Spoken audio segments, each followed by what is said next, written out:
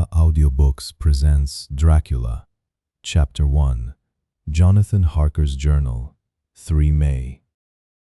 Bistritz left Munich at 8:35 p.m. On 1st May, arriving at Vienna early next morning, should have arrived at 6:46, but train was an hour late. Budapest seems a wonderful place. From the glimpse which I got of it from the train, and the little I could walk through the streets. I feared to go very far from the station, as we had arrived late and would start as near the correct time as possible. The impression I had was that we were leaving the west and entering the east. The most western of splendid bridges over. The Danube, which is here of noble width and depth, took us among the traditions of Turkish rule. We left in pretty good time, and came after nightfall to Klausenberg. Here I stopped for the night at the Hotel Royal. I had for dinner, or rather supper, a chicken done up some way with red pepper, which was very good but thirsty. Mem. Get recipe for Mina. I asked the waiter, and he said it was called paprika Hendel, and that, as it was a national dish, I should be able to get it anywhere along the Carpathians. I found my smattering of German very useful here. Indeed, I don't know how I should be able to get on without it. Having had some time at my disposal when in London, I had visited the British Museum, and made search among the books and maps in the library regarding Transylvania. It had struck me that some foreknowledge of the country could hardly fail to have some importance in dealing with a nobleman of that country. I find that the district he named is in the extreme east of the country. Pause equals 500 milliseconds, just on the borders of 3 states, Transylvania, Moldavia, and Bukovina, in the midst of the Carpathian Mountains, one of the wildest and least known portions of Europe. I was not able to light on any map or work giving the exact locality of the Castle Dracula, as there are no maps of this country as yet to compare with our own Ordnance Survey maps, but I found that Bistritz, the post town named by Count Dracula, is a fairly well-known place. I shall enter here some of my notes, as they may refresh my memory when I talk over my travels with Mina. In the population of Transylvania, there are 4 distinct nationalities. Pause equals 600 milliseconds in the south, and mixed with them the Wallachs, who are the descendants of the Dacians, Magyars in the west, and Siklis in the east and north. I am going among the latter, who claim to be descended from Attila and the Huns. This may be so, for when the Magyars conquered the country in the 11th century, they found the Huns settled in it. I read that every known superstition in the world is gathered into the horseshoe of the Carpathians, as if it were the center of some sort of imaginative whirlpool. If so, my stay may be very interesting. Mem, I must ask the Count all about them. I did not sleep well, though my bed was comfortable enough, for I had all sorts of queer dreams. There was a dog howling all night under my window, which may have had something to do with it, or it may have been the paprika, for I had to drink up all the water in my carafe, and was still thirsty. Towards morning I slept and was wakened by the continuous knocking at my door, so I guess I must have been sleeping soundly then. I had for breakfast more paprika and a sort of porridge of maize flour, which they said was mamaliga, and eggplant stuffed with forcemeat, a very excellent dish, which they call impletata. Mem, get recipe for this also. I had to hurry breakfast, for the train started a little before 8, or rather it ought to have done. So, for after rushing to the station at 7:30, I had to sit in the carriage for more than an hour before we began to move. It seems to me that the further east you go, the more unpunctual are the trains.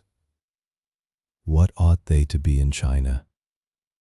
All day long we seemed to dawdle through a country which was full of beauty of every kind. Sometimes we saw little towns or castles on the top of steep hills, such as we see in old missals. Sometimes we ran by rivers and streams which seemed from the wide stony margin on each side of them to be subject to great floods. It takes a lot of water, and running strong to sweep the outside edge of a river clear. At every station there were groups of people, sometimes crowds, and in all sorts of attire. Some of them were just like the peasants at home, or those I saw coming through France and Germany, with short jackets and round hats and homemade trousers, but others were very picturesque. The women looked pretty, except when you got near them, but they were very clumsy about the waist. They had all full white sleeves of some kind or other, and most of them had big belts with a lot of strips of something fluttering from them like the dresses in a ballet, but of course there were petticoats under them. The strangest figures we saw were the Slovaks, who were more barbarian than the rest, with their big cowboy hats, great baggy dirty white trousers, white linen shirts, and enormous heavy leather belts, nearly a foot wide, all studded over with brass nails. They wore high boots with their trousers tucked into them, and had long black hair and heavy black mustaches. They are very picturesque, but do not look prepossessing. On the stage they would be set down at once as some old oriental band of brigands. They are, however, I am told, very harmless and rather wanting in natural self-assertion. It was on the dark side of twilight when we got to Bistritz, which is a very interesting old place, being practically on the frontier, for the Borgo Pass leads from it into Bukovina. It has had a very stormy existence, and it certainly shows marks of it. 50 years ago, a series of great fires took place, which made terrible havoc on 5 separate occasions. At the very beginning of the 17th century, it underwent a siege of 3 weeks and lost 13,000 people, the casualties of war proper being assisted by famine and disease. Count Dracula had directed me to go to the Golden Krone Hotel, which I found, to my great delight, to be thoroughly old-fashioned, for of course I wanted to see all I could of the ways of the country. I was evidently expected, for when I got near the door I faced a cheery-looking elderly woman in the usual peasant dress, white undergarment with long double apron, front and back, of colored stuff fitting almost too tight for modesty. When I came close, she bowed and said, "The Herr Englishman." "Yes," I said, "Jonathan Harker." She smiled and gave some message to an elderly man in white shirt sleeves, who had followed her to the door. He went, but immediately returned with a letter. "My friend, welcome to the Carpathians. I am anxiously expecting you. Sleep well tonight. At 3 tomorrow the diligence will start for Bukovina. A place on it is kept for you. At the Borgo Pass my carriage will await you and will bring you to me. I trust that your journey from London has been a happy one, and that you will enjoy your stay in my beautiful land. Your friend, Dracula, 4 May. I found that my landlord had got a letter from the Count, directing him to secure the best place on the coach for me, but on making inquiries as to details he seemed somewhat reticent and pretended that he could not understand my German. Pause equals 600 milliseconds. This could not be true, because up to then he had understood it perfectly. At least he answered my questions exactly as if he did. He and his wife, the old lady who had received me, looked at each other in a frightened sort of way. had been sent in a letter, and that was all he knew. When I asked him if he knew Count Dracula and could tell me anything of his castle, both he and his wife crossed themselves, and saying that they knew nothing at all, simply refused to speak further. It was so near the time of starting that I had no time to ask anyone else, for it was all very mysterious and not by any means comforting. Just before I was leaving, the old lady came up to my room and said, in a very hysterical way, "Must you go?" "Oh, young Herr, must you go?" She was in such an excited state that she seemed to have lost her grip of what German she knew, and mixed it all up with some other language which I did not know at all. I was just able to follow her by asking many questions. When I told her that I must go at once, and that I was engaged on important business, she asked again, "Do you know what day it is?" I answered that it was the 4th of May. She shook her head as she said again, "Oh yes, I know that. Pause equals 350 milliseconds, I know that. But do you know what day it is?" On my saying that I did not understand, she went on, "It is the eve of St. George's Day. Do you not know that tonight, when the clock strikes midnight, all the evil things in the world will have full sway? Do you know where you're going and what you are going to?" She was in such evident distress that I tried to comfort her, but without effect. Pause equals 800 milliseconds. Finally, she went down on her knees and implored me not to go, at least to wait a day or two before starting. It was all very ridiculous, but I did not feel comfortable. However, there was business to be done, and I could allow nothing to interfere with it. I therefore tried to raise her up and said, as gravely as I could, that I thanked her, but my duty was imperative and that I must go. She then rose and dried her eyes, and taking a crucifix from her neck, offered it to me. I did not know what to do, for, as an English churchman, I have been taught to regard such things as in some measure idolatrous, and yet it seemed so ungracious to refuse an old lady meaning so well and in such a state of mind. She saw, I suppose, the doubt in my face, for she put the rosary round my neck and said, "For your mother's sake," and went out of the room. I am writing up this part of the diary whilst I am waiting for the coach, which is, of course, late, and the crucifix is still round my neck. Whether it is the old lady's fear, or the many ghostly traditions of this place, or the crucifix itself, I do not know, but I am not feeling nearly as easy in my mind as usual.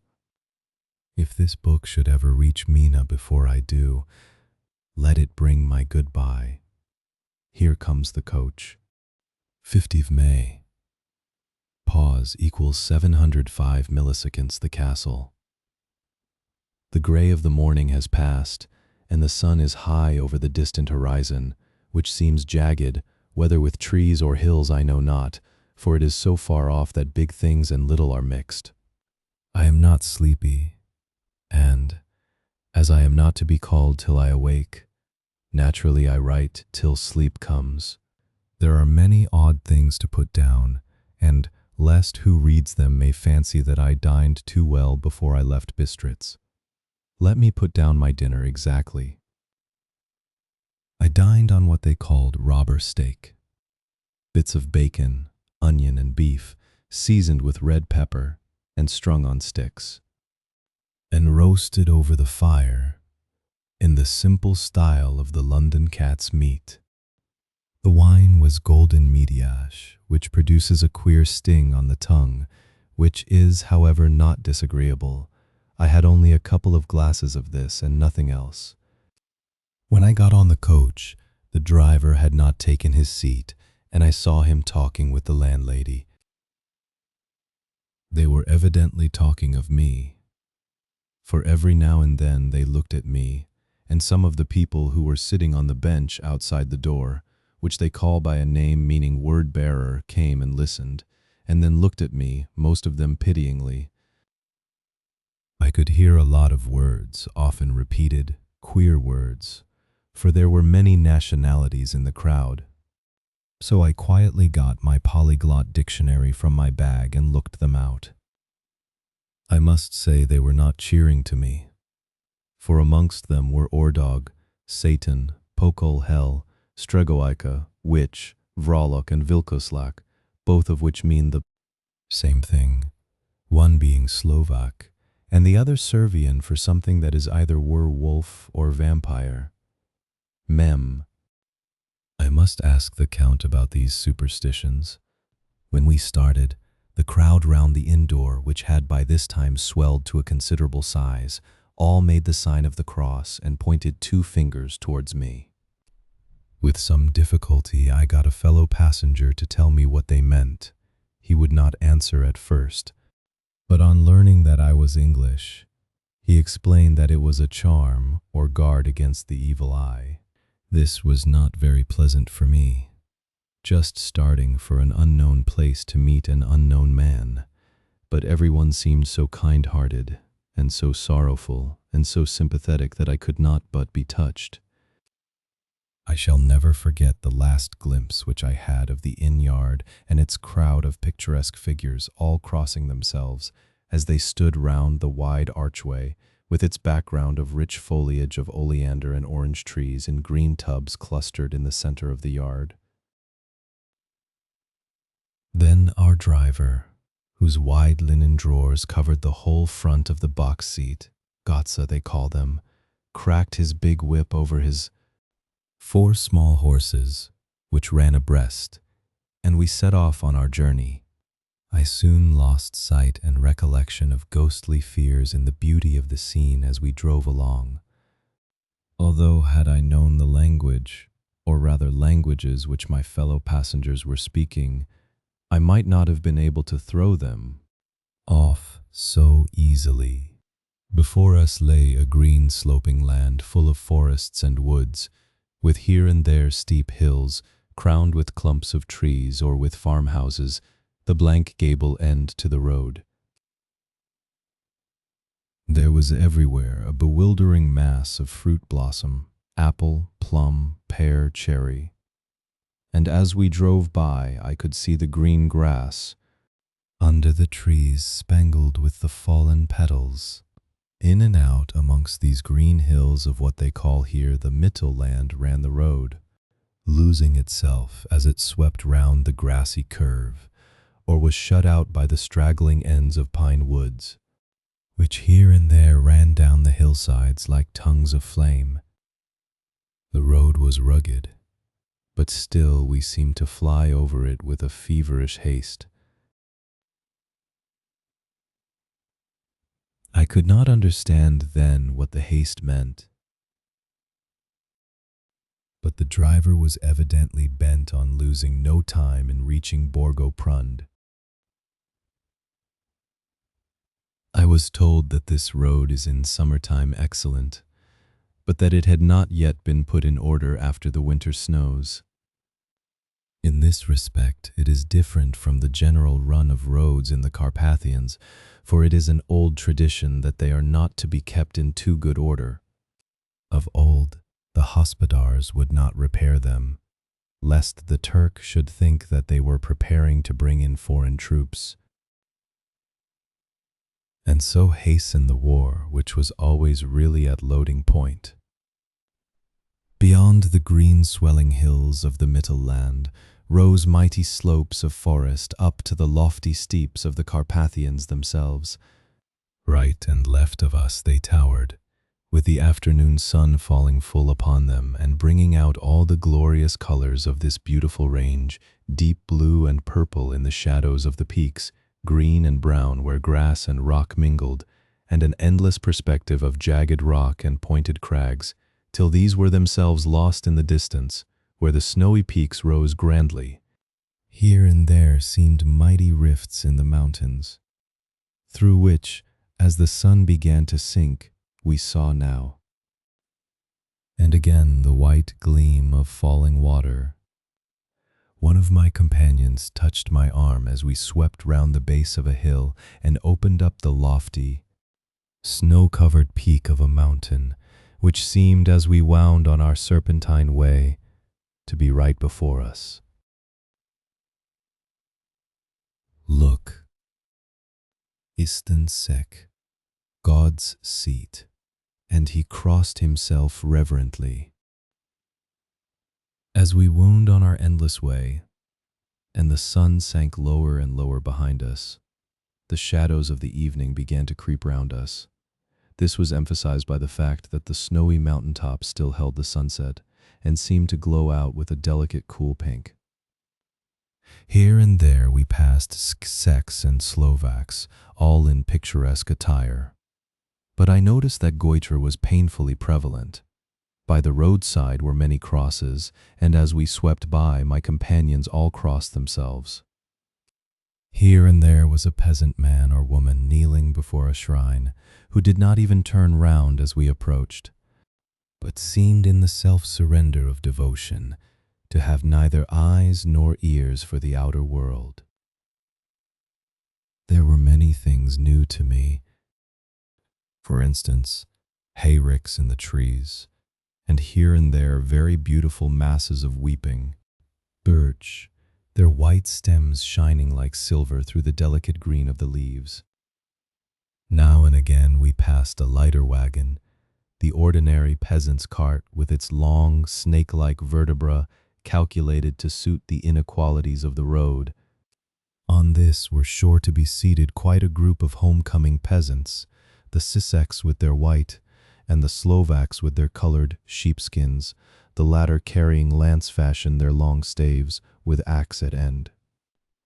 As the evening fell, it began to get very cold, and the growing twilight seemed to merge into one dark mistiness the gloom of the trees, oak, beech, and pine, though in the valleys which ran deep between the spurs of the hills as we ascended through the pass, the dark firs stood out here and there against the background of late-lying snow. Sometimes, as the road was cut through the pine woods that seemed in the darkness to be closing down upon us, great masses of grayness, which here and there bestrewed the trees, produced a peculiarly weird and solemn effect, which carried on the thoughts and grim fancies engendered earlier in the evening, when the falling sunset threw into strange relief the ghost-like clouds which amongst the Carpathians seemed to wind ceaselessly through the valleys. Sometimes the hills were so steep that, despite our driver's haste, the horses could only go slowly. I wished to get down and walk up them, as we do at home. But the driver would not hear of it. "No, no," he said, "you must not walk here. The dogs are too fierce." And then he added, with what he evidently meant for grim pleasantry, for he looked round to catch the approving smile of the rest, "And you may have enough of such matters before you go to sleep." The only stop he would make was a moment's pause to light his lamps. When it grew dark, there seemed to be some excitement amongst the passengers, and they kept speaking to him, one after the other, as though urging him to further speed. He lashed the horses unmercifully with his long whip, and with wild cries of encouragement urged them on to further exertions.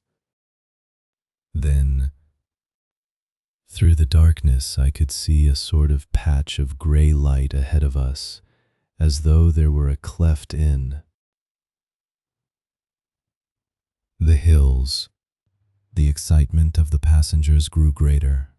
The crazy coach rocked on its great leather springs and swayed like a boat tossed on a stormy sea. I had to hold on.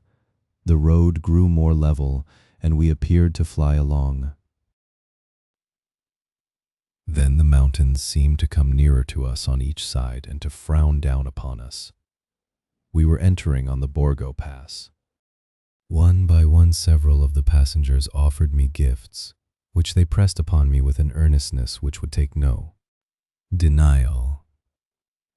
These were certainly of an odd and varied kind, but each was given in simple good faith, with a kindly word and a blessing and that strange mixture of fear-meaning movements which I had seen outside the hotel at Bistritz, the sign of the cross and the guard against the evil eye. Pause equals 800 milliseconds then. As we flew along, the driver leaned forward, and on each side the passengers, craning over the edge of the coach, peered eagerly into the darkness. It was evident that something very exciting was either happening or expected, but though I asked each passenger, no one would give me the slightest explanation. This state of excitement kept on for some little time, and at last we saw before us the pass opening out on the eastern side. There were dark, rolling clouds overhead, and in the air the heavy, oppressive sense of thunder. It seemed as though the mountain range had separated two atmospheres, and that now we had got into the thunderous one. I was now myself looking out for the conveyance which was to take me to the Count. Each moment I expected to see the glare of lamps through the blackness, but all was dark. The only light was the flickering rays of our own lamps, in which the steam from our hard-driven horses rose in a white cloud. We could see now the sandy road lying white before us, but there was on it no sign of a vehicle. The passengers drew back with a sigh of gladness, which seemed to mock my own disappointment. I was already thinking what I had best do when the driver, looking at his watch, said to the others something which I could hardly hear. It was spoken so quietly and in so low a tone, I thought it was an hour less than the time. Then, turning to me, he said in German worse than my own, "There is no carriage here. The Herr is not expected after all. He will now come on to Bukovina and return tomorrow or the next day, better the next day." Whilst he was speaking, the horses began to neigh and snort and plunge wildly, so that the driver had to hold them up. Then, amongst a chorus of screams from the peasants and a universal crossing of themselves, a caleche with 4 horses drove up behind us, overtook us, and drew up beside the coach. I could see from the flash of our lamps, as the rays fell on them, that the horses were coal-black and splendid animals. They were driven by a tall man, with a long brown beard and a great black hat, which seemed to hide his face from us.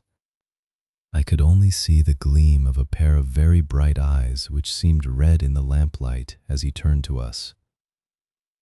He said to the driver,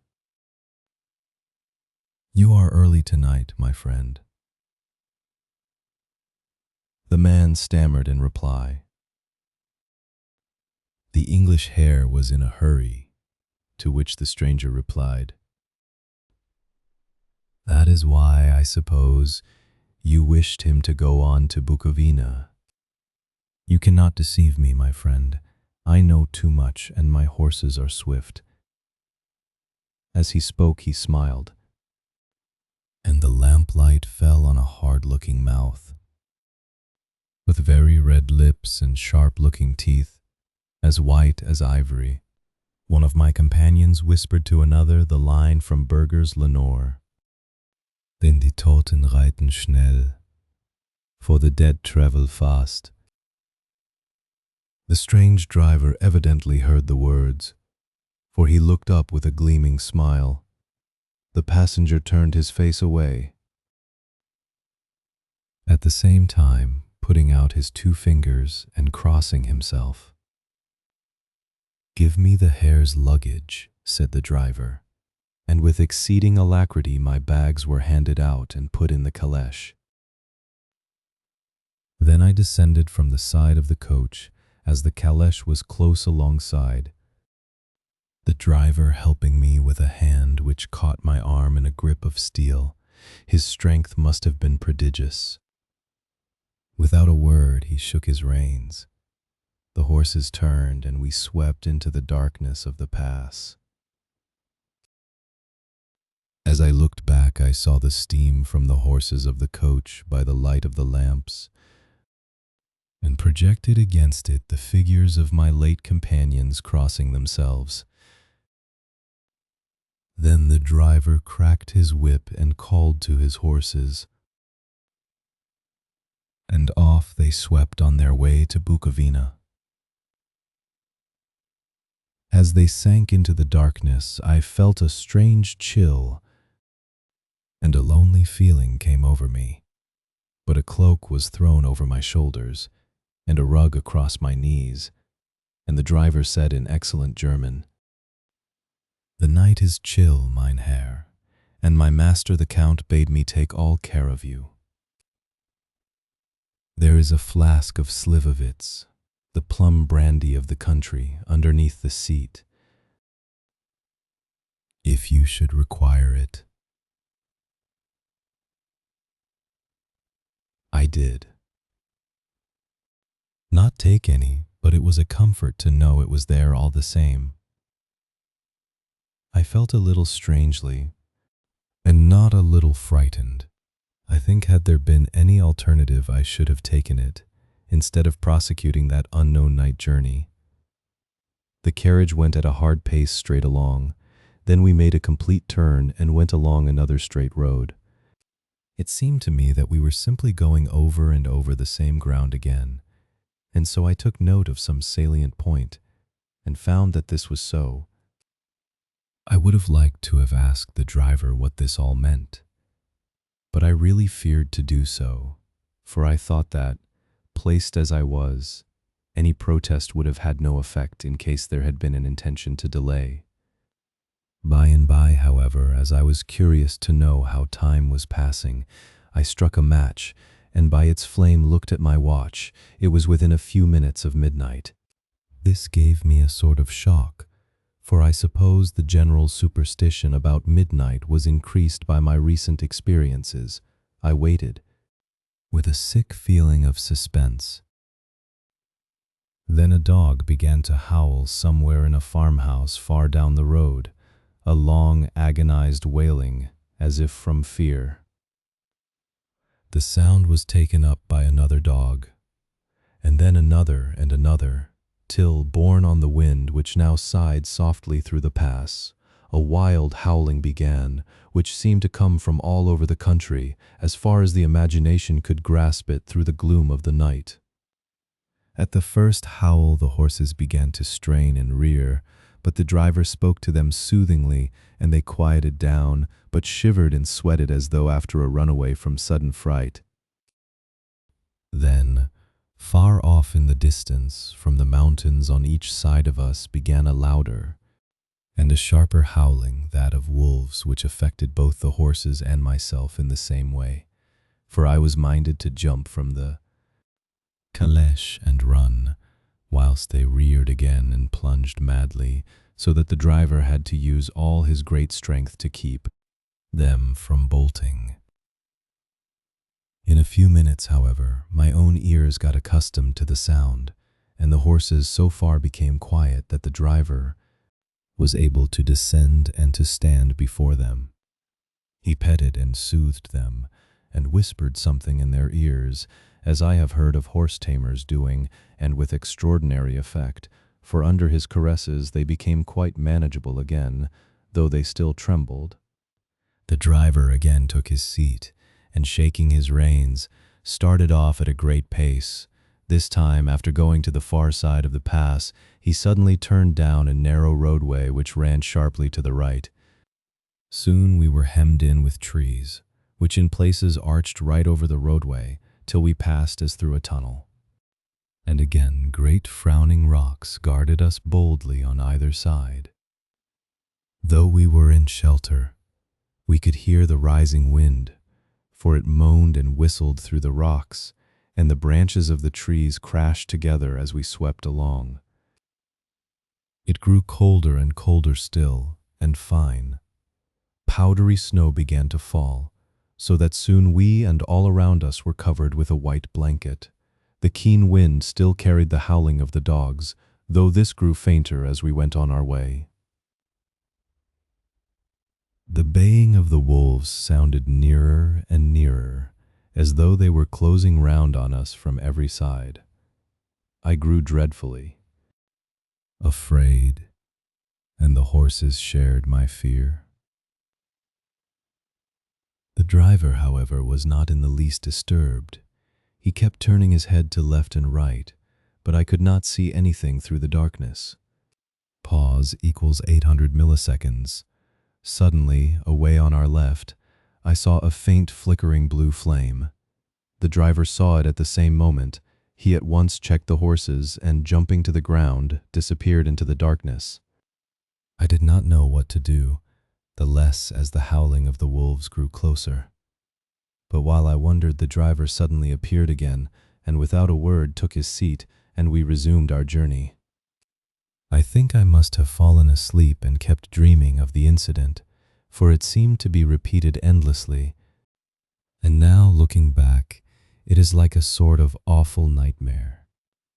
Once the flame appeared so near the road that even in the darkness around us I could watch the driver's motions. He went rapidly to where the blue flame arose. It must have been very faint, for it did not seem to illumine the place around it at all, and gathering a few stones formed them into some device. Once there appeared a strange optical effect. When he stood between me and the flame, he did not obstruct it, for I could see its ghostly flicker all the same. This startled me, but as the effect was only momentary, I took it that my eyes deceived me, straining through the darkness.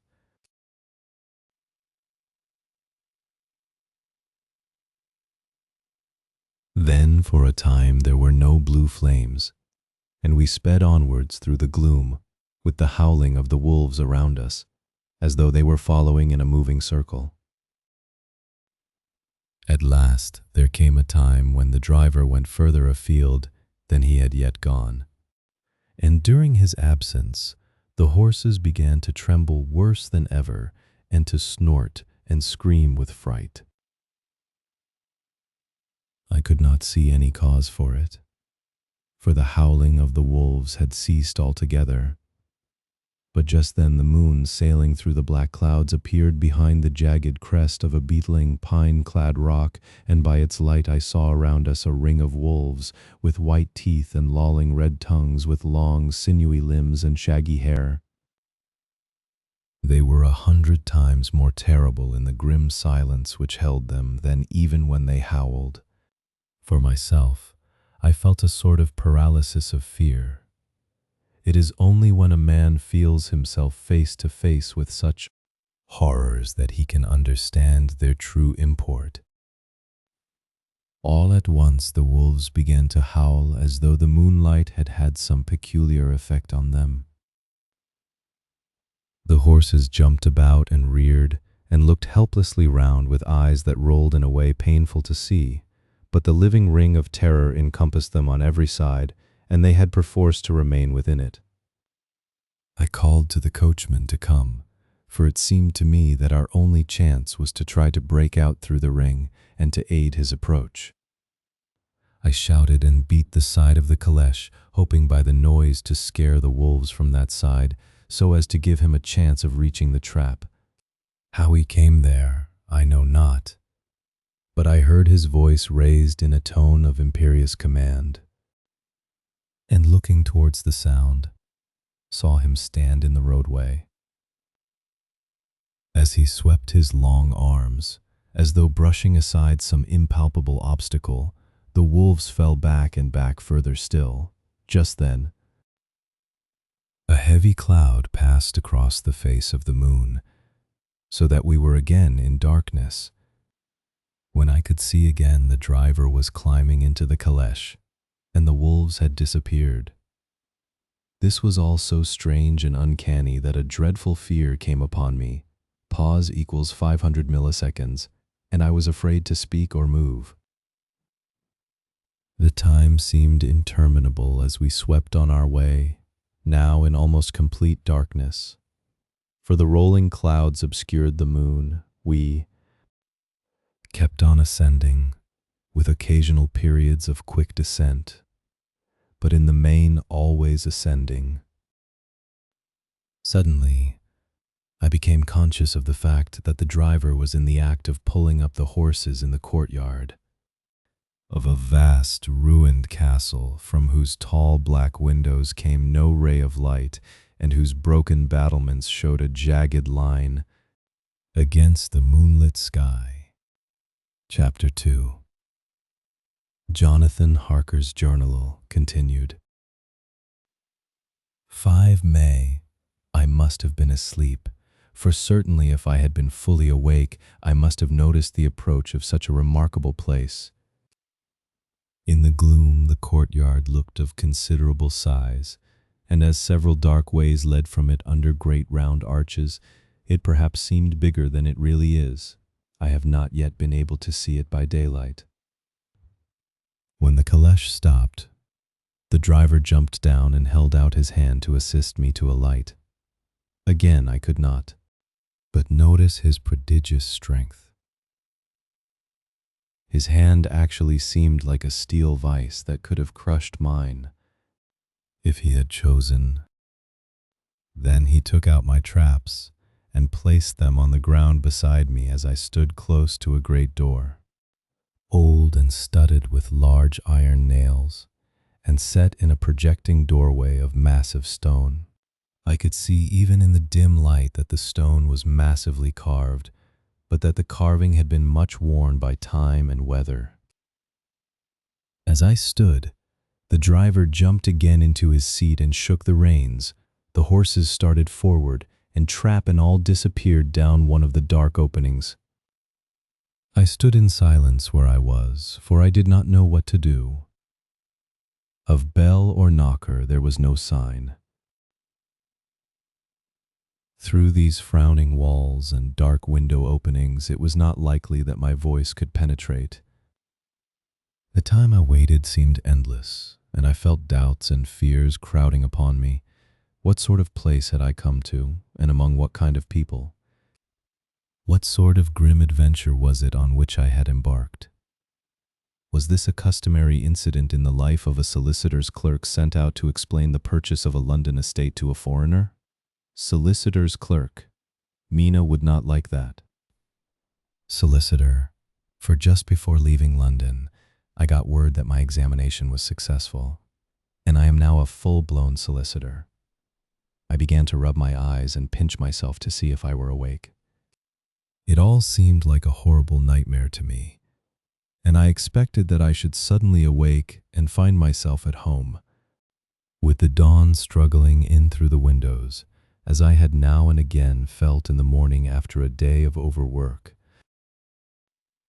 But my flesh answered the pinching test, and my eyes were not to be deceived. I was indeed awake, and among the Carpathians. All I could do now was to be patient, and to wait the coming of the morning. Just as I had come to this conclusion, I heard a heavy step approaching behind the great door, and saw through the chinks the gleam of a coming light. Pause equals 800 milliseconds. Then there was the sound of rattling chains and the clanking of massive bolts drawn back. A key was turned with the loud grating noise of long disuse, and the great door swung back. Within stood a tall old man, clean-shaven save for a long white mustache, and clad in black from head to foot, without a single speck of color about him anywhere. He held in his hand an antique silver lamp, in which the flame burned without chimney or globe of any kind, throwing long quivering shadows as it flickered in the draught of the open door. The old man motioned me in with his right hand with a courtly gesture, saying in excellent English but with a strange intonation, "Welcome to my house. Enter freely and of your own will." He made no motion of stepping to meet me, but stood like a statue, as though his gesture of welcome had fixed him into stone. The instant, however, that I had stepped over the threshold, he moved impulsively forward, and holding out his hand, grasped mine with a strength which made me wince, an effect which was not lessened by the fact that it seemed as cold as ice, more like the hand of a dead than a living man. Again he said,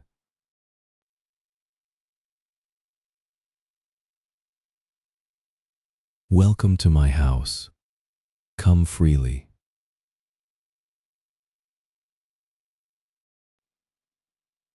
Go safely, and leave something of the happiness you bring. The strength of the handshake was so much akin to that which I had noticed in the driver, whose face I had not seen, that for a moment I doubted if it were not the same person to whom I was speaking, so to make sure, I said interrogatively, "Count Dracula?" He bowed in a courtly way as he replied, "I am Dracula, and I bid you welcome, Mr. Harker, to my house. Come in.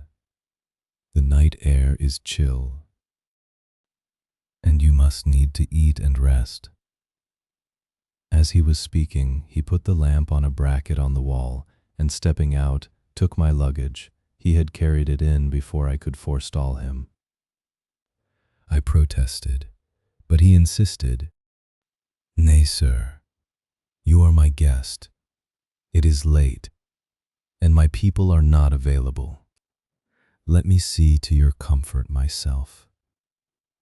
He insisted on carrying my traps along the passage, and then up a great winding stair, and along another great passage, on whose stone floor our steps rang heavily. At the end of this he threw open a heavy door, and I rejoiced to see within a well-lit room in which a table was spread for supper, and on whose mighty hearth a great fire of logs, freshly replenished, flamed and flared. The Count halted, putting down my bags, closed the door, and crossing the room, opened another door, which led into a small, octagonal room lit by a single lamp, and seemingly without a window of any sort. Passing through this, he opened another door, and motioned me to enter. It was a welcome sight, for here was a great bedroom well lighted and warmed with another log fire, also added to, but lately, for the top logs were fresh, which sent a hollow roar up the wide chimney. The Count himself left my luggage inside and withdrew, saying, before he closed the door, "You will need, after your journey, to refresh yourself by making your toilet. I trust you will find all you wish. When you are ready, come into the other room, where you will find your supper prepared." The light and warmth and the Count's courteous welcome seemed to have dissipated all my doubts and fears. Having then reached my normal state, I discovered that I was half famished with hunger, so making a hasty toilet, I went into the other room. I found supper already laid out.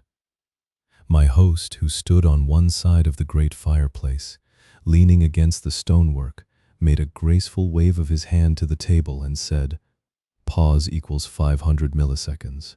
I pray you be seated and sup how you please.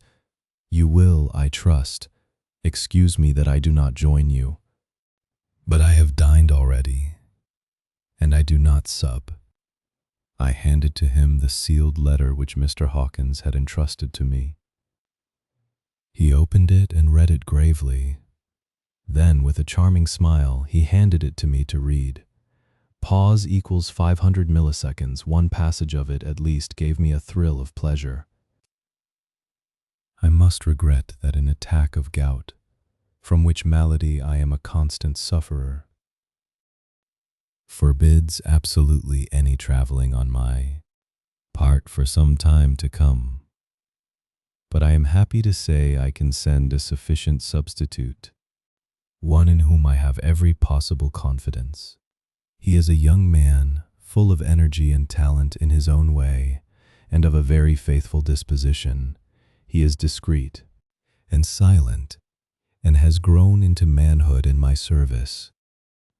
He shall be ready to attend on you when you will during his stay, and shall take your instructions in all matters.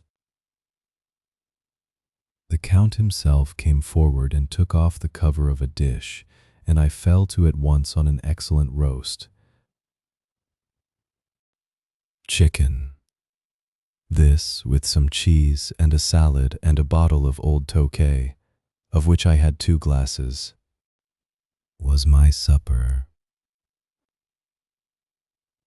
During the time I was eating it, the Count asked me many questions as to my journey, and I told him by degrees all I had experienced.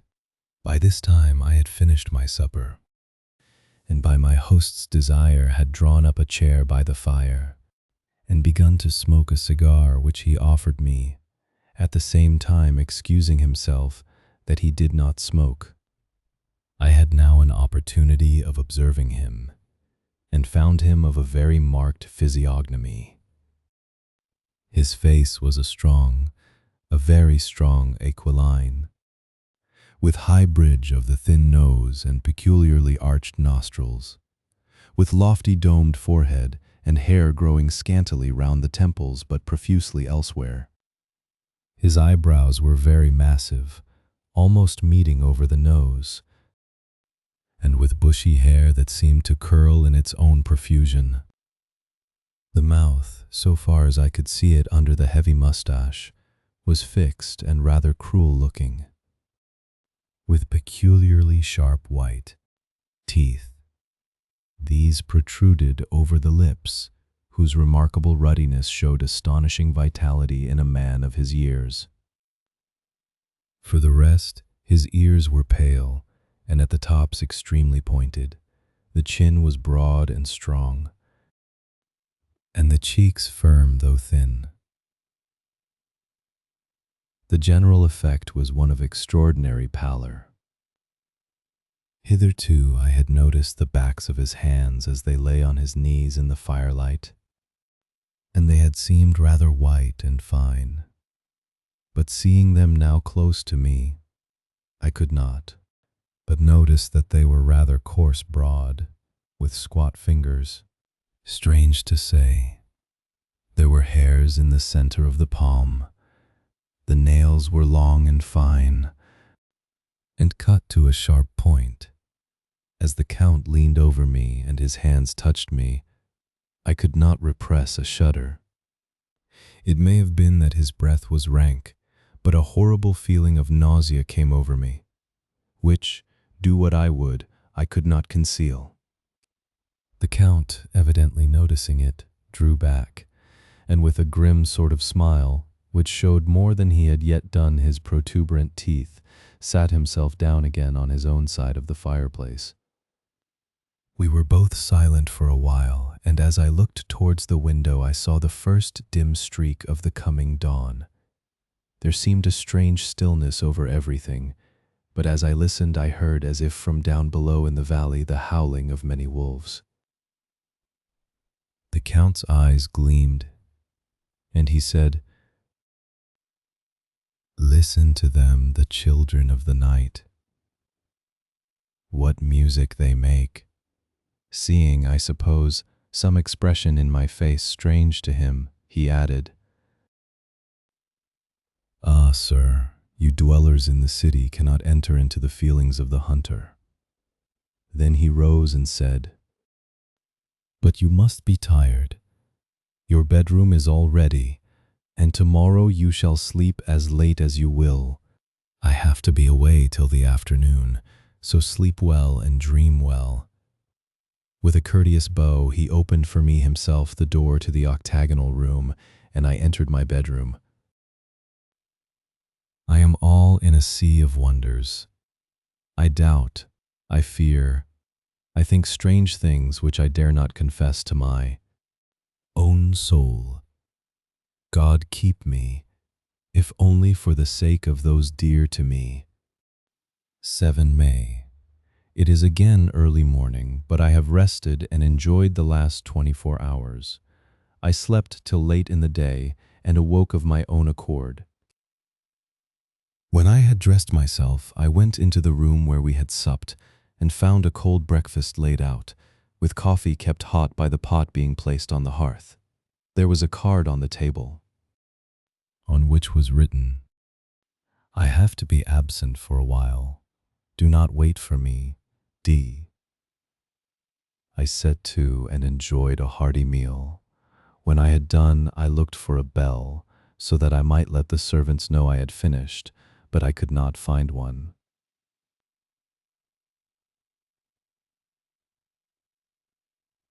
There are certainly odd deficiencies in the house, considering the extraordinary evidences of wealth which are round me. The table service is of gold, and so beautifully wrought that it must be of immense value.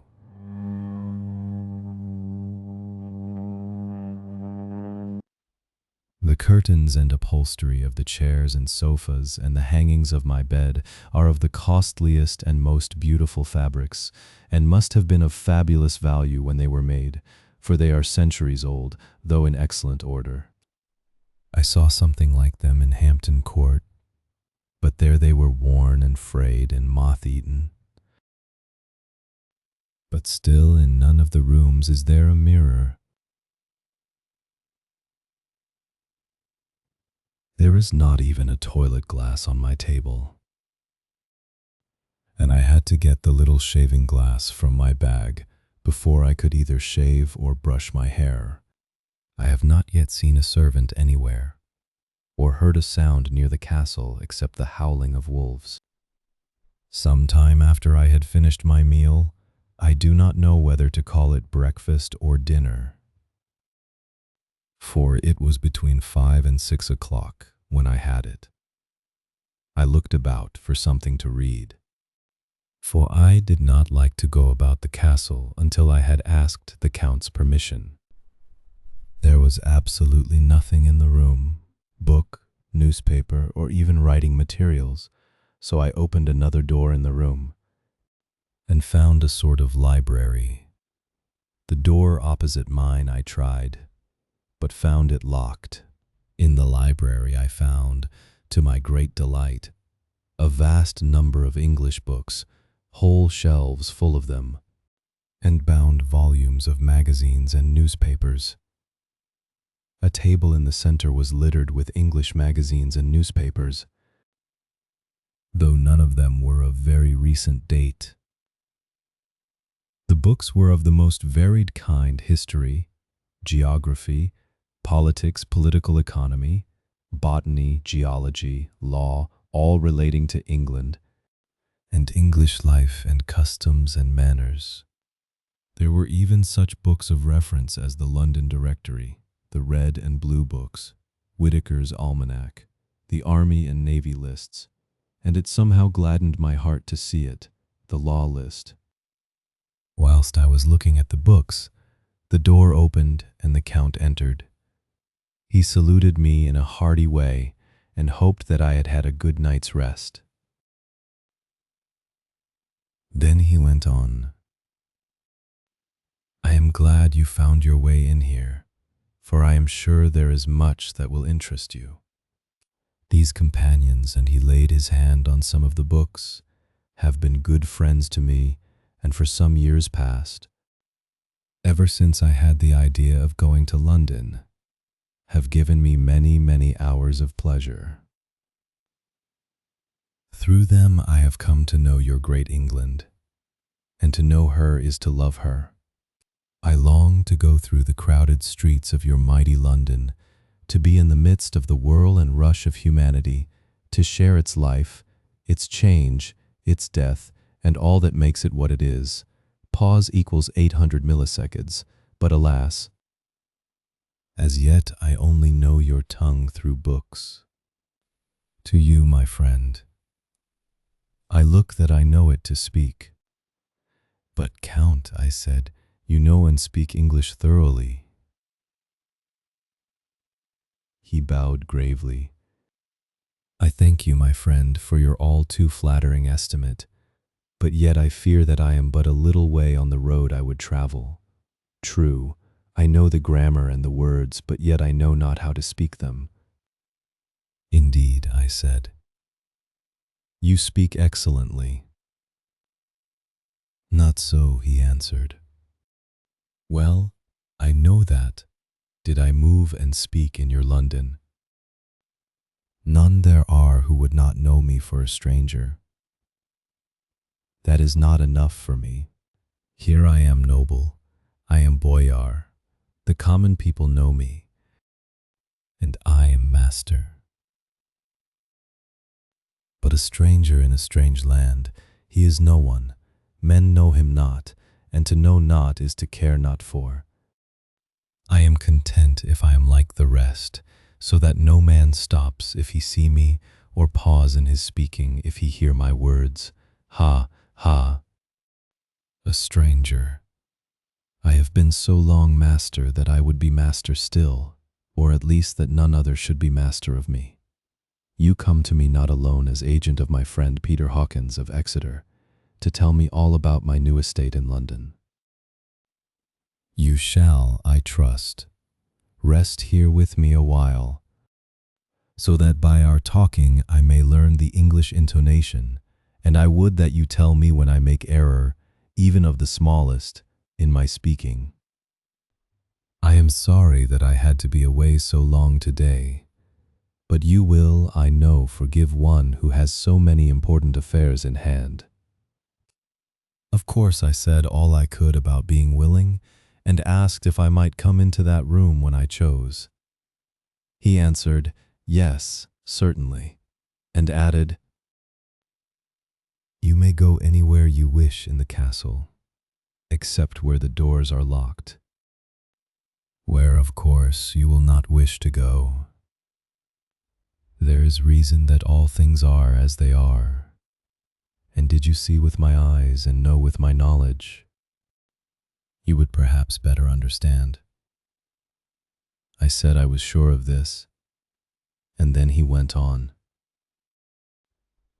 We are in Transylvania, and Transylvania is not England. Our ways are not your ways, and there shall be to you many strange things. Nay, from what you have told me of your experiences already, you know something of what strange things there may be. This led to much conversation, and as it was evident that he wanted to talk, if only for talking's sake, I asked him many questions regarding things that had already happened to me or come within my notice. Sometimes he sheered off the subject, or turned the conversation by pretending not to understand, but generally he answered all I asked most frankly. Then as time went on, and I had got somewhat bolder, I asked him of some of the strange things of the preceding night, as, for instance, why the coachman went to the places where he had seen the blue flames. He then explained to me that it was commonly believed that on a certain night of the year, last night, in fact, when all evil spirits are supposed to have unchecked sway, a blue flame is seen over any place where treasure has been concealed. That treasure has been hidden, he went on.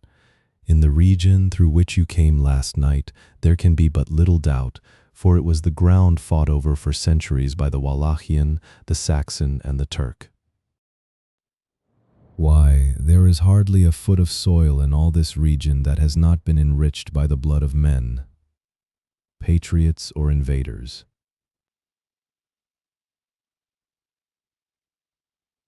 In old days there were stirring times, when the Austrian and the Hungarian came up in hordes, and the patriots went out to meet them, men and women, the aged and the children too, and waited their coming on the rocks above the passes, that they might sweep destruction on them with their artificial avalanches. When the invader was triumphant, he found but little, for whatever there was had been sheltered in the friendly soil. "But how," said I, "can it have remained so long undiscovered when there is a sure index to it, if men will but take the trouble to look?" The Count smiled, and as his lips ran back over his gums, the long, sharp canine teeth showed out strangely, he answered, "Because your peasant is at heart a coward and a fool. Those flames only appear on one night, and on that night no man of this land will, if he can help it, stir without his doors. And, dear sir, even if he did, he would not know what to do. Why, even the peasant that you tell me of, who marked the place of the flame, would not know where to look in daylight even for his own work. Even you would not, I dare be sworn, be able to find these places again." "There you are right," I said. "I know no more than the dead were even to look for them." Then we drifted into other matters. "Come," he said at last, "tell me of London and of the house which you have procured for me." With an apology for my remissness, I went into my own room to get the papers from my bag. Whilst I was placing them in order, I heard a rattling of china and silver in the next room, and as I passed through, noticed that the table had been cleared and the lamp lit, for it was by this time deep into the dark. The lamps were also lit in the study or library, and I found the Count lying on the sofa, reading, of all things in the world, an English Bradshaw's Guide. When I came in, he cleared the books and papers from the table, and with him I went into plans, and deeds and figures of all sorts. He was interested in everything, and asked me a myriad questions about the place and its surroundings. He clearly had studied beforehand all he could get on the subject of the neighborhood, for he evidently at the end knew very much more than I did. When I remarked this, he answered, "Well, but, my friend, is it not needful that I should? When I go there, I shall be all alone, and my friend Harker, Jonathan, nay, pardon me, I fall into my country's habit of putting your patronymic first. My friend Jonathan Harker will not be by my side to correct and aid me. He will be in Exeter, miles away, probably working at papers of the law with my other friend, Peter Hawkins. So, we went thoroughly into the business of the purchase of the estate at Purfleet. When I had told him the facts and got his signature to the necessary papers, and had written a letter with them ready to post to Mr. Hawkins, he began to ask me how I had come across so suitable a place. I read to him the notes which I had made at the time, and which I inscribe here. At Purfleet, on a by-road, I came across just such a place as seemed to be required, and where was displayed a dilapidated notice that the place was for sale. It is surrounded by a high wall of ancient structure, built of heavy stones, and has not been repaired for a large number of years. The closed gates are of heavy old oak and iron, all eaten with rust. The estate is called Carfax, no doubt a corruption of the old quarter face, as the house is four-sided, agreeing with the cardinal points of the compass. It contains in all some 20 acres, quite surrounded by the solid stone wall above mentioned. There are many trees on it, which make it in places gloomy, and there is a deep, dark-looking pond or small lake, evidently fed by some springs, as the water is clear and flows away in a fair-sized stream. The house is very large, and of all periods back, I should say, to medieval times, for one part is of stone immensely thick, with only a few windows high up and heavily barred with iron. It looks like part of a keep, and is close to an old chapel or church, I could not enter it, as I had not the key of the door leading to it from the house, but I have taken with my Kodak views of it from various points. The house has been added to, but in a very straggling way, and I can only guess at the amount of ground it covers, which must be very great. There are but few houses close at hand, one being a very large house only recently added to and formed into a private lunatic asylum. It is not, however, visible from the grounds. When I had finished, he said, "I am glad that it is old and big. I myself am of an old family, and to live in a new house would kill me. A house cannot be made habitable in a day. And after all, how few days go to make up a century. I rejoice also that there is a chapel of old times. We Transylvanian nobles love not to think that our bones may lie amongst the common dead. I seek not gaiety nor mirth, not the bright voluptuousness of much sunshine and sparkling waters which please the young and gay. I am no longer young, and my heart, through weary years of mourning over the dead, is not attuned to mirth. Moreover, the walls of my castle are broken, the shadows are many, and the wind breathes cold through the broken battlements and casements. I love the shade and the shadow, and would be alone with my thoughts when I may." Somehow his words and his look did not seem to accord, or else it was that his cast of face made his smile look malignant and saturnine. Presently, with an excuse, he left me, asking me to put all my papers together. He was some little time away, and I began to look at some of the books around me. One was an atlas, which I found opened naturally at England, as if that map had been much used. On looking at it, I found in certain places little rings marked, and on examining these, I noticed that one was near London on the east side, manifestly where his new estate was situated. The other two were Exeter and Whitby on the Yorkshire coast. It was the better part of an hour when the Count returned. "Aha," he said, "still at your books? Good. But you must not work always. Come, I am informed that your supper is ready." He took my arm and we went into the next room, where I found an excellent supper ready on the table. The Count again excused himself, as he had dined out on his being away from home. But he sat as on the previous night, and chatted whilst I ate. After supper I smoked, as on the last evening, and the Count stayed with me, chatting and asking questions on every conceivable subject. Hour after hour.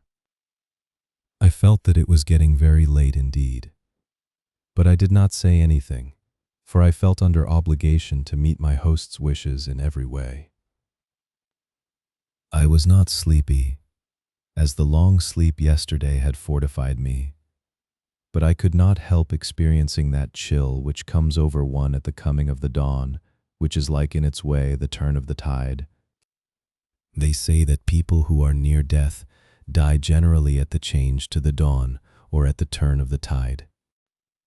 Anyone who has, when tired, and tied as it were to his post, experienced this change in the atmosphere can well believe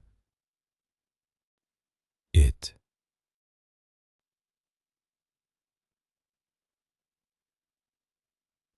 All at once we heard the crow of a cock coming up with preternatural shrillness through the clear morning air. Count Dracula, jumping to his feet, said, "Why, there is the morning again. How remiss I am to let you stay up so long. You must make your conversation regarding my dear new country of England less interesting, so that I may not forget how time flies by us," and with a courtly bow, he quickly left me. I went into my own room and drew the curtains, but there was little to notice. My window opened into the courtyard, All I could see was the warm gray of quickening sky, so I pulled the curtains again and have written of this day, pause equals 500 milliseconds, 8 May. I began to fear as I wrote in this book that I was getting too diffuse. But now I am glad that I went into detail from the first, for there is something so strange about this place, and all in it that I cannot but feel uneasy. I wish I were safe out of it, or that I had never come. It may be that this strange night existence is telling on me, but would that were all. Pause equals 500 milliseconds. If there were anyone to talk to, I could bear it, but there is no one. I have only the Count to speak with, and he. I fear I am myself the only living soul within the place. Let me be prosaic so far as facts can be. It will help me to bear up, and imagination must not run riot with me. If it does, I am lost. Let me say at once how I stand or seem to. I only slept a few hours when I went to bed, and feeling that I could not sleep any more, got up. Pause equals 500 milliseconds. I had hung my shaving glass by the window and was just beginning to shave. Suddenly I felt a hand on my shoulder and heard the Count's voice saying to me, "Good morning." I started, for it amazed me that I had not seen him, since the reflection of the glass covered the whole room behind me. In starting, I had cut myself slightly, but did not notice it at the moment. Having answered the Count's salutation, I turned to the glass again to see how I had been mistaken. This time there could be no error, for the man was close to me and I could see him over my shoulder. But there was no reflection of him in the mirror. The whole room behind me was displayed, but there was no sign of a man in it, except myself. This was startling, and coming on the top of so many strange things, was beginning to increase that vague feeling of uneasiness which I always have when the Count is near. But at the instant I saw that the cut had bled a little, and the blood was trickling over my chin, I laid down the razor, turning as I did so half round to look for some sticking plaster. When the Count saw my face, his eyes blazed with a sort of demoniac fury, and he suddenly made a grab at my throat. I drew away, and his hand touched the string of beads which held the crucifix. It made an instant change in him, for the fury passed so quickly that I could hardly believe that it was ever there. "Take care," he said. "Take care how you cut yourself. It is more dangerous than you think in this country." Then seizing the shaving glass, he went on, "And this is the wretched thing that has done the mischief. It is a foul bauble of man's vanity. Away with it." And opening the heavy window with one wrench of his terrible hand, he flung out the glass, which was shattered into 1,000 pieces on the stones of the courtyard far below. Pause equals 800 millisecond. Then he withdrew without a word. It is very annoying, for I do not see how I am to shave, unless in my watch case, or the bottom of the shaving pot, which is fortunately of metal. When I went into the dining room, breakfast was prepared, but I could not find the Count anywhere, so I breakfasted alone. It is strange that as yet I have not seen the Count eat or drink. He must be a very peculiar man. After breakfast, I did a little exploring in the castle. I went out on the stairs and found a room looking towards the south. Pause equals 600 milliseconds. The view was magnificent, and from where I stood there was every opportunity of seeing it. The castle is on the very edge of a terrible precipice. A stone falling from the window would fall 1,000 feet without touching anything. As far as the eye can reach is a sea of green treetops, with occasionally a deep rift where there is a chasm.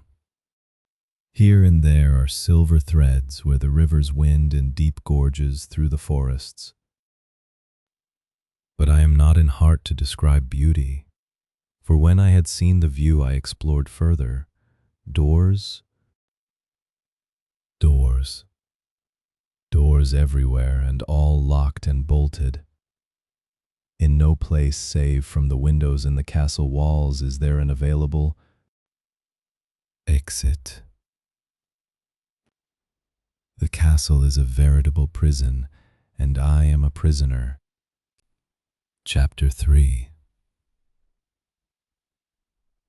Jonathan Harker's journal continued.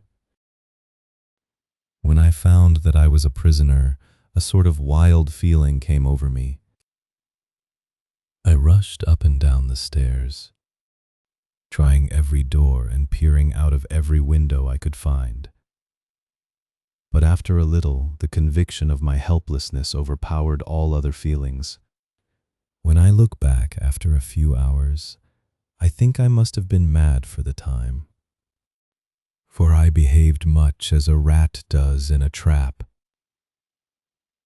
When, however, pause equals 500 milliseconds, the conviction had come to me that I was helpless. I sat down quietly as I have ever done anything in my life, and began to think over what was best to be done.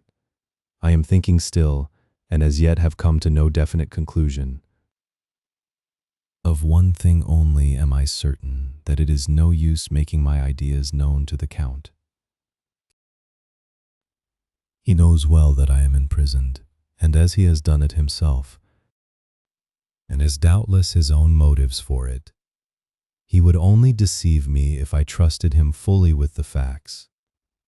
So far as I can see, my only plan will be to keep my knowledge and my fears to myself, and my eyes open. I know either being deceived like a baby by my own fears, or else I am in desperate straits.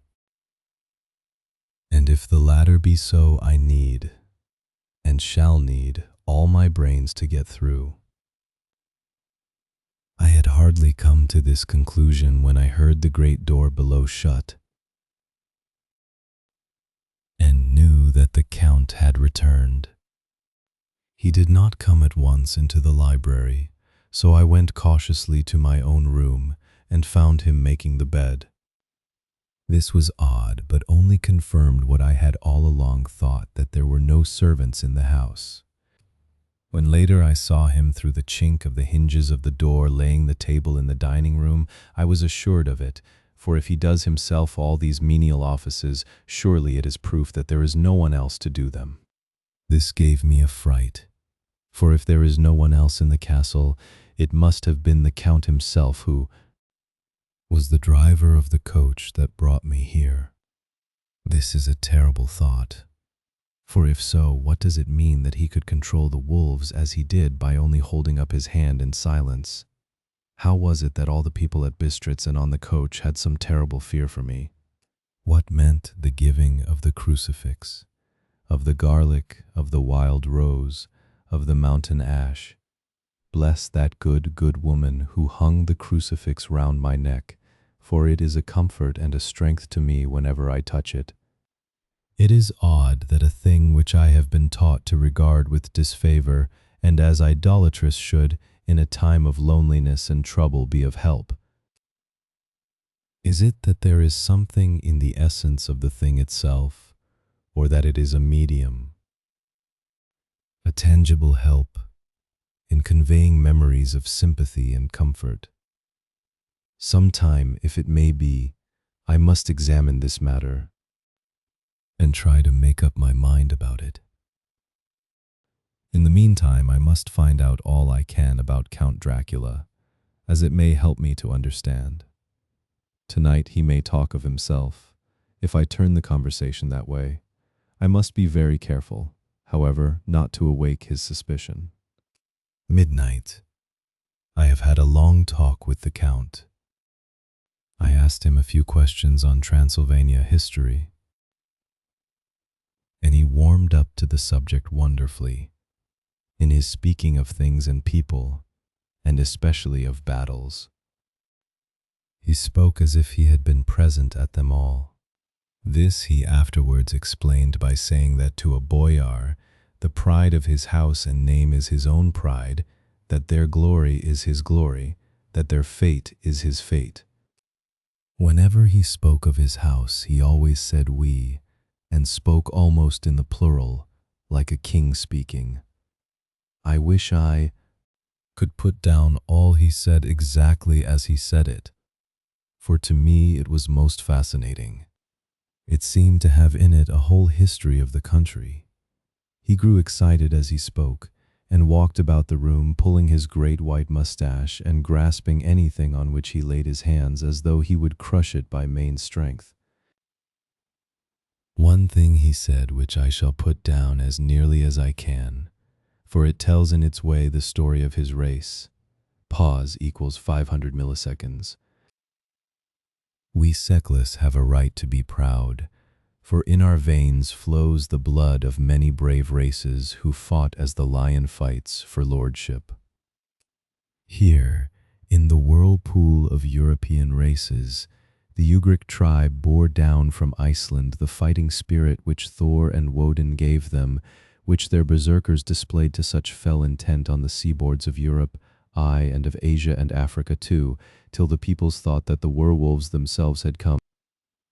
Here, too, when they came, they found the Huns, whose warlike fury had swept the earth like a living flame, till the dying peoples held that in their veins ran the blood of those old witches, who, expelled from Scythia, had mated with the devils in the desert.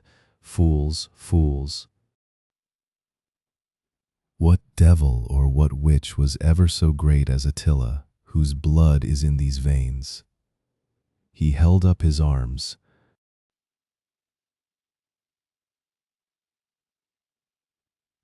Is it a wonder that we were a conquering race? That we were proud? That when the Magyar, the Lombard, the Avar, the Bulgar, or the Turk poured his thousands on our frontiers, we drove them back?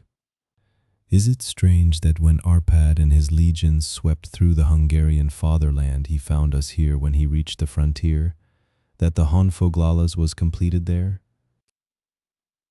And when the Hungarian flood swept eastward, the Seclis were claimed as kindred by the victorious Magyars, and to us, for centuries was trusted the guarding of the frontier of Turkey land, aye, and more than that, endless duty of the frontier guard.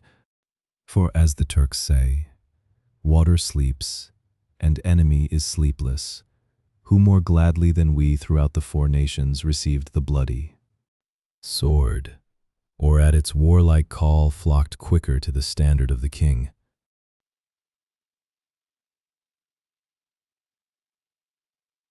When was redeemed that great shame of my nation, the shame of Kosova, when the flags of the Wallach and the Magyar went down beneath the crescent? Who was it but one of my own race who as voivode crossed the Danube and beat the Turk on his own ground? This was a Dracula indeed. Woe was it that his own unworthy brother, when he had fallen, sold his people to the Turk and brought the shame of slavery on them. Was it not this Dracula, indeed, who inspired that other of his race who in a later age again and again brought his forces over the great river into Turkey land, who when he was beaten back came again and again and again, though he had to come alone from the bloody field where his troops were being slaughtered, since he knew that he alone could ultimately triumph? They said that he thought only of himself. Bah! What good are peasants without a leader? Where ends the war without a brain and heart to conduct it? Again, when, after the Battle of Mohacs, we threw off the Hungarian yoke, we of the Dracula blood were amongst their leaders, for our spirit would not brook that we were not free. Ah, young sir, the Seclis and the Dracula, as their heart's blood, their brains and their swords, can boast a record that mushroom growths like the Habsburgs and the Romanovs can never reach. The warlike days are over. Blood is too precious a thing in these days of dishonorable peace, and the glories of the great races are as a tale that is told. It was by this time close on morning, and we went to bed. Mem. This diary seems horribly like the beginning of the Arabian Nights, for everything has to break off at cockcrow, or like the ghost of Hamlet's father. 12 May. Let me begin with facts, bare, meager facts, verified by books and figures, and of which there can be no doubt. I must not confuse them with experiences which will have to rest on my own observation or my memory of them. Last evening, when the Count came from his room, he began by asking me questions on legal matters and on the doing of certain kinds of business. I had spent the day wearily over books, and simply to keep my mind occupied, went over some of the matters I had been examining at Lincoln's Inn. There was a certain method in the Count's inquiries, so I shall try to put them down in sequence. The knowledge may somehow or sometime be useful to me. First, he asked if a man in England might have 2 solicitors or more. I told him he might have a dozen if he wished, but that it would not be wise to have more than 1 solicitor engaged in one transaction, as only one could act at a time, and that to change would be certain to militate against his interest. He seemed thoroughly to understand, and went on to ask if there would be any practical difficulty in having one man to attend, say, to banking, and another to look after shipping, in case local help were needed in a place far from the home of the banking solicitor. I asked him to explain more fully, so that I might not by any chance mislead him. So he said, I shall illustrate. Your friend and mine, Mr. Peter Hawkins, from under the shadow of your beautiful cathedral at Exeter, which is far from London, buys for me through your good self my place at London. Good. Now here let me say frankly, lest you should think it strange that I have sought the services of one so far off from London instead of some one resident there, that my motive was that no local interest might be served save my wish only, and as one of London residents might, perhaps have some purpose of himself or friend to serve, I went thus afield to seek my agent, whose labors should be only to my interest. Now, suppose I, who have much of affairs, wish to ship goods, say to Newcastle or Durham or Harwich or Dover, might it not be that it could with more ease be done by consigning to one in these ports? I answered that certainly it would be most easy, but that we solicitors had a system of agency one for the other, so that local work could be done locally on instruction from any solicitor, so that the client, simply placing himself in the hands of one man, could have his wishes carried out by him without further trouble. But, said he, I could be at liberty to direct myself. Is it not so? Of course, I replied, and such is often done by men of business who do not like the whole of their affairs to be known by any one person.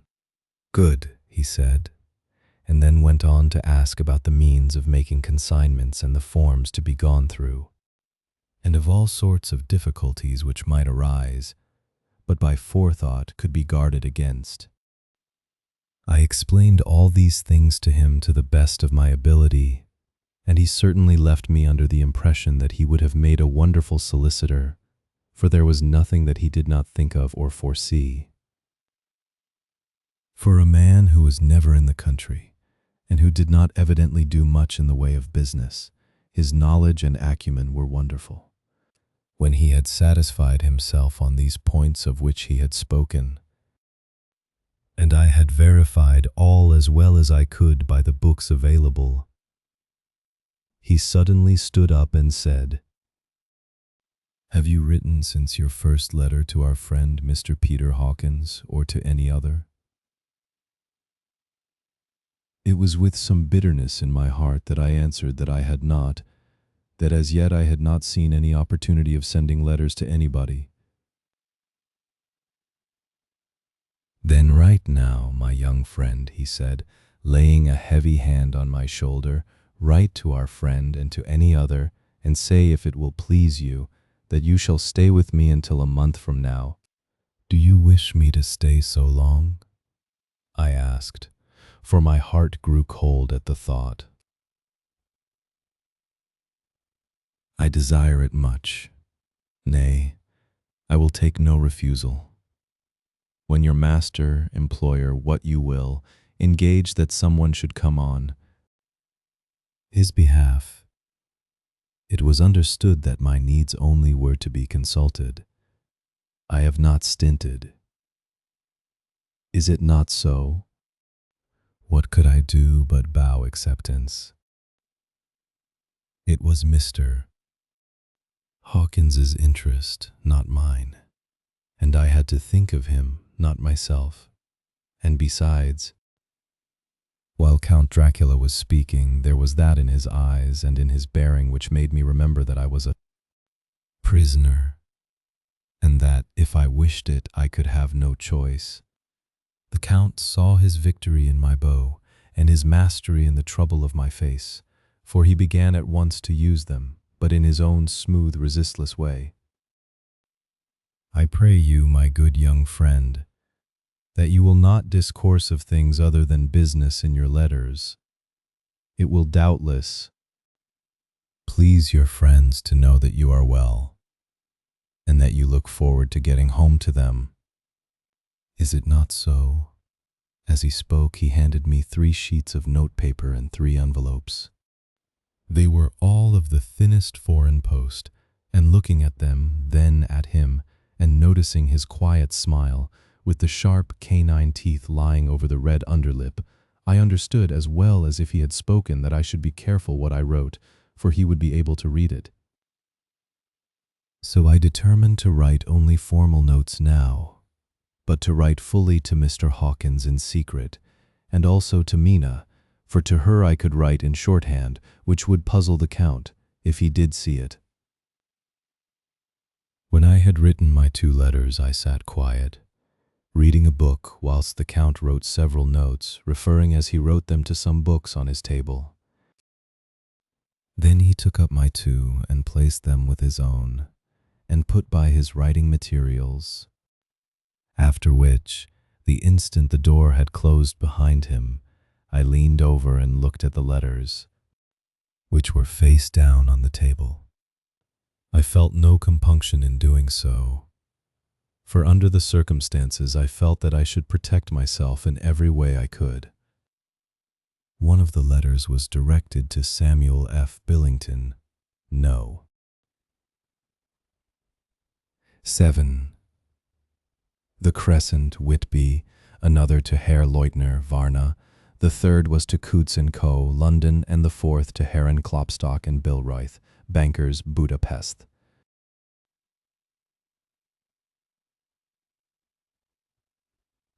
The 2nd and 4th were unsealed. I was just about to look at them when I saw the door handle move. I sank back in my seat, having just had time to replace the letters as they had been and to resume my book before the Count, holding still another letter in his hand, entered the room. He took up the letters on the table and stamped them carefully, and then turning to me said, "I trust you will forgive me, but I have much work to do in private this evening. You will, I hope, find all things as you wish." At the door he turned, and after a moment's pause said, "Let me advise you, my dear young friend, nay, let me warn you with all seriousness that should you leave these rooms you will not by any chance go to sleep in any other part of the castle. It is old and has many memories, and there are bad dreams for those who sleep unwisely. Be warned. Pause equals 350 milliseconds. Should sleep now or ever overcome you, or be like to do, Then haste to your own chamber or to these rooms, for your rest will then be safe. Pause equals 800 milliseconds. But if you be not careful in this respect, then he finished his speech in a gruesome way, for he motioned with his hands as if he were washing them. I quite understood. My only doubt was as to whether any dream could be more terrible than the unnatural, horrible net of gloom and mystery which seemed closing around me. Later. I endorse the last words written, but this time there is no doubt in question. I shall not fear to sleep in any place where he is not. I have placed the crucifix over the head of my bed. I imagine that my rest is thus freer from dreams, and there it shall remain. When he left me, I went to my room. After a little while, not hearing any sound, I came out and went up the stone stair to where I could look out towards the south. There was some sense of freedom in the vast expanse, inaccessible though it was to me, as compared with the narrow darkness of the courtyard. Looking out on this, I felt that I was indeed in prison, and I seemed to want a breath of fresh air, though it were of the night. I am beginning to feel this nocturnal existence tell on me. It is destroying my nerve. I start at my own shadow, and am full of all sorts of horrible imaginings. God knows that there is ground for my terrible fear in this accursed place. I looked out over the beautiful expanse, bathed in soft yellow moonlight till it was almost as light as day. In the soft light the distant hills became melted, and the shadows in the valleys and gorges of velvety blackness. The mere beauty seemed to cheer me. There was peace and comfort in every breath I drew. As I leaned from the window, my eye was caught by something moving a story below me, and somewhat to my left, where I imagined from the order of the rooms that the windows of the Count's own room would look out. The window at which I stood was tall and deep, stone-mullioned, and though weather-worn was still complete, but it was evidently many a day since the case had been there. I drew back behind the stonework and looked carefully out. What I saw was the Count's head coming out from the window. I did not see the face, but I knew the man by the neck and the movement of his back and arms. In any case, I could not mistake the hands which I had had so many opportunities of studying. I was at first interested and somewhat amused, for it is wonderful how small a matter will interest and amuse a man when he is a prisoner. But my very feelings changed to repulsion and terror when I saw the whole man slowly emerge from the window and begin to crawl down the castle wall over that dreadful abyss, face down with his cloak spreading out around him like great wings. At first I could not believe my eyes. I thought it was some trick of the moonlight, some weird effect of shadow, but I kept looking, and it could be no delusion. I saw the fingers and toes grasp the corners of the stones, worn clear of the mortar by the stress of years, and by thus using every projection and inequality move downwards with considerable speed, just as a lizard moves along a wall. What manner of man is this? Or what manner of creature is it in the semblance of man? I feel the dread of this horrible place overpowering me. I am in fear, in awful fear, and there is no escape for me. I am encompassed about with terrors that I dare not think of. 15 May. Once more have I seen the Count go out in his lizard fashion. He moved downwards in a sidelong way, some 100 feet down, and a good deal to the left. He vanished into some hole or window. When his head had disappeared, I leaned out to try and see more, but without avail. The distance was too great to allow a proper angle of sight. I knew he had left the castle now, and thought to use the opportunity to explore more than I had dared to do as yet. I went back to the room and, taking a lamp, tried all the doors.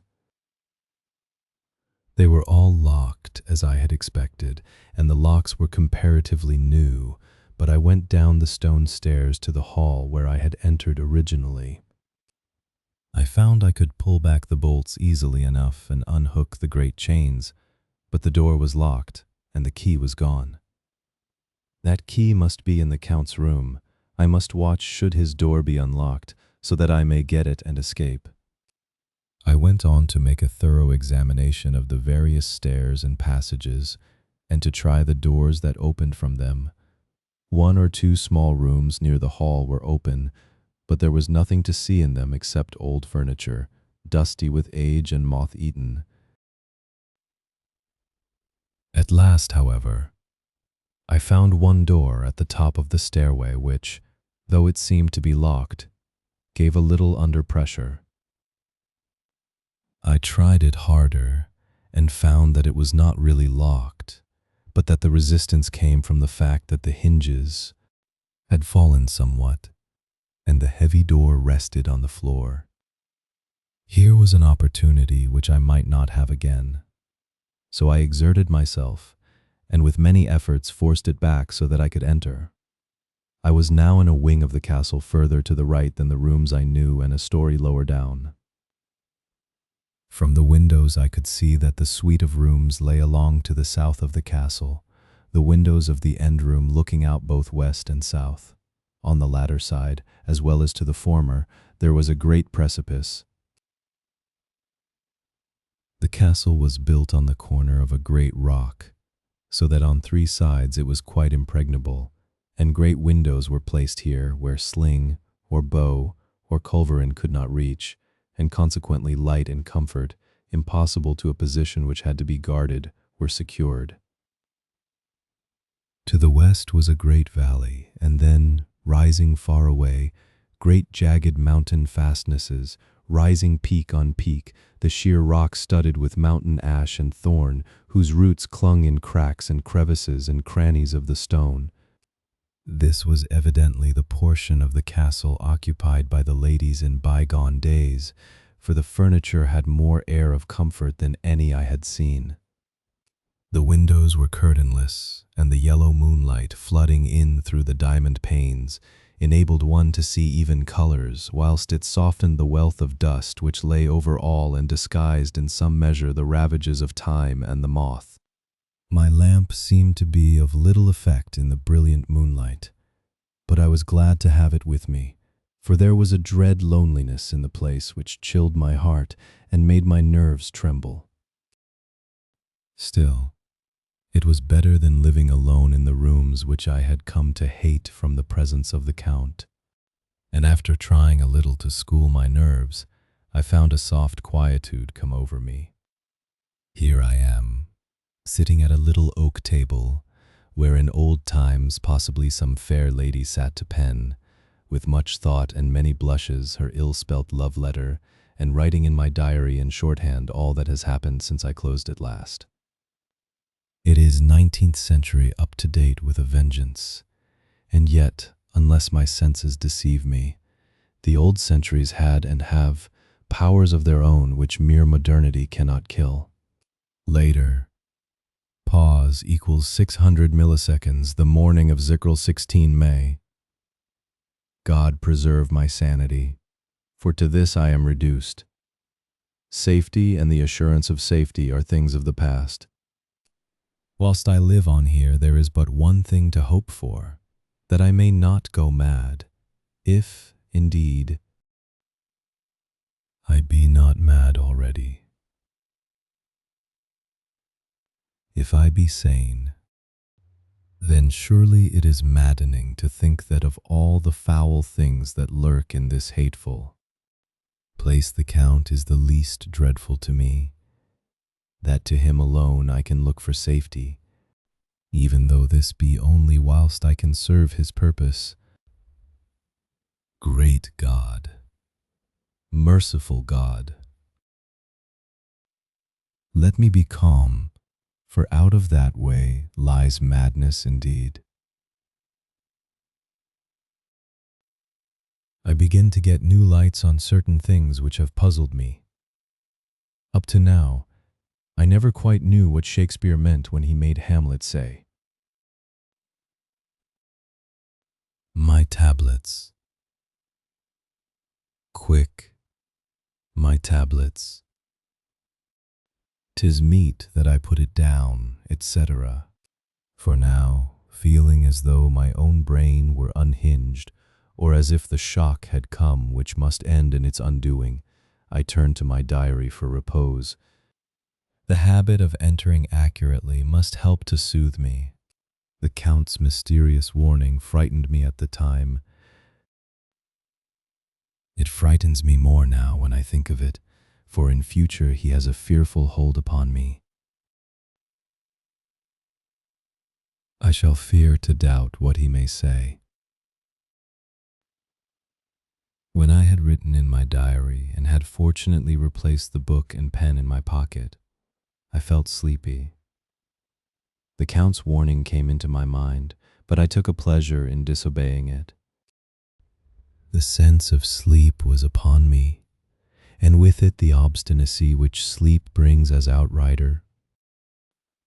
The soft moonlight soothed, and the wide expanse without gave a sense of freedom which refreshed me. I determined not to return tonight to the gloom-haunted rooms, but to sleep here where, of old, ladies had sat and sung and lived sweet lives whilst their gentle breasts were sad for their menfolk away in the midst of remorseless wars. I drew a great couch out of its place near the corner, so that as I lay, I could look at the lovely view to east and south, and unthinking of and uncaring for the dust, composed myself for sleep. I suppose I must have fallen asleep. I hope so, but I fear, for all that followed was startlingly real, so real that now,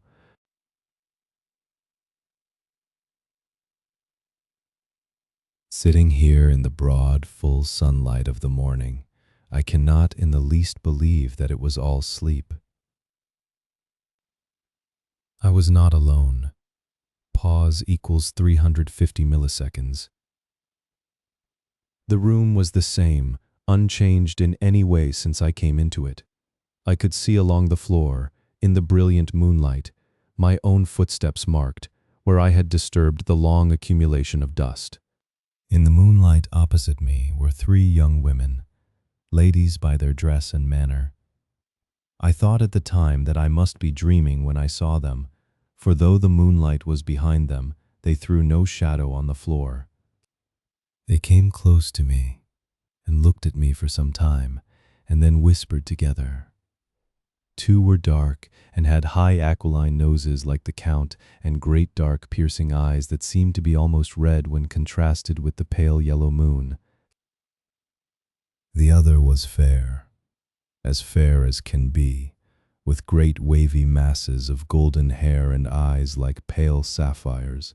I seemed somehow to know her face, and to know it in connection with some dreamy fear, but I could not recollect at the moment how or where. All 3 had brilliant white teeth that shone like pearls against the ruby of their voluptuous lips. There was something about them that made me uneasy, some longing and at the same time some deadly fear. I felt in my heart a wicked, burning desire that they would kiss me with those red lips. It is not good to. Note this down, lest some day it should meet Mina's eyes and cause her pain, but it is the truth. They whispered together, and then they all 3 laughed, such a silvery musical laugh, but as hard as though the sound never could have come through the softness of human lips. It was like the intolerable, tingling sweetness of water glasses when played on by a cunning hand. The fair girl shook her head coquettishly, and the other 2 urged her on. One said, "Pause V, 500 milliseconds. Go on. You are first, and we shall follow."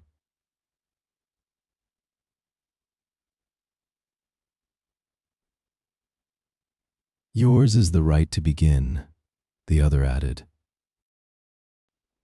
He is young and strong. There are kisses for us all. I lay quiet, looking out under my eyelashes in an agony of delightful anticipation.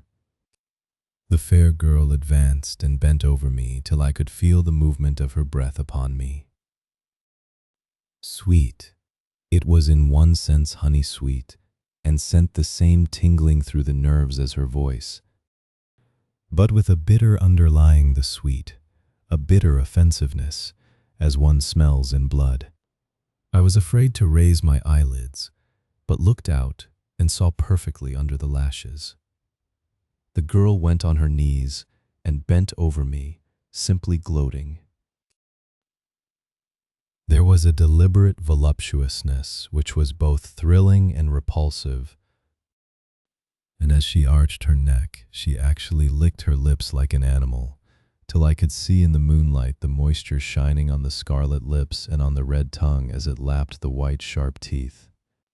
Lower and lower went her head as the lips went below the range of my mouth and chin, and seemed about to fasten on my throat.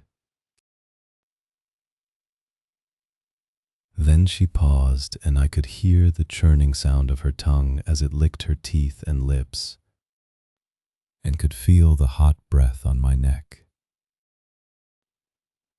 Then the skin of my throat began to tingle as one's flesh does when the hand that is to tickle it approaches nearer, nearer. I could feel the soft, shivering touch of the lips on the super-sensitive skin of my throat,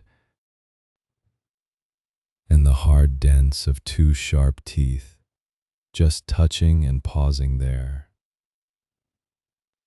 I closed my eyes in a languorous ecstasy and waited with beating heart.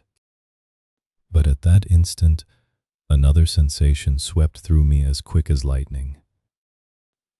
I was conscious of the presence of the Count, and of his being as if lapped in a storm of fury.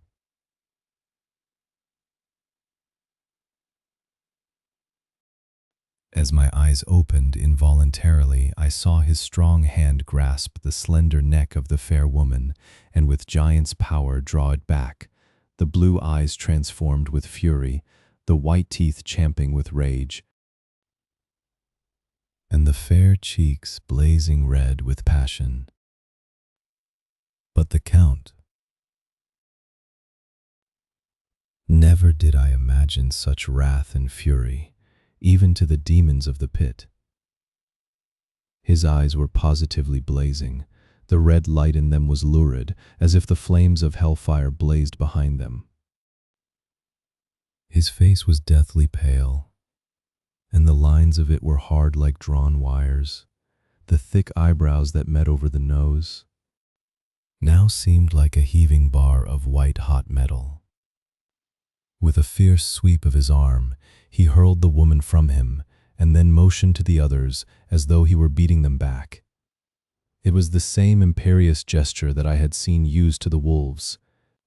In a voice which, though low and almost in a whisper, seemed to cut through the air and then ring round the room, he said, "How dare you touch him, any of you? How dare you cast eyes on him when I had forbidden it? Back, I tell you all. This man belongs to me. Beware how you meddle with him, or you'll have to deal with me." The fair girl, with a laugh of ribald coquetry, turned to answer him. "You yourself never loved. You never love." On this the other women joined, and such a mirthless, hard, soulless laughter rang through the room that it almost made me faint to hear. It seemed like the pleasure of fiends. Then the Count turned, after looking at my face attentively, and said in a soft whisper, "Yes, I too can love. You yourselves can tell it from the past. Is it not so? Pause equals 350 milliseconds. Well, now I promise you that when I am done with him, you shall kiss him at your will. Now go, go." I must awaken him, for there is work to be done." "Are we to have nothing tonight?" said one of them, with a low laugh as she pointed to the bag which he had thrown upon the floor, and which moved as though there were some living thing within it. For answer he nodded his head. One of the women jumped forward and opened it. If my ears did not deceive me, there was a gasp and a low wail, as of a half-smothered child. The women closed round, whilst I was aghast with horror. But as I looked, they disappeared, and with them the dreadful bag.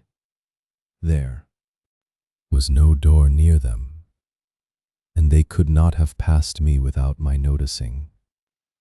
They simply seemed to fade into the rays of the moonlight and pass out through the window, for I could see outside the dim, shadowy forms for a moment before they entirely faded away. Then the horror overcame me, and I sank down unconscious. Chapter 4. Jonathan Harker's journal continued. I awoke in my own bed. If it be that I had not dreamt, the Count must have carried me here.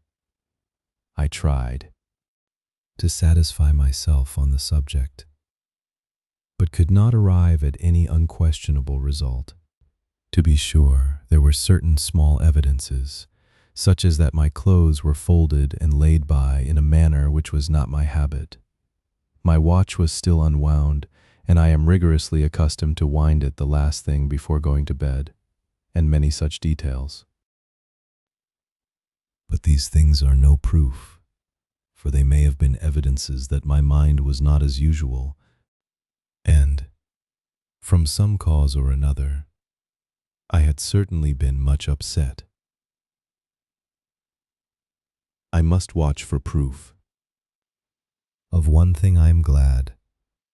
Pause equals 600 milliseconds. If it was that the Count carried me here and undressed me, he must have been hurried in his task, for my pockets are intact. I am sure this diary would have been a mystery to him which he would not have brooked. He would have taken or destroyed it. As I look round this room, although it has been to me so full of fear, it is now a sort of sanctuary, for nothing can be more dreadful than those awful women who are waiting to suck my blood. 18 May. I have been down to look at that room again in daylight, for I must know the truth. When I got to the doorway at the top of the stairs, I found it closed. It had been so forcibly driven against the jamb that part of the woodwork was splintered. I could see that the bolt of the lock had not been shot, but the door is fastened from the inside. I fear it was no dream, and must act on this surmise. 19 May. I am surely in the toils. Last night the Count asked me in the suavest tones to write 3 letters, one saying that my work here was nearly done, and that I should start for home within a few days, another that I was starting on the next morning from the time of the letter, and the third that I had left the castle and arrived at Bistritz. I would fain have rebelled, but felt that in the present state of things it would be madness to quarrel openly with the Count whilst I am so absolutely in his power, and to refuse would be to excite his suspicion, and to arouse his anger. He knows that I know too much, and that I must not live, lest I be dangerous to him. My only chance is to prolong my opportunities. Something may occur which will give me a chance to escape. I saw in his eyes something of that gathering wrath which was manifest when he hurled that fair woman from him. He explained to me that posts were few and uncertain, and that my writing now would ensure ease of mind to my friends, and he assured me with so much impressiveness that he would countermand the later letters, which would be held over at Bistritz until due time, in case chance would admit of my prolonging my stay, that to oppose him would have been to create new suspicion. I therefore pretended to fall in with his views, and asked him what dates I should put on the letters. He calculated a minute, and then said, pause equals 500 milliseconds.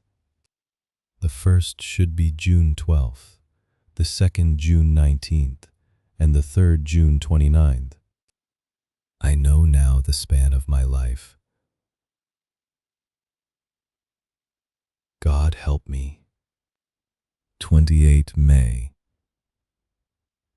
There is a chance of escape, or at any rate of being able to send word home.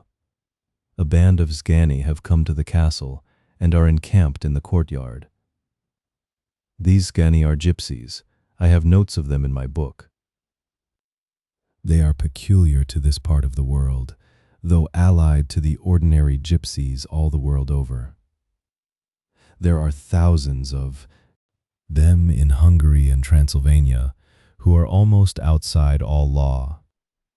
They attach themselves as a rule to some great noble or boyar and call themselves by his name. They are fearless and without religion save superstition, and they talk only their own varieties of the Romany tongue. I shall write some letters home, and shall try to get them to have them posted. I have already spoken them through my window to begin acquaintanceship. They took their hats off and made obeisance and many signs, which, however, I could not understand any more than I could their spoken language. I have written the letters. Mina's is in shorthand, and I simply ask Mr. Hawkins to communicate with her. To her I have explained my situation, but without the horrors which I may only surmise. It would shock and frighten her to death were I to expose my heart to her. Should the letters not carry, then the Count shall not yet know my secret or the extent of my knowledge.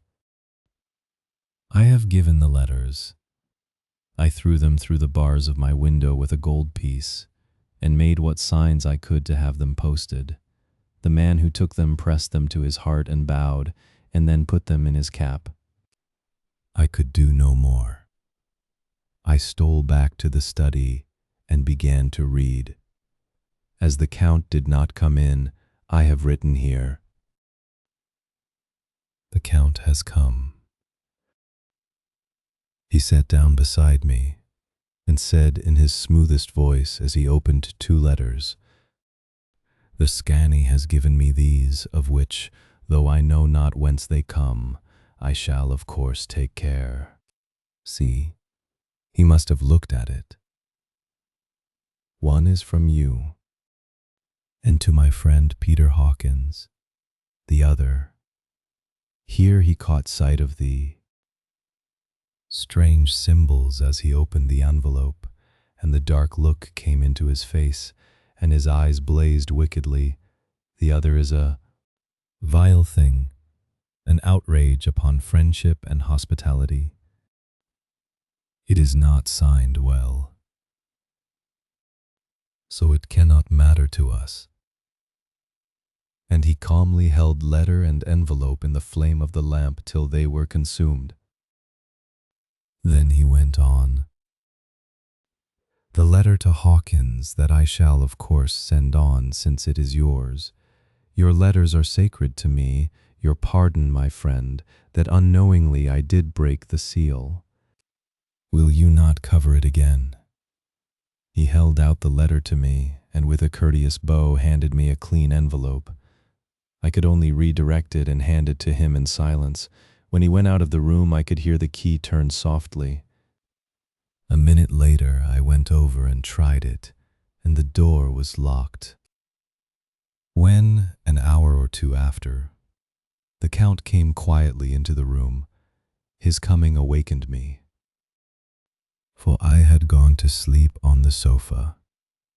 He was very courteous and very cheery in his manner, and seeing that I had been sleeping, he said, "So, my friend, you are tired? Get to bed. There is the surest rest. I may not have the pleasure to talk tonight, since there are many labors to me, but you will sleep, I pray." I passed to my room and went to bed, and, strange to say, slept without dreaming. Despair has its own calms. 31 May. This morning when I woke, I thought I would provide myself with some paper and envelopes from my bag and keep them in my pocket so that I might write in case I should get an opportunity. But again a surprise, again a shock. Every scrap of paper was gone, and with it all my notes, my memoranda relating to railways and travel, my letter of credit, in fact, all that might be useful to me were I once outside the castle. I sat and pondered a while, and then some thought occurred to me, and I made search of my portmanteau, and in the wardrobe where I had placed my clothes. The suit in which I had traveled was gone, and also my overcoat and rug. I could find no trace of them anywhere. This looked like some new scheme of villainy. Pause equals 500 milliseconds. 17th June. This morning, as I was sitting on the edge of my bed cudgeling my brains, I heard without a cracking of whips and pounding and scraping of horses' feet up the rocky path beyond the courtyard. With joy I hurried to the window and saw drive into the yard 2 great lighter wagons, each drawn by 8 sturdy horses, and at the head of each pair a Slovak, with his wide hat, great nail-studded belt, dirty sheepskin, and high boots. They had also their long staves in hand. I ran to the door, intending to descend and try, and join them through the main hall, as I thought that way might be opened for them. Again a shock. My door was fastened on the outside. Then I ran to the window and cried to them. They looked up at me stupidly and pointed. But just then the hetman of the Scani came out, and seeing them pointing to my window, said something, at which they laughed. Henceforth no effort of mine, no piteous cry or agonized entreaty would make them even look at me. They resolutely turned away. The lighter wagons contained great, square boxes with handles of thick rope. These were evidently empty by the ease with which the Slovaks handled them, and by their resonance as they were roughly moved. When they were all unloaded and packed in a great heap in one corner of the yard, the Slovaks were given some money by the Scani, and spitting on it for luck, lazily went each to his horse's head. Shortly afterwards I heard the cracking of their whips die away in the distance. 24 June before morning. Last night the Count left me early and locked himself into his own room. As soon as I dared, I ran up the winding stair and looked out of the window which opened south. I thought I would watch for the Count, for there is something going on. The Scani are quartered somewhere in the castle and are doing work of some kind. I know it, for now and then I hear a far-away muffled sound as of mattock and spade, and whatever it is, it must be the end of some ruthless villainy. I had been at the window somewhat less than half an hour, when I saw something coming out of the Count's window. I drew back and watched carefully, and saw the whole man emerge. It was a new shock to me to find that he had on the suit of clothes which I had worn whilst traveling here, and slung over his shoulder the terrible bag which I had seen the women take away. There could be no doubt as to his quest, and in my garb too. This, then, is his new scheme of evil, that he will allow others to see me, as they think, so that he may both leave evidence that I have been seen in the towns or villages posting my own letters, and that any wickedness which he may do shall by the local people be attributed to me. It makes me rage to think that this can go on, and whilst I am shut up here, a veritable prisoner, but without that protection of the law which is even a criminal's right and consolation. I thought I would watch for the Count's return, and for a long time sat doggedly at the window. Then I began to notice that there were some quaint little specks floating in the rays of the moonlight. They were like the tiniest grains of dust, and they whirled round and gathered in clusters in a nebulous sort of way. I watched them with a sense of soothing, and a sort of calm stole over me. I leaned back in the embrasure in a more comfortable position so that I could enjoy more fully the aerial gambolling.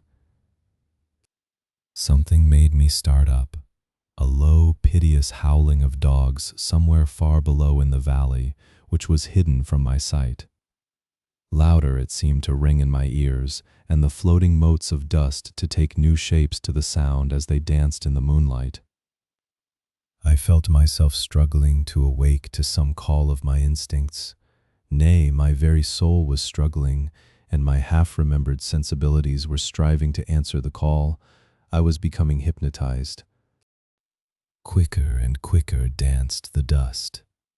The moonbeams seemed to quiver as they went by me into the mass of gloom beyond. More and more they gathered till they seemed to take dim phantom shapes.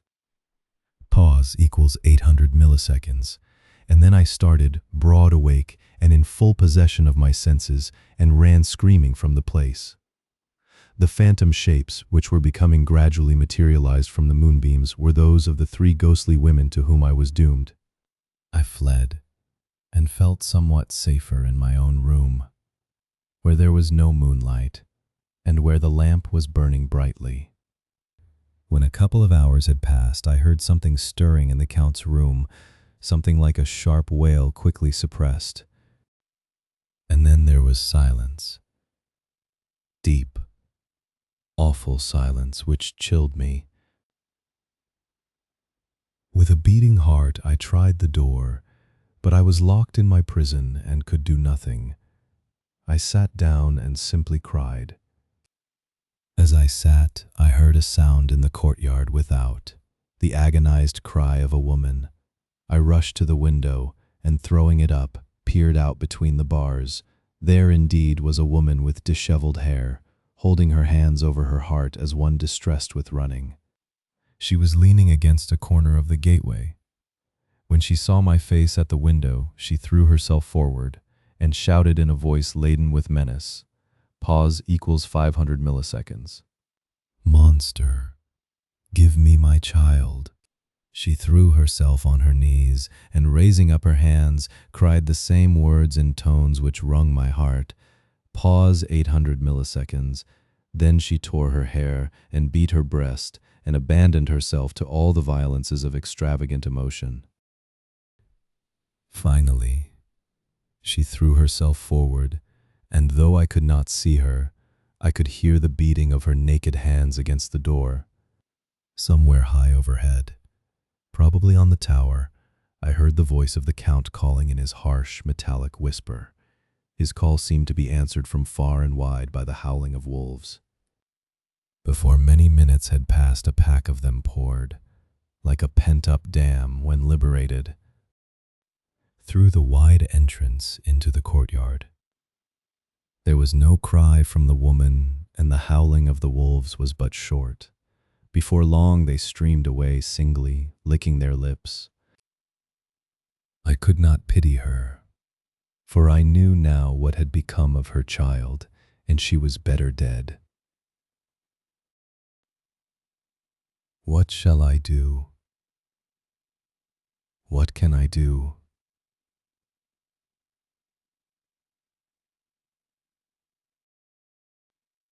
How can I escape from this dreadful thing of night and gloom and fear? 25 June, morning. No man knows till he has suffered from the night how sweet and how dear to his heart. And I the morning can be. When the sun grew so high this morning that it struck the top of the great gateway opposite my window, the high spot which it touched seemed to me as if the dove from the ark had lighted there. My fear fell from me as if it had been a vaporous garment which dissolved in the warmth. I must take action of some sort whilst the courage of the day is upon me. Last night one of my post-dated letters went to post, the first of that fatal series which is to blot out the very traces of my existence from the earth.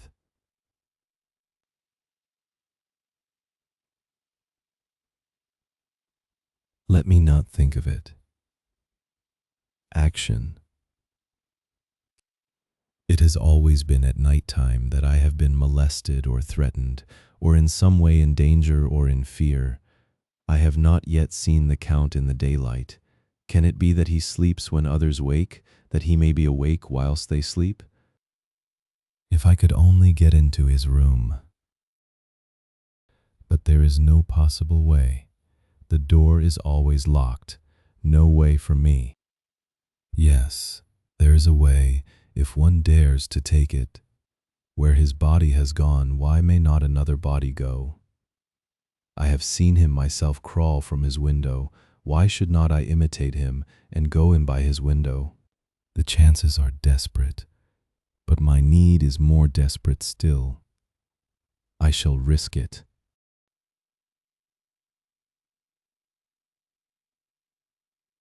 At the worst, it can only be death, and a man's death is not a calf's, and the dreaded hereafter may still be open to me. God help me in my task. Goodbye, Mina. If I fail, goodbye, my faithful friend and second father. Goodbye all, and last of all, Mina. Same day, later. I have made the effort, and God helping me have come safely back to this room. I must put down every detail in order. I went whilst my courage was fresh straight to the window on the south side, and at once got outside on the narrow ledge of stone which runs around the building on this side. The stones are big and roughly cut, and the mortar has by process of time been washed away between them. I took off my boots and ventured out on the desperate way. I looked down once, so as to make sure that a sudden glimpse of the awful depth would not overcome me, but after that kept my eyes away from it. I knew pretty well the direction and distance of the Count's window, and made for it as well as I could, having regard to the opportunities available. I did not feel dizzy. I suppose I was too excited, and the time seemed ridiculously short till I found myself standing on the windowsill and trying to raise up the sash. I was filled with agitation, however, when I bent down and slid feet foremost in through the window.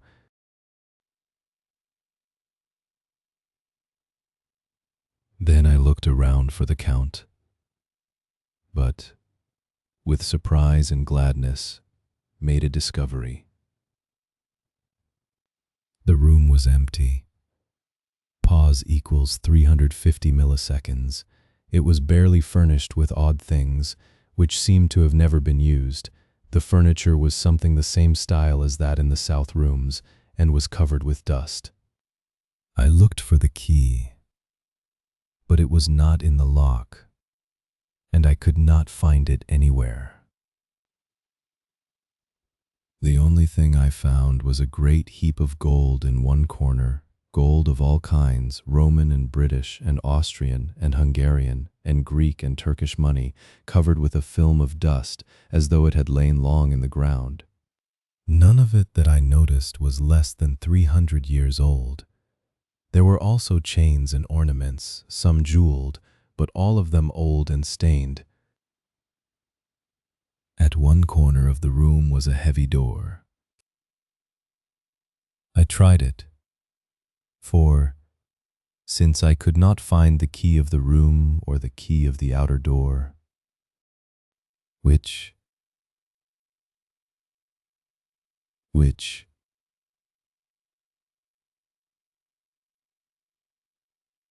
was the main object of my search, I must make further examination, or all my efforts would be in vain. It was open and led through a stone passage to a circular stairway which went steeply down. I descended, minding carefully where I went, for the stairs were dark, being only lit by loopholes in the heavy masonry. At the bottom there was a dark, tunnel-like passage through which came a deathly, sickly odor, the odor of old earth newly turned. As I went through the passage, the smell grew closer and heavier. At last I pulled open a heavy door which stood ajar and found myself in an old, ruined chapel which had evidently been used as a graveyard. The roof was broken, and in two places were steps leading to vaults. Pause equals 500 milliseconds, but the ground had recently been dug over, and the earth placed in great wooden boxes, manifestly those which had been brought by the Slovaks. There was nobody about, and I made search for any further outlet, but there was none. Pause equals 800 milliseconds. Then I went over every inch of the ground so as not to lose a chance. I went down even into the vaults, where the dim light struggled, although to do so was a dread to my very soul. Into two of these I went, but saw nothing except fragments of old coffins and piles of dust. In the third, however, I made a discovery. There, in one of the great boxes, of which there were 50 in all, on a pile of newly dug earth, lay the Count. Pause equals 600 milliseconds. He was either dead or asleep. I could not say which, for the eyes were open and stony, but without the glassiness of death, and the cheeks had the warmth of life through all their pallor. The lips were as red as ever. But there was no sign of movement, no pulse, no breath, no beating of the heart. I bent over him and tried to find any sign of life, but in vain. He could not have lain there long, for the earthy smell would have passed away in a few hours. By the side of the box was its cover, pierced with holes here and there. I thought he might have the keys on him. But when I went to search, I saw the dead eyes, and in them, dead though they were, such a look of hate, though unconscious of me or my presence, that I fled from the place, and leaving the Count's room by the window, crawled again up the castle wall. Regaining my room, I threw myself panting upon the bed and tried to think. 29's June. Today is the date of my last letter, and the Count has taken steps to prove that it was genuine, for again I saw him leave the castle by the same window, and in my clothes.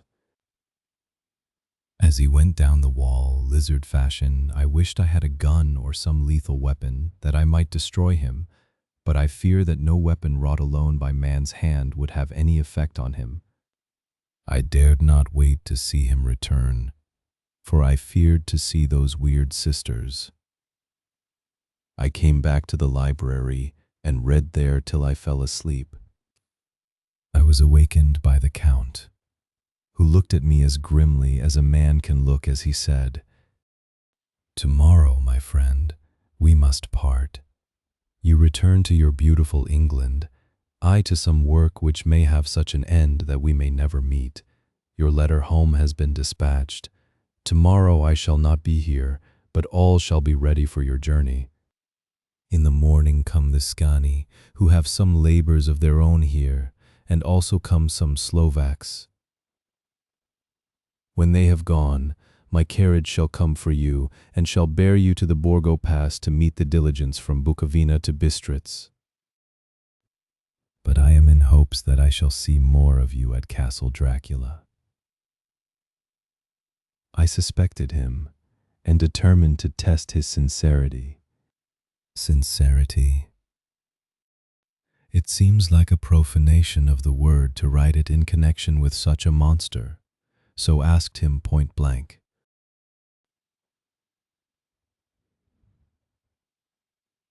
"Why may I not go tonight?"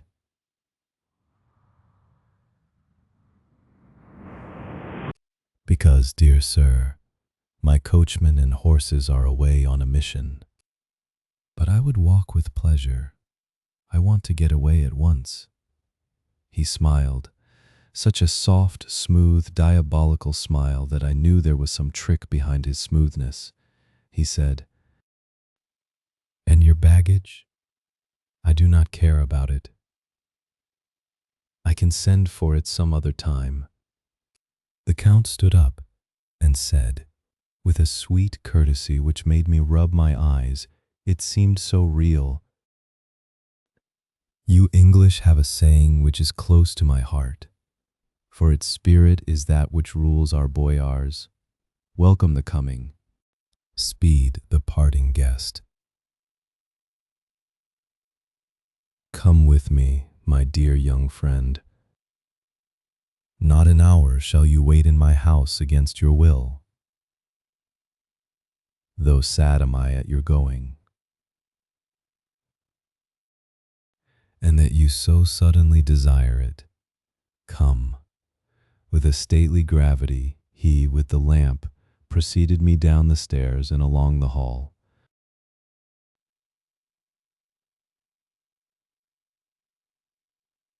Suddenly he stopped.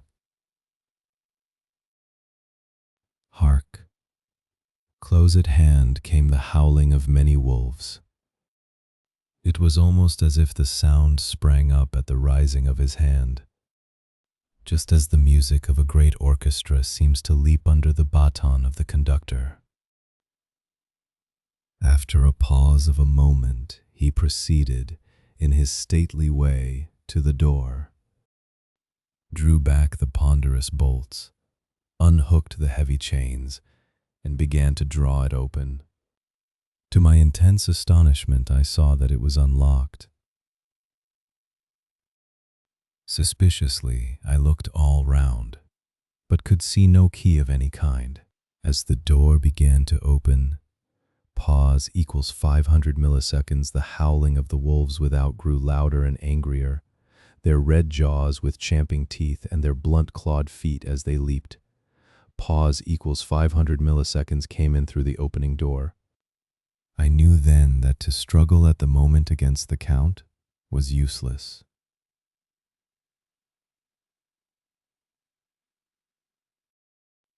With such allies as these at his command, I could do nothing. But still the door continued slowly to open, and only the Count's body stood in the gap. Suddenly it struck me that this might be the moment and means of my doom. I was to be given to the wolves and at my own instigation. There was a diabolical wickedness in the idea great enough for the Count, and as a last chance I cried out, "Shut the door. I shall wait till morning," and covered my face with my hands to hide my tears of bitter disappointment. With one sweep of his powerful arm, the Count threw the door shut, and the great bolts clanged and echoed through the hall as they shot back into their places. In silence we returned to the library, and after a minute or two I went to my own room. The last I saw of Count Dracula was his kissing his hand to me, with a red light of triumph in his eyes, and with a smile that Judas in hell might be proud of. When I was in my room and about to lie down, I thought I heard a whispering at my door. I went to it softly and listened. Unless my ears deceived me, I heard the voice of the Count. Back, back to your own place. Your time is not yet come. Wait. Have patience. Tonight is mine. Tomorrow night is yours. There was a low, sweet ripple of laughter, and in a rage I threw open the door and saw without the three terrible women licking their lips. As I appeared, they all joined in a horrible laugh and ran away. I came back to my room and threw myself on my knees. It is then so near the end. Tomorrow, tomorrow. Lord, help me, and those to whom I am dear. 30th June, morning. These may be the last words I ever write in this diary. I slept till just before the dawn, and when I woke, threw myself on my knees, for I determined that if death came, he should find me ready. At last I felt that subtle change in the air, and knew that the morning had come.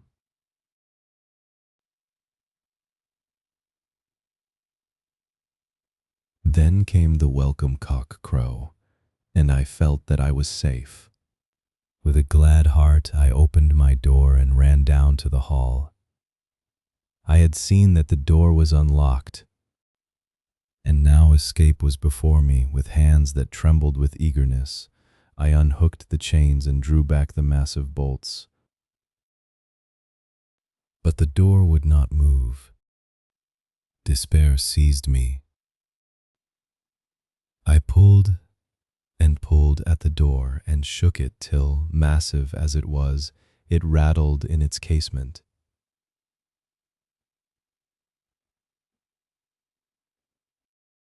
I could see the bolt shot. It had been locked after I left the Count. Then a wild desire took me to obtain that key at any risk, and I determined then and there to scale the wall again and gain the Count's room. He might kill me, but death now seemed the happier choice. Of evils. Without a pause, I rushed up to the east window and scrambled down the wall as before into the Count's room.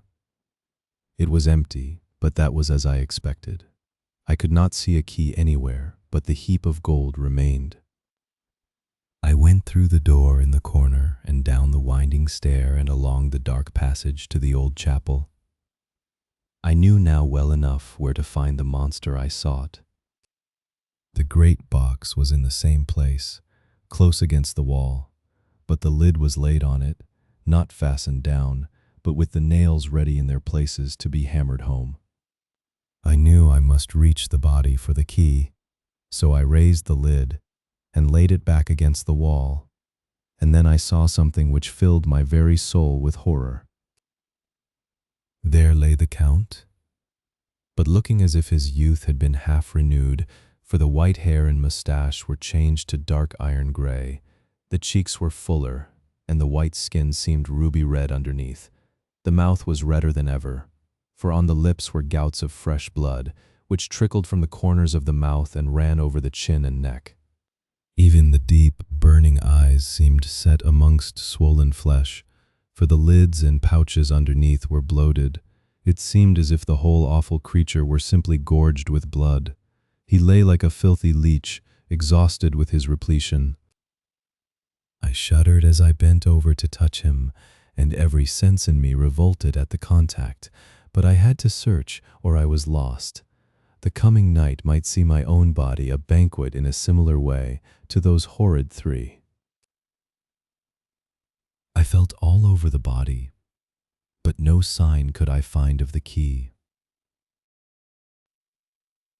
Then I stopped and looked at the Count.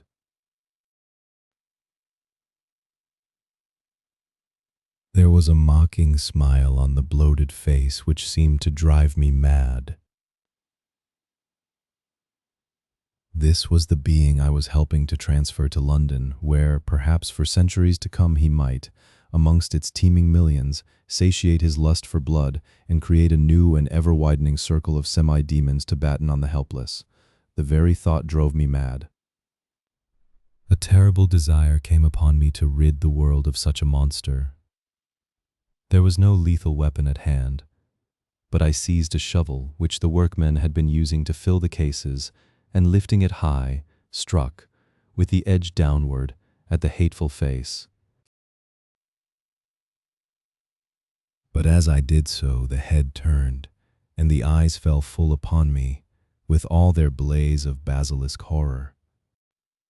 The sight seemed to paralyze me, and the shovel turned in my hand, and glanced from the face, merely making a deep gash above the forehead.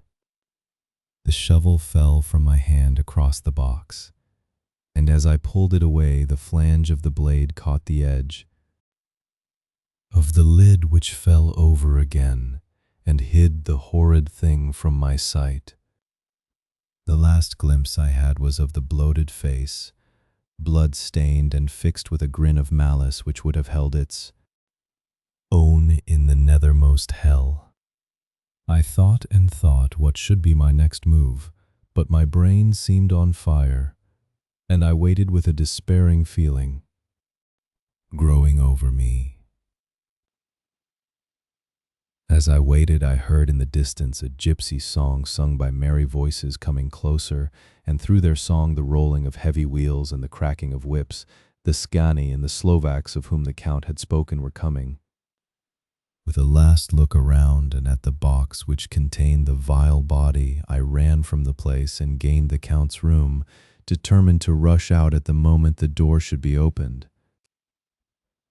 With strained ears I listened, and heard downstairs the grinding of the key in the great lock and the falling back of the heavy door. There must have been some other means of entry, or someone had a key for one of the locked doors. Then there came the sound of many feet tramping and dying away in some passage which sent up a clanging echo. I turned to run down again towards the vault, where I might find the new entrance. But at the moment there seemed to come a violent puff of wind, and the door to the winding stair blew to with a shock that set the dust from the lintels flying. When I ran to push it open, I found that it was hopelessly fast. I was again a prisoner, and the net of doom was closing round me more closely. As I write, there is, in the passage below, a sound of many tramping feet and the crash of weights being set down heavily, doubtless the boxes, with their freight of earth. There is a sound of hammering. It is the box being nailed down. Now I can hear the heavy feet tramping again along the hall, with many other idle feet coming behind them. The door is shut.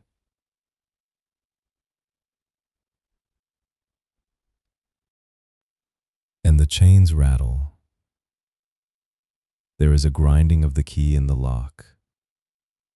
I can hear the key withdraw. Then another door opens and shuts. I hear the creaking of lock and bolt.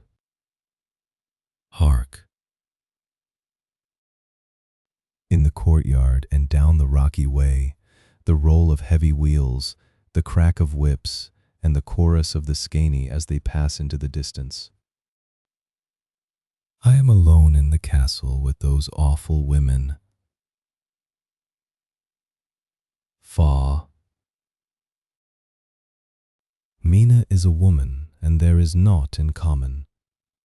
They are devils of the pit. I shall not remain alone with them. I shall try to scale the castle wall farther than I have yet attempted. I shall take some of the gold with me, lest I want it later. I may find a way from this dreadful place. And then away for home. away to the quickest and nearest train, away from this cursed spot, from this cursed land, where the devil and his children still walk with earthly feet. At least God's mercy is better than that of these monsters, and the precipice is steep and high. At its foot a man may sleep as a man. Goodbye, all. Mina. Chapter 5. Letter from Miss Mina Murray to Miss Lucy Westenra. 9th of May. My dearest Lucy,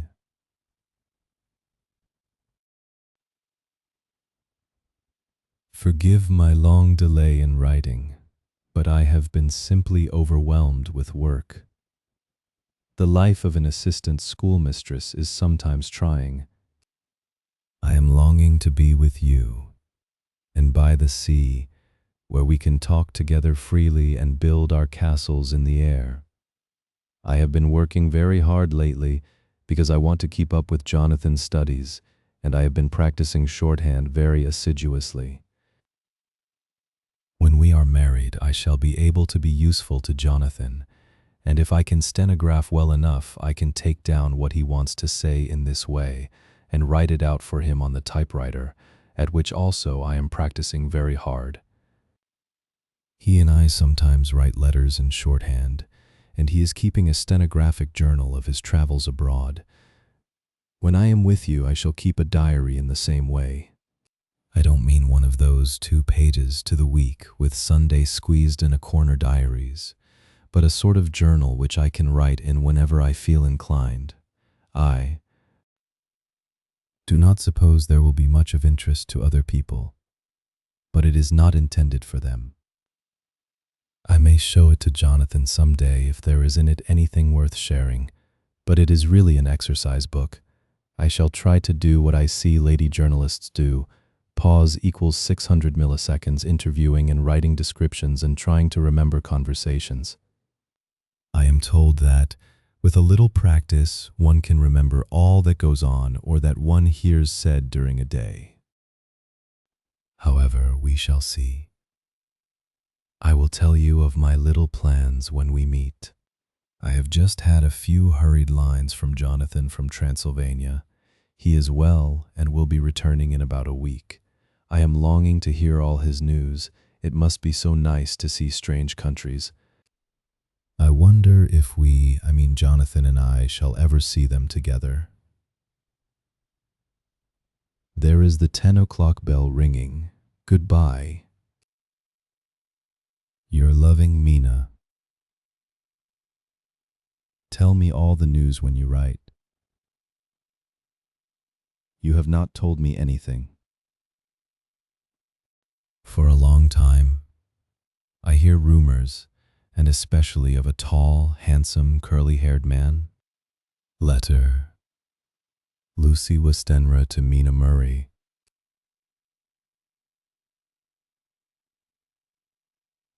17. Chatham Street, Wednesday. My dearest Mina, I must say you tax me very unfairly with being a bad correspondent. I wrote to you twice since we parted, and your last letter was only your second. Besides, I have nothing to tell you. There is really nothing to interest you. Town is very pleasant just now, and we go a good deal to picture galleries and for walks and rides in the park. As to the tall, curly-haired man, I suppose it was the one who was with me at the last pop. Someone has evidently been telling tales. That was Mr. Holmwood. He often comes to see us, and he and Mama get on very well together. They have so many things to talk about in common. We met some time ago a man that would just do for you if you were not already engaged to Jonathan. He is an excellent party, being handsome, well off, and of good birth. He is a doctor and really clever, Just fancy. He is only 29, and he has an immense lunatic asylum all under his own care. Mr. Holmwood introduced him to me, and he called here to see us, and often comes now.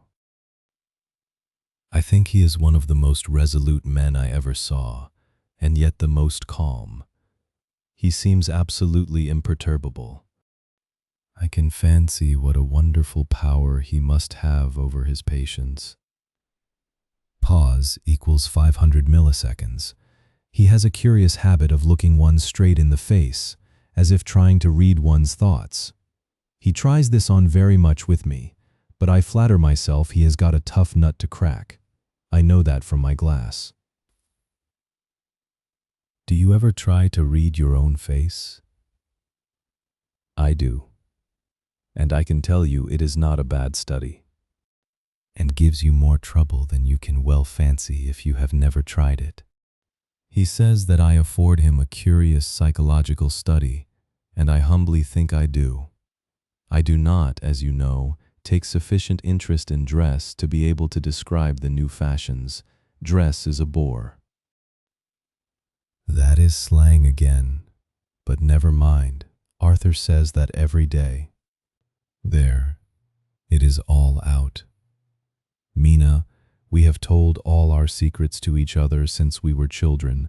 We have slept together and eaten together, and laughed and cried together, and now, though I have spoken, I would like to speak more. Oh, Mina, couldn't you guess? I love him. I am blushing as I write, for although I think he loves me, he has not told me so in words.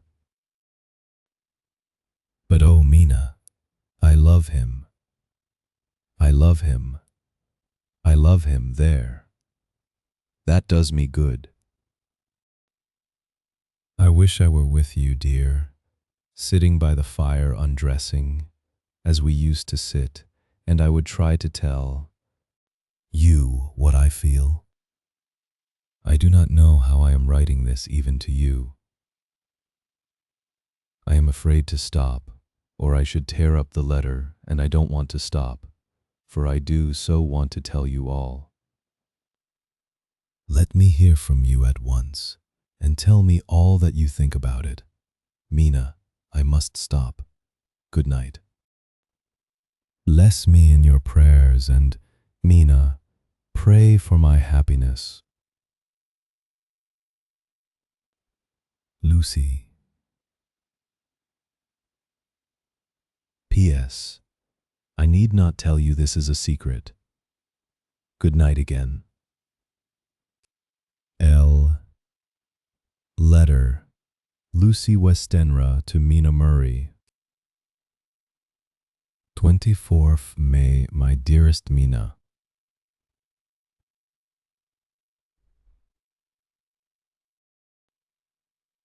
Thanks and thanks and thanks again for your sweet letter.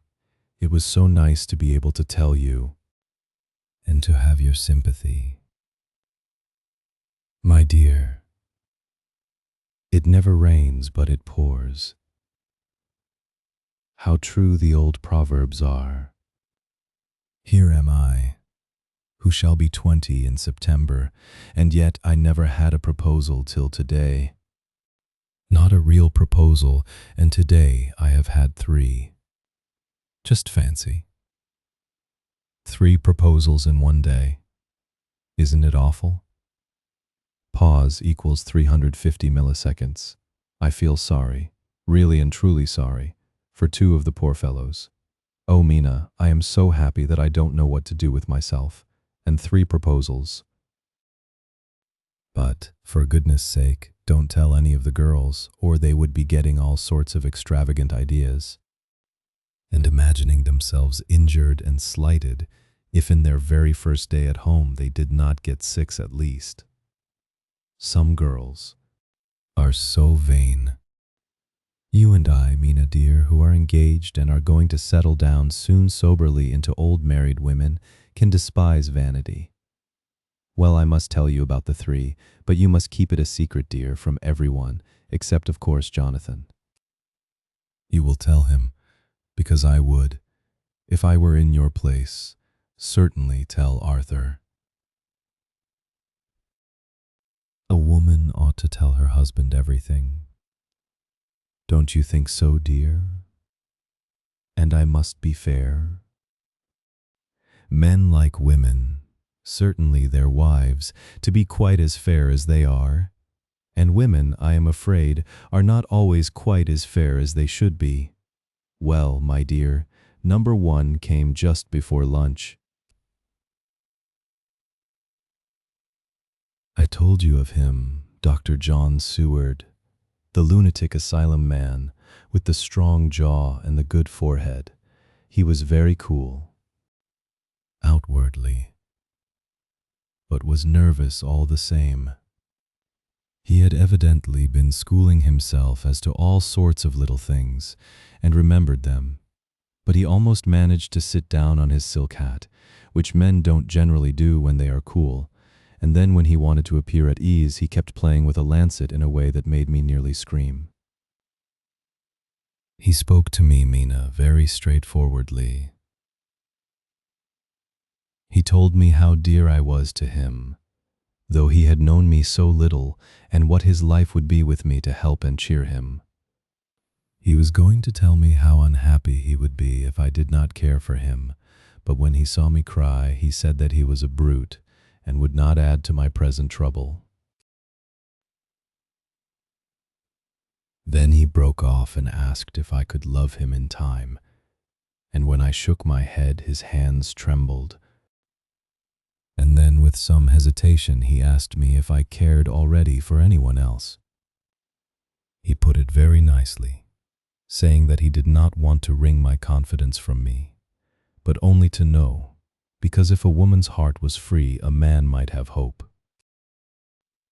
And then, Mina, I felt a sort of duty to tell him that there was someone.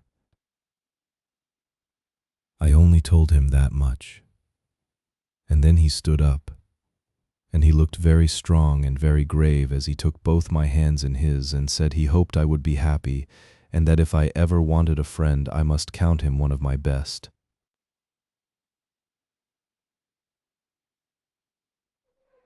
Oh, Mina dear, I can't help crying. Pause equals 600 milliseconds, and you must excuse this letter being all blotted. Being proposed to is all very nice and all that sort of thing, but it isn't at all a happy thing when you have to see a poor fellow, whom you know loves you honestly, going away and looking all broken-hearted, and to know that, no matter what he may say at the moment, you are passing quite out of his life. My dear, I must stop here at present. I feel so miserable, though I am so happy. Evening. Arthur has just gone, and I feel in better spirits than when I left off, so I can go on telling you about the day. Well, my dear, number 2 came after lunch. He is such a nice fellow, an American from Texas. Pause equals 500 milliseconds, and he looks so young and so fresh that it seems almost impossible that he has been to so many places and has had such adventures. I sympathize with poor Desdemona when she had such a dangerous stream poured in her ear, even by a black man. I suppose that we women are such cowards that we think a man will save us from fears, and we marry him. I know now what I would do if I were a man and wanted to make a girl love me. No, I don't. For there was Mr. Morris telling us his stories, and Arthur never told any, and yet, my dear,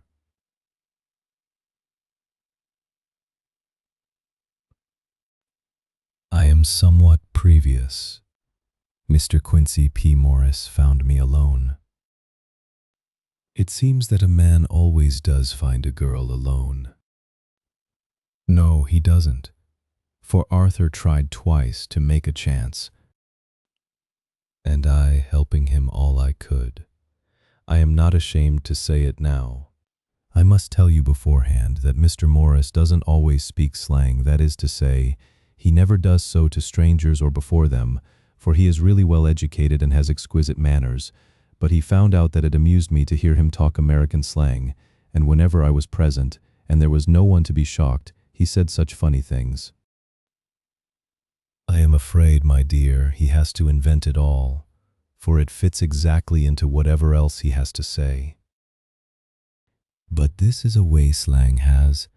I do not know myself if I shall ever speak slang. I do not know if Arthur likes it, as I have never heard him use any as yet. Well, Mr. Morris sat down beside me and looked as happy and jolly as he could, but I could see all the same that he was very nervous.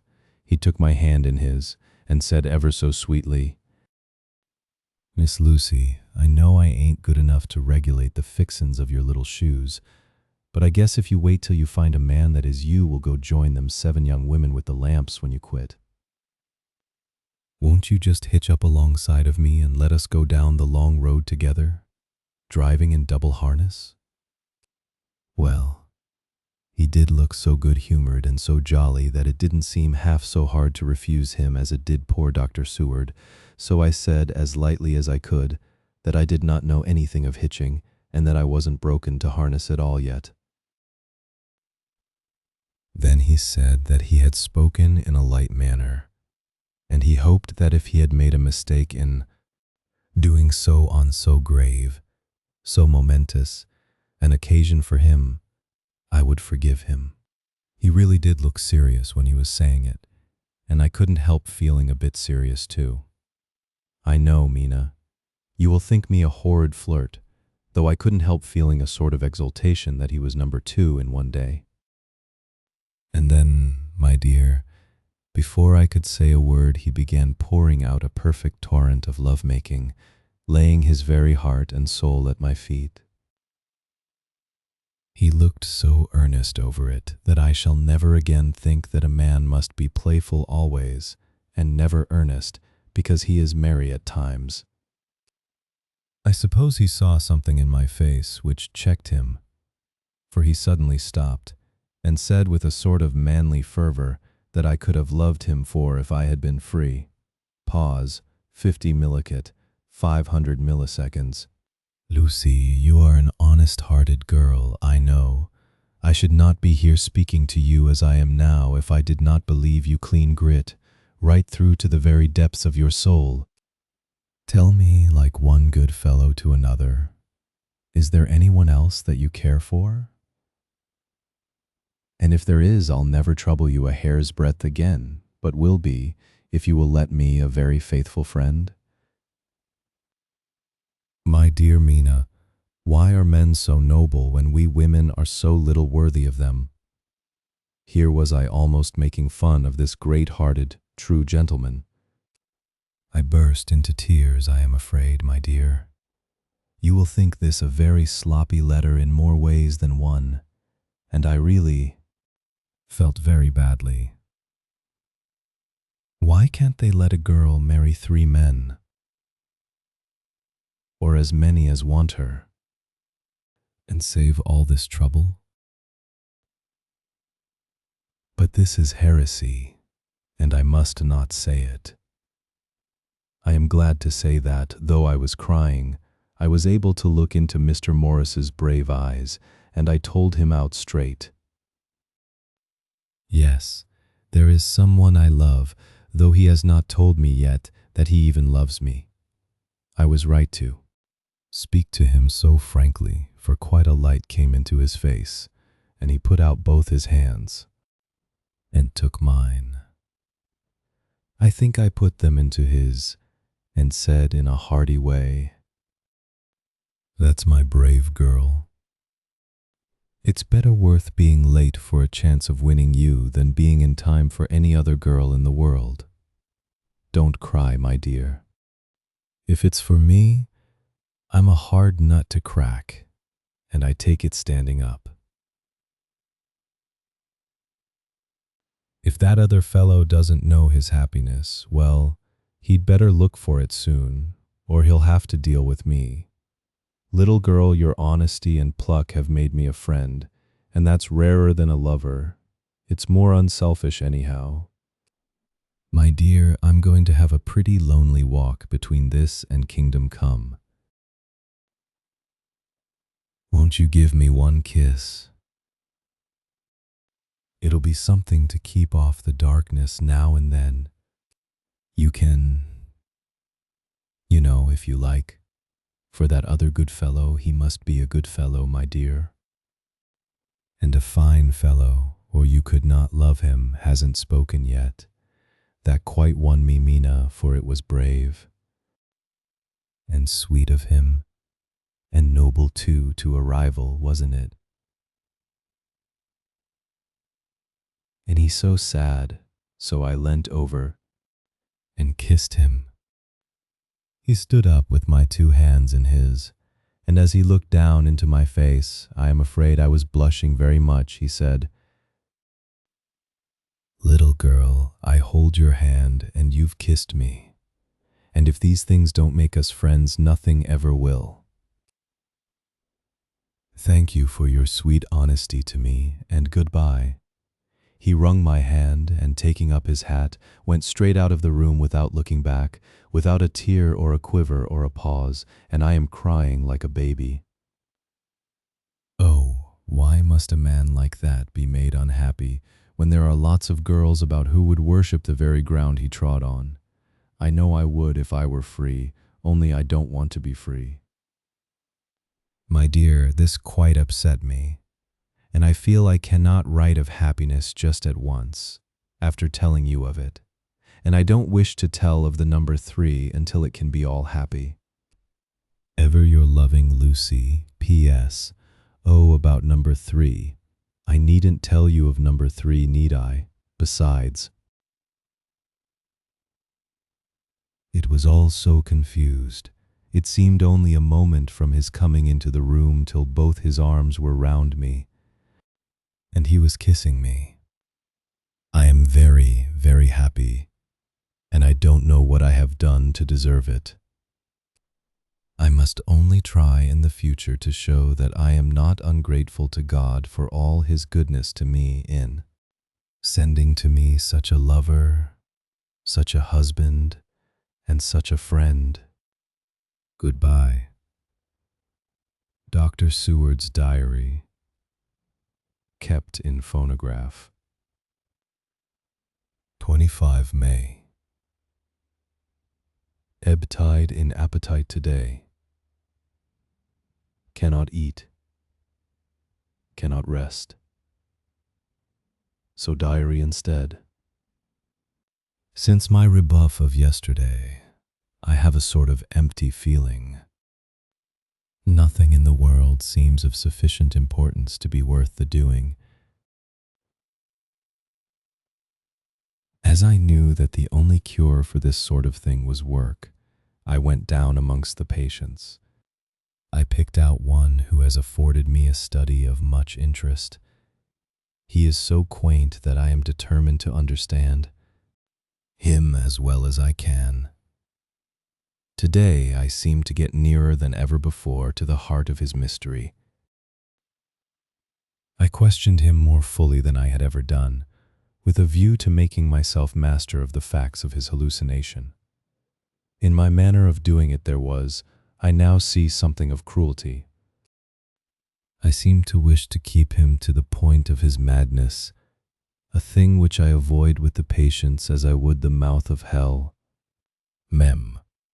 Under what circumstances would I not avoid the pit of hell? Omnia Romae venalia sunt. Hell has its price. Verb.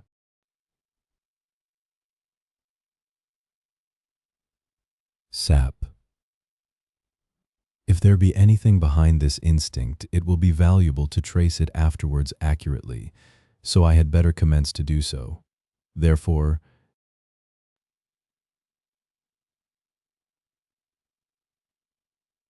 R.M.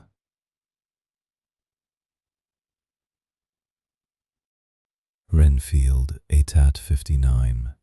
Sanguine temperament. great physical strength, morbidly excitable, periods of gloom ending in some fixed idea which I cannot make out. I presume that the sanguine temperament itself and the disturbing influence end in a mentally accomplished finish. A possibly dangerous man, probably dangerous if unselfish. In selfish men, caution is as secure an armor for their foes as for themselves. What I think of on this point is pause equals 500 milliseconds. When self is the fixed point, the centripetal force is balanced with the centrifugal. When duty, a cause, etc. is the fixed point, the latter force is paramount, and only accident or a series of accidents can balance it. Letter Quincy P. Morris to Hanan. Arthur Holmwood. 25th of May. My dear Art, we've told yarns by the campfire in the prairies and dressed one another's wounds after trying a landing at the Marquesas and drunk healths on the shore of Titicaca. There are more yarns to be told and other wounds to be healed and another health to be drunk. Won't you let this be at my campfire tomorrow night? I have no hesitation in asking you, as I know a certain lady is engaged to a certain dinner party and that you are free. There will only be one other, our old pal at the Korea, Jack Seward. He's coming too, and we both want to mingle our weeps over the wine cup and to drink a health with all our hearts to the happiest man in all the wide world, who has won the noblest heart that God has made, and the best worth winning. We promise you a hearty welcome, and a loving greeting, and a health as true as your own right hand. We shall both swear to leave you at home if you drink too deep to a certain pair of eyes. Come. Yours, as ever and always, Quincy P. Morris. Telegram from Arthur Holmwood to Quincy P. Morris. 26th May. Count me in every time. I bear messages which will make both your ears tingle. Art. Chapter 6. Mina Murray's Journal. 24 July. Whitby. Lucy met me at the station, looking sweeter and lovelier than ever, and we drove up to the house at the Crescent in which they have rooms.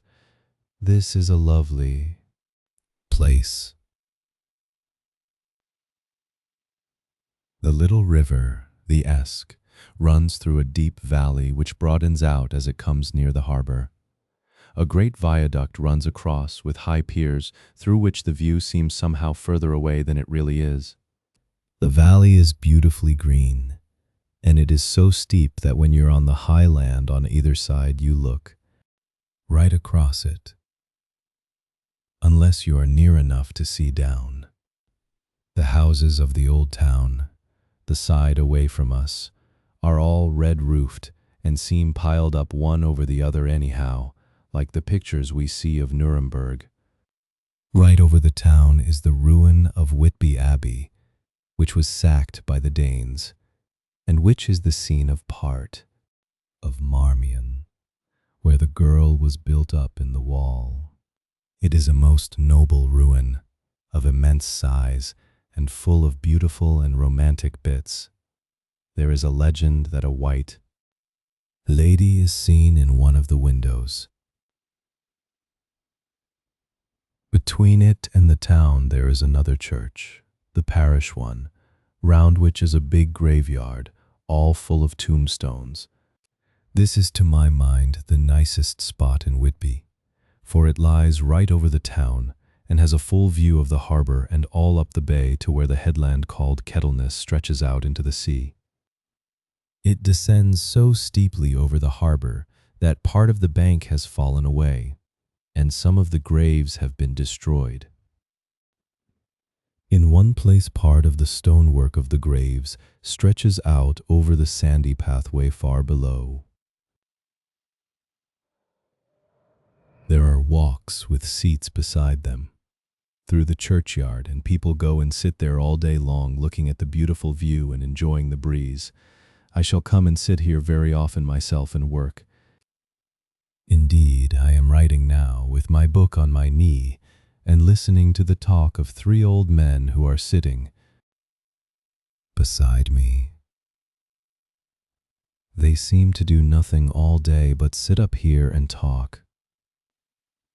The harbor lies below me, with on the far side one long granite wall stretching out into the sea, with a curve outwards at the end of it, in the middle of which is a lighthouse.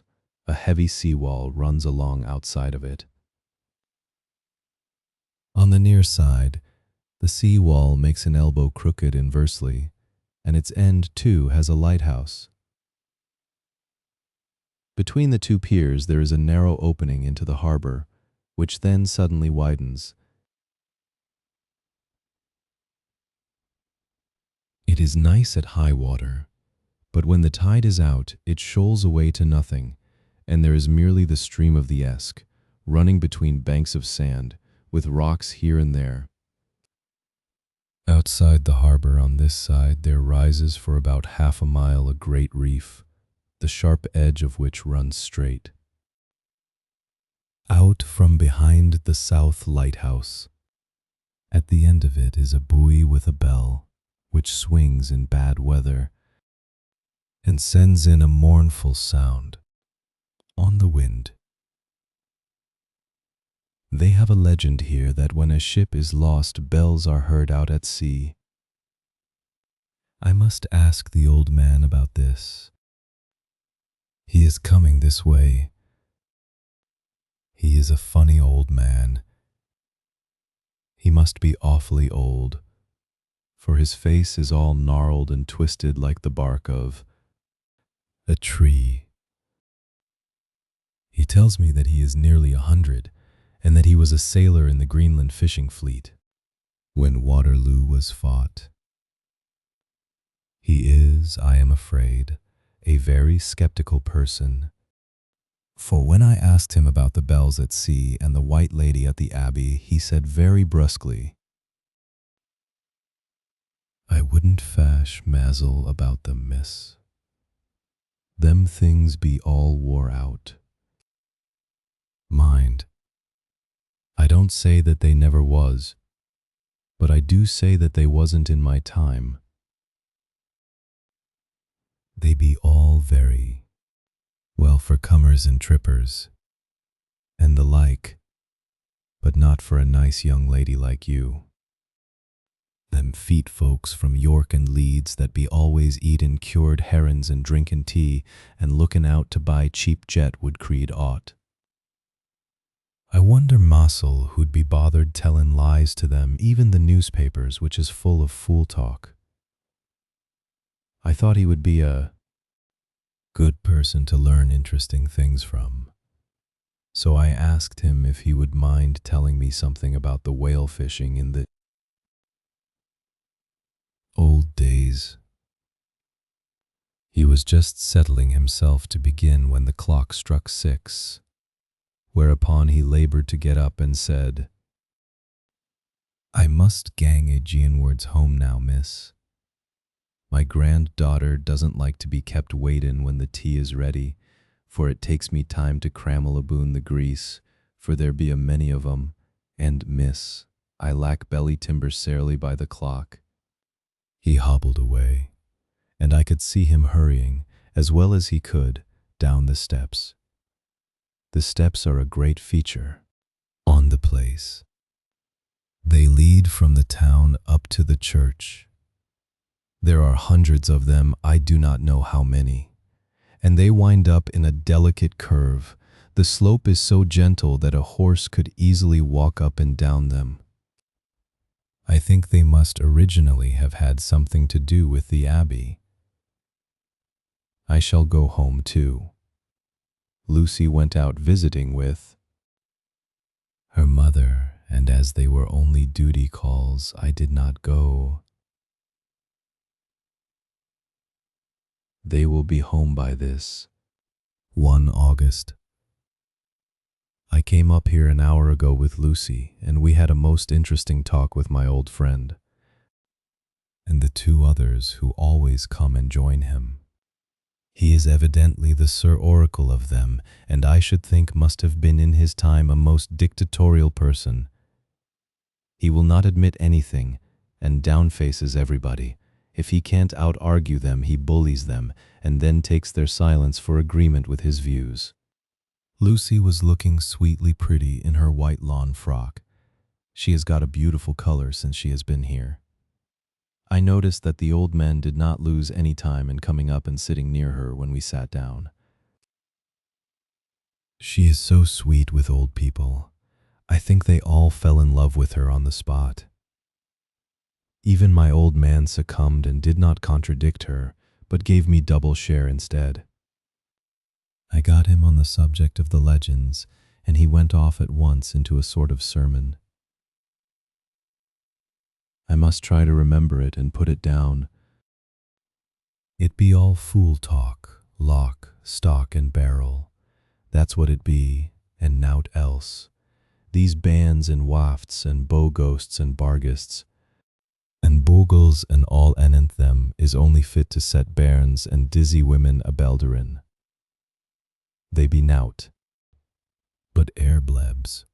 They and all grims and signs and warnin's be all invented by parsons and ilsome boik-bodies and railway toters to skeer and scunner halflins, and to get folks to do something that they don't other incline to. It makes me ireful to think o' them. Why, it's them that, not content with printin' lies on paper and preachin' them out of pulpits, does want to be cutting them on the tombstones.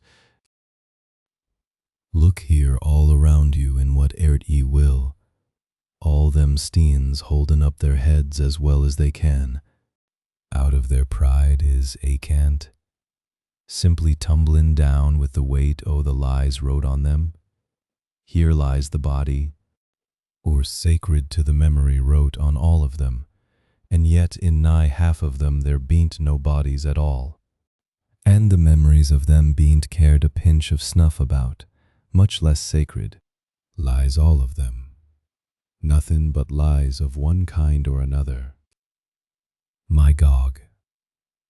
But it'll be a quare scouterment at the day of judgment when they come tumblin' up in their death sarks, all juped together and trying to drag their tombsteins with them to prove how good they was.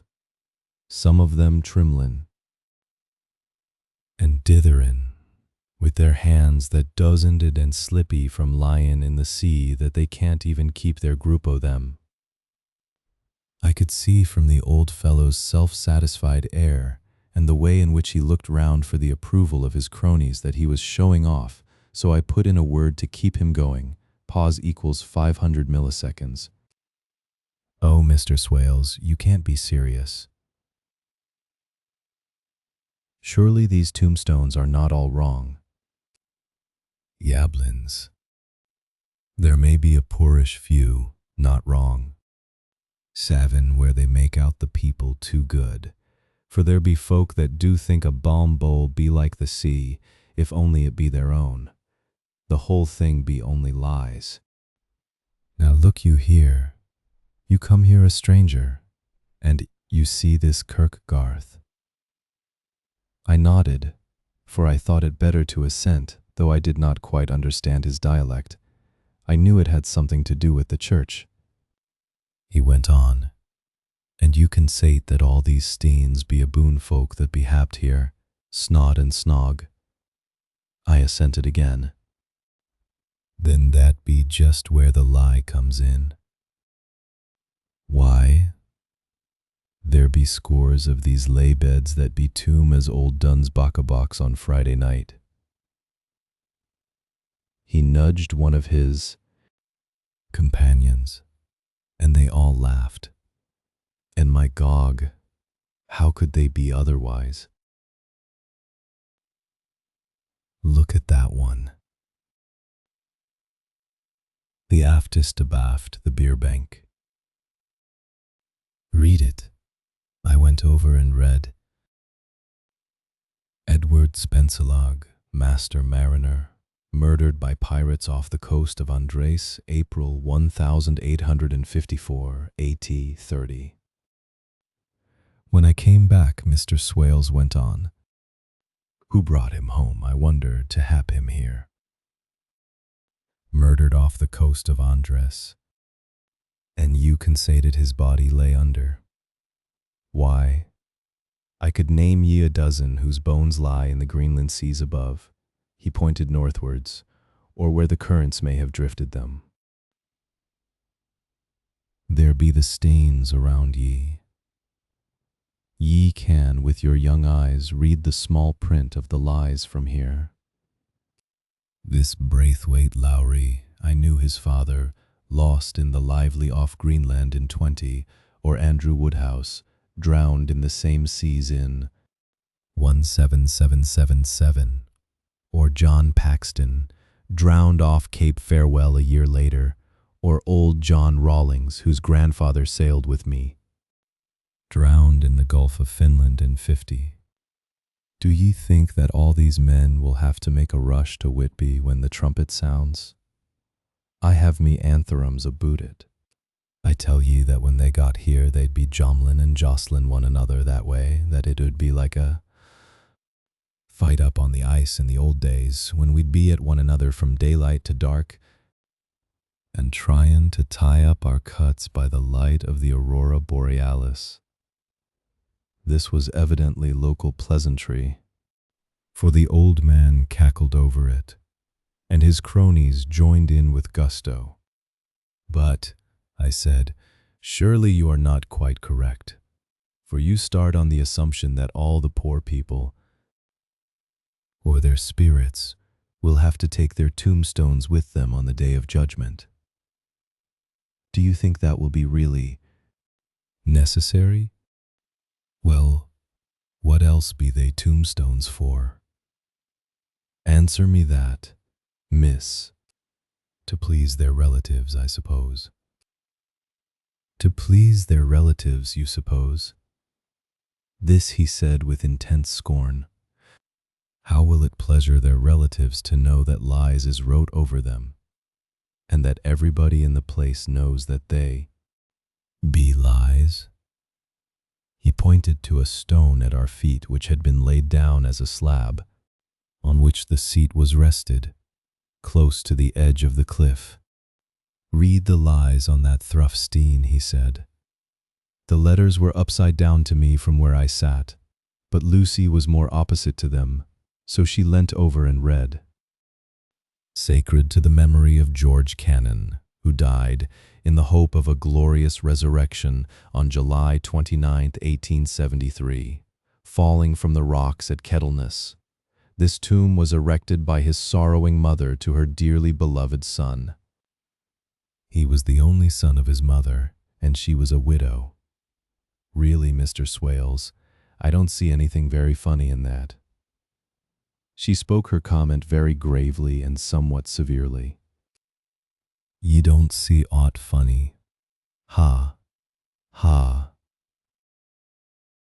But that's because ye don't gom the sorrowin' mother was a hellcat that hated him because he was a crooked, a regular lamiter he was, and he hated her. So that he committed suicide in order that she mightn't get an insurance she put on his life. He blew nigh the top of his head off with an old musket that they had for scarin' the crows with. 'Twarn't for crows then, for it brought the clegs and the doups to him. That's the way he fell off the rocks. And as to hopes of a glorious resurrection, I've often heard him say mazel that he hoped he'd go to hell. For his mother was so pious that she'd be sure to go to heaven, and he didn't want to addle where she was. Now isn't that Stian at any rate? He hammered it with his stick as he spoke, a pack of lies, and won't it make Gabriel keckle when Geordie comes pantin' up the grease with the tombstone balanced on his hump and asks it to be took as evidence? I did not know what to say, but Lucy turned the conversation as she said, rising up, "Oh, why did you tell us of this? It is my favorite seat, and I cannot leave it, and now I find I must go on sitting over the grave of a suicide. That won't harm ye, my pretty, and it may make poor Geordie gladsome to have so trim a lass sittin' on his lap. That won't hurt ye."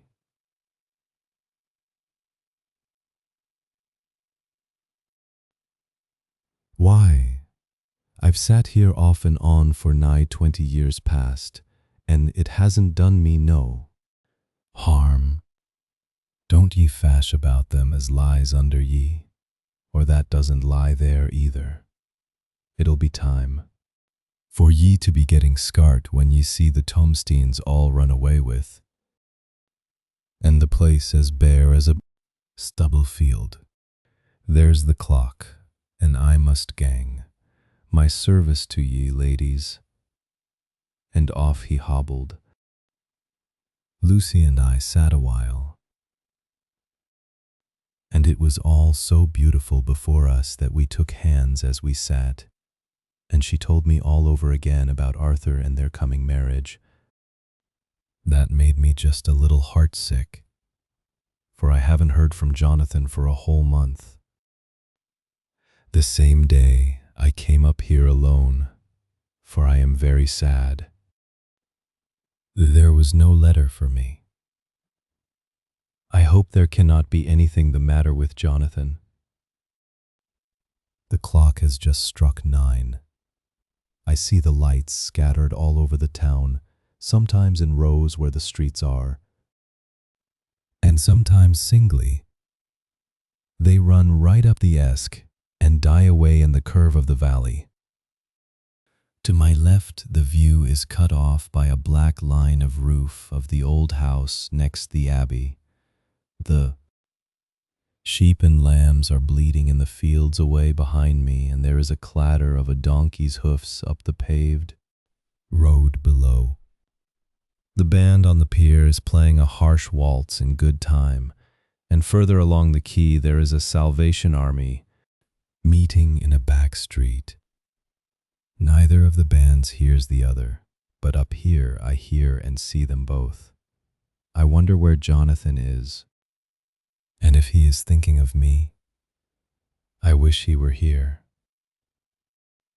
D.R. Seward's Diary, 5 June. The case of Renfield grows more interesting the more I get to understand the man.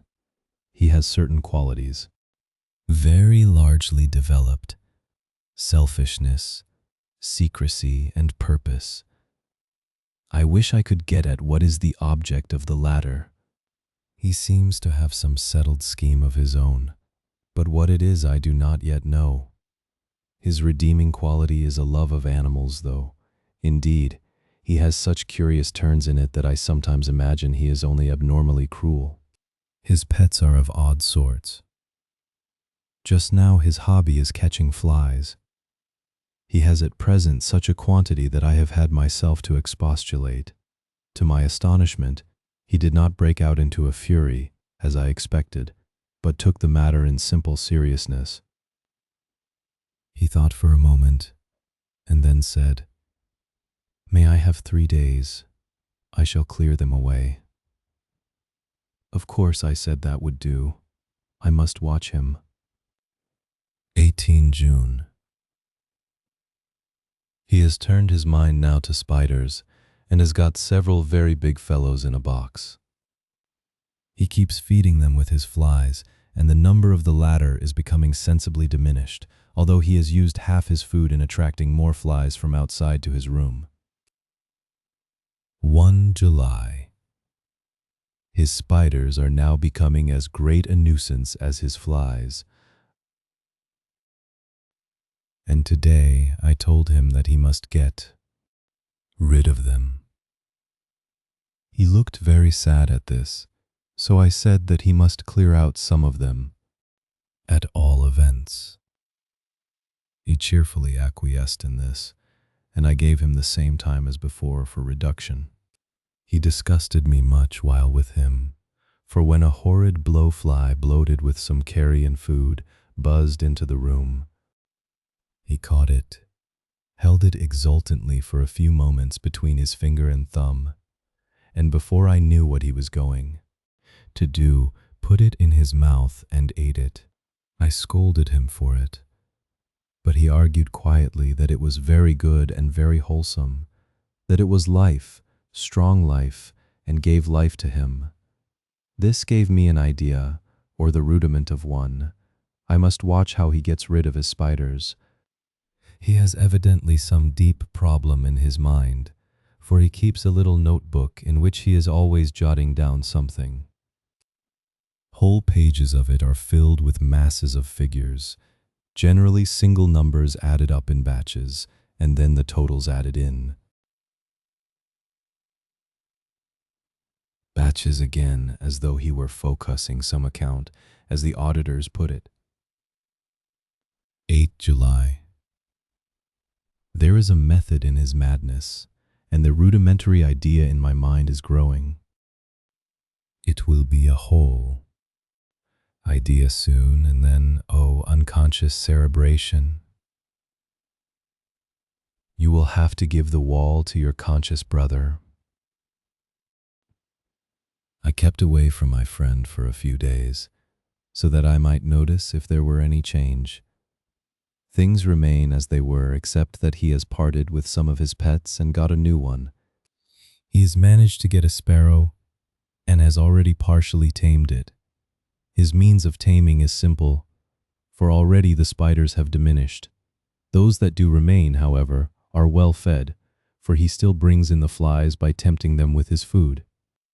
19th July. We are progressing. My friend has now a whole colony of sparrows, and his flies and spiders are almost obliterated. When I came in, he ran to me and said he wanted to ask me a great favor, a very, very great favor, and as he spoke, he fawned on me like a dog. I asked him what it was, and he said, with a sort of rapture in his voice and bearing, "A kitten, a nice little, sleek, playful kitten that I can play with and teach and feed and feed and feed." I was not unprepared for this request, for I had noticed how his pets went on increasing in size and vivacity, but I did not care that his pretty family of tame sparrows should be wiped out in the same manner as the flies and the spiders. So I said I would see about it, and asked him if he would not rather have a cat than a kitten. His eagerness betrayed him as he answered, "Oh yes, I would like a cat. I only asked for a kitten lest you should refuse me a cat." No one would refuse me a kitten, would they? I shook my head and said that at present I feared it would not be possible, but that I would see about it. His face fell, and I could see a warning of danger in it, for there was a sudden fierce sidelong look which meant killing. The man is an undeveloped homicidal maniac. I shall test him with his present craving and see how it will work out. Then I shall know more.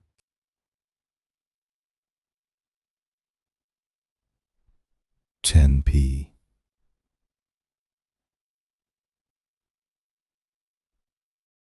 M. Art. I have visited him again and found him sitting in a corner brooding. When I came in, he threw himself on his knees before me and implored me to let him have a cat, that his salvation depended upon it. I was firm, however, and told him that he could not have it, whereupon he went without a word and sat down, gnawing his fingers, in the corner where I had found him. I shall see him in the morning early. 20th July. Visited Renfield very early, before the attendant went his rounds. Found him up and humming a tune. He was spreading out his sugar, which he had saved in the window, and was manifestly beginning his fly-catching again, and beginning it cheerfully and with a good grace. I looked around for his birds, and not seeing them, asked him where they were. He replied, without turning round, that they had all flown away.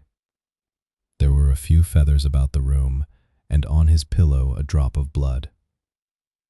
I said nothing, but went and told the keeper to report to me if there were anything odd about him during the day. 11a.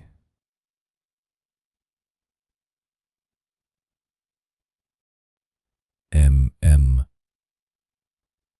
The attendant has just been to me to say that Renfield has been very sick and has disgorged a whole lot of feathers. My belief is, doctor, he said, that he has eaten his birds and that he just took and ate them raw.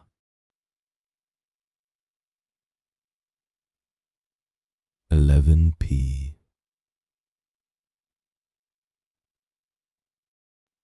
I'm, quote,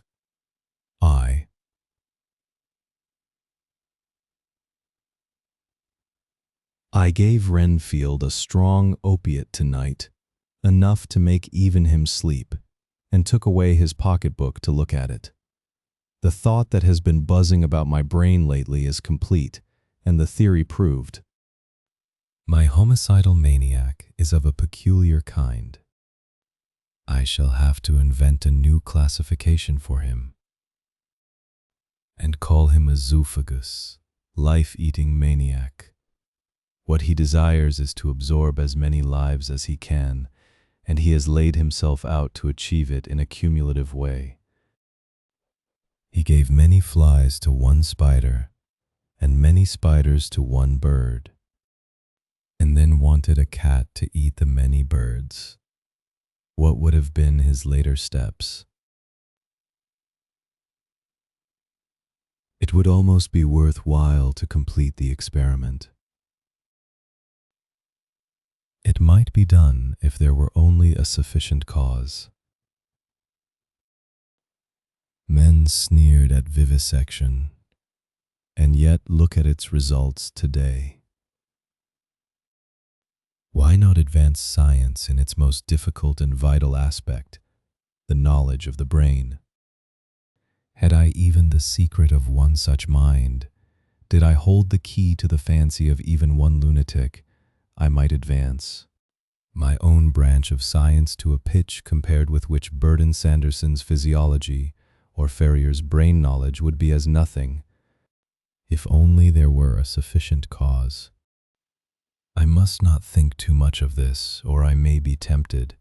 A good cause might turn the scale with me, for may not I too be of an exceptional brain, congenitally? How well the man reasoned! Lunatics always do within their own scope.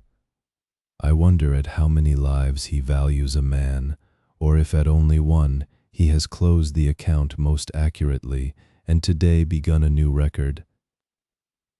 How many of us begin a new record with each day of our lives? To me it seems only yesterday that my whole life ended with my new hope, and that truly I began a new record. So it will be until the great recorder sums me up and closes my ledger account with a balance to profit or loss.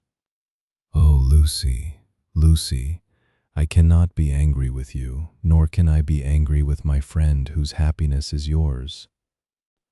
But I must only wait on hopeless and work. Work. Work.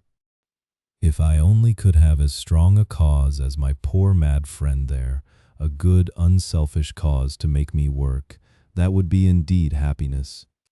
Mina Murray's Journal. 26 July. I am anxious, and it soothes me to express myself here. It is like whispering to one's self and listening at the same time. And there is also something about the shorthand symbols that makes it different from writing. I am unhappy about Lucy and about Jonathan. I had not heard from Jonathan for some time and was very concerned, but yesterday dear Mr. Hawkins, who is always so kind, sent me a letter from him. I had written asking him if he had heard, and he said the enclosed had just been received. It is only a line dated from Castle Dracula, and says that he is just starting for home. That is not like Jonathan. I do not understand it, and it makes me uneasy. Then too, Lucy, although she is so well, has lately taken to her old habit of walking in her sleep. Her mother has spoken to me about it, and we have decided that I am to lock the door of our room every night. Mrs. Westenra has got an idea that sleepwalkers always go out on roofs of houses and along the edges of cliffs, and then get suddenly wakened and fall over with a despairing cry that echoes all over the place. Poor dear, she is naturally anxious about Lucy, and she tells me that her husband, Lucy's father, had the same habit, that he would get up in the night and dress himself and go out, if he were not stopped.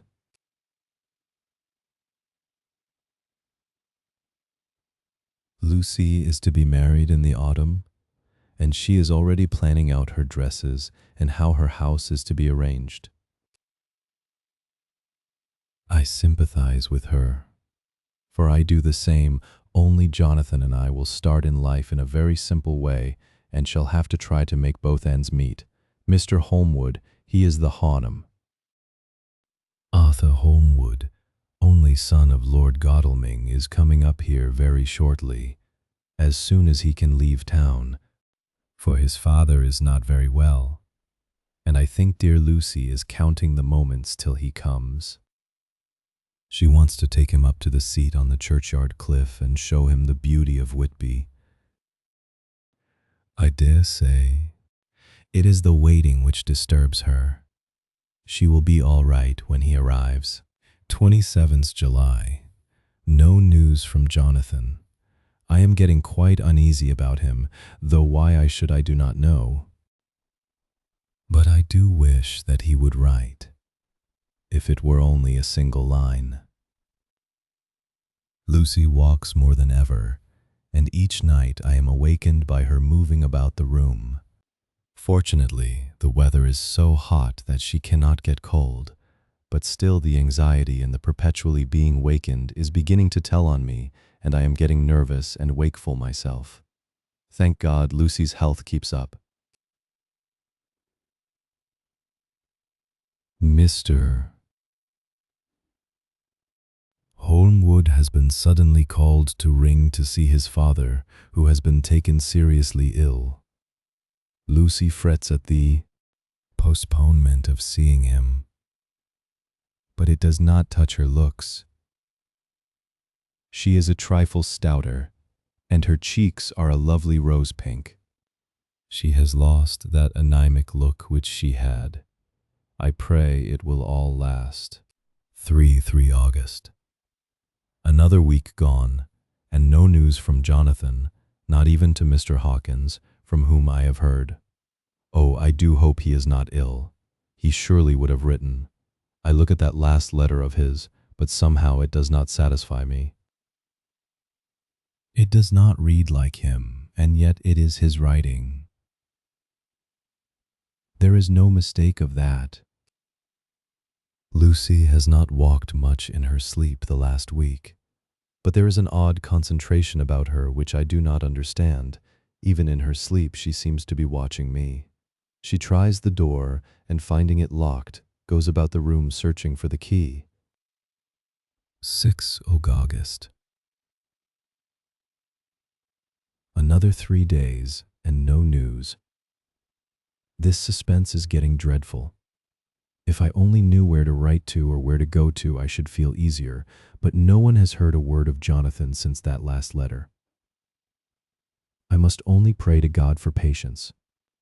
Lucy is more excitable than ever, but is otherwise well.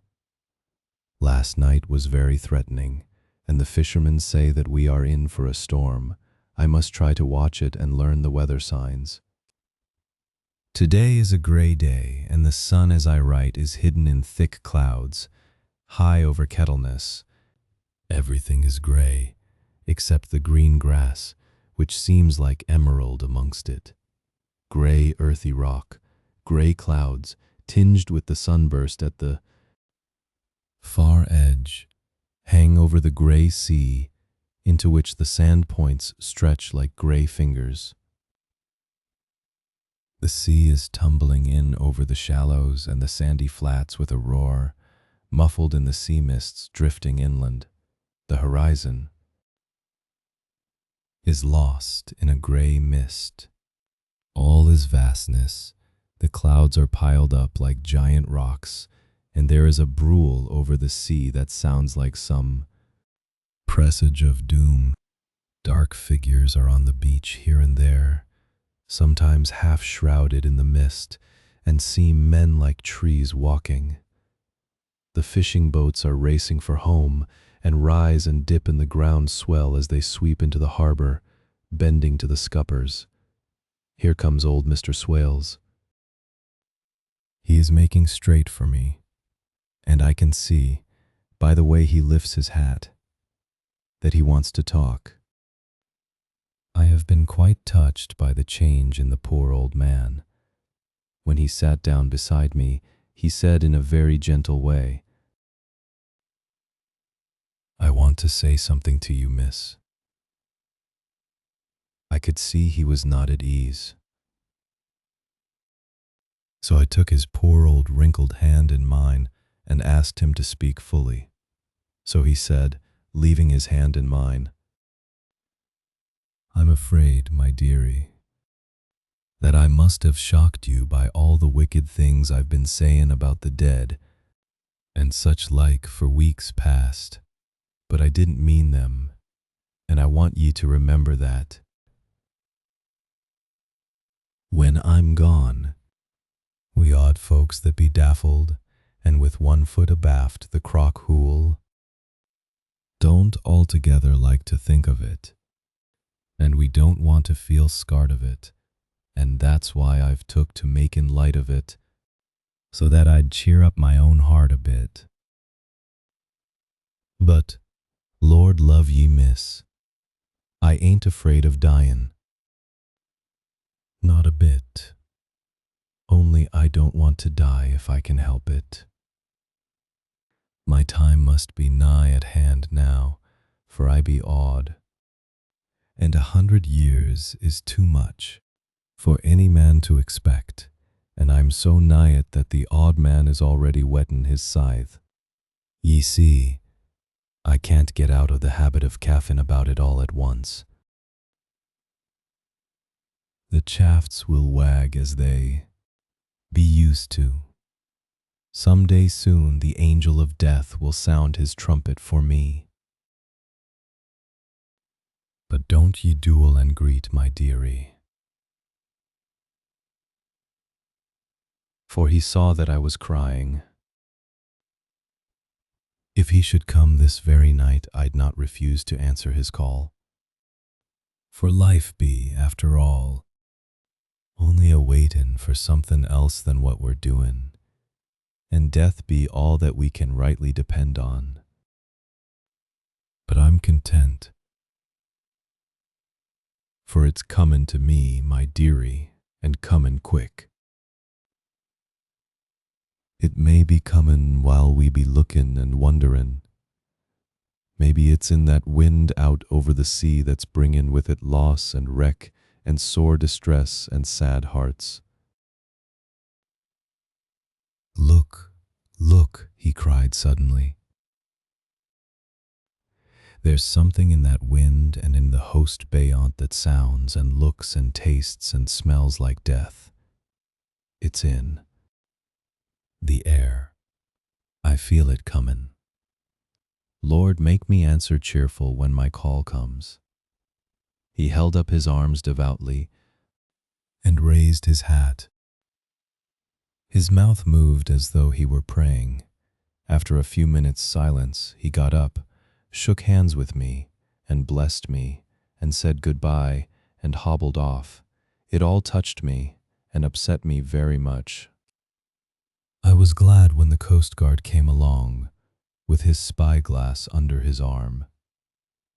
He stopped to talk with me, as he always does, but all the time kept looking at a strange ship. "I can't make her out," he said. "She's a Russian by the look of her, but she's knocking about in the queerest way.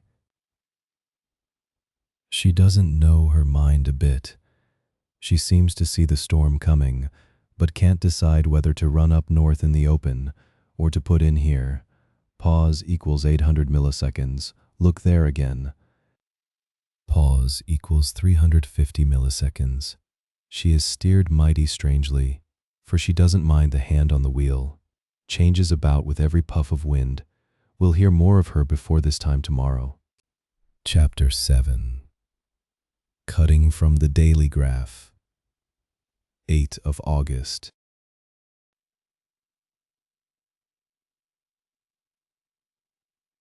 From a correspondent, Whitby.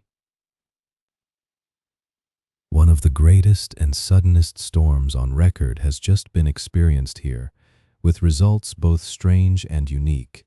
The weather had been somewhat sultry, but not to any degree uncommon in the month of August.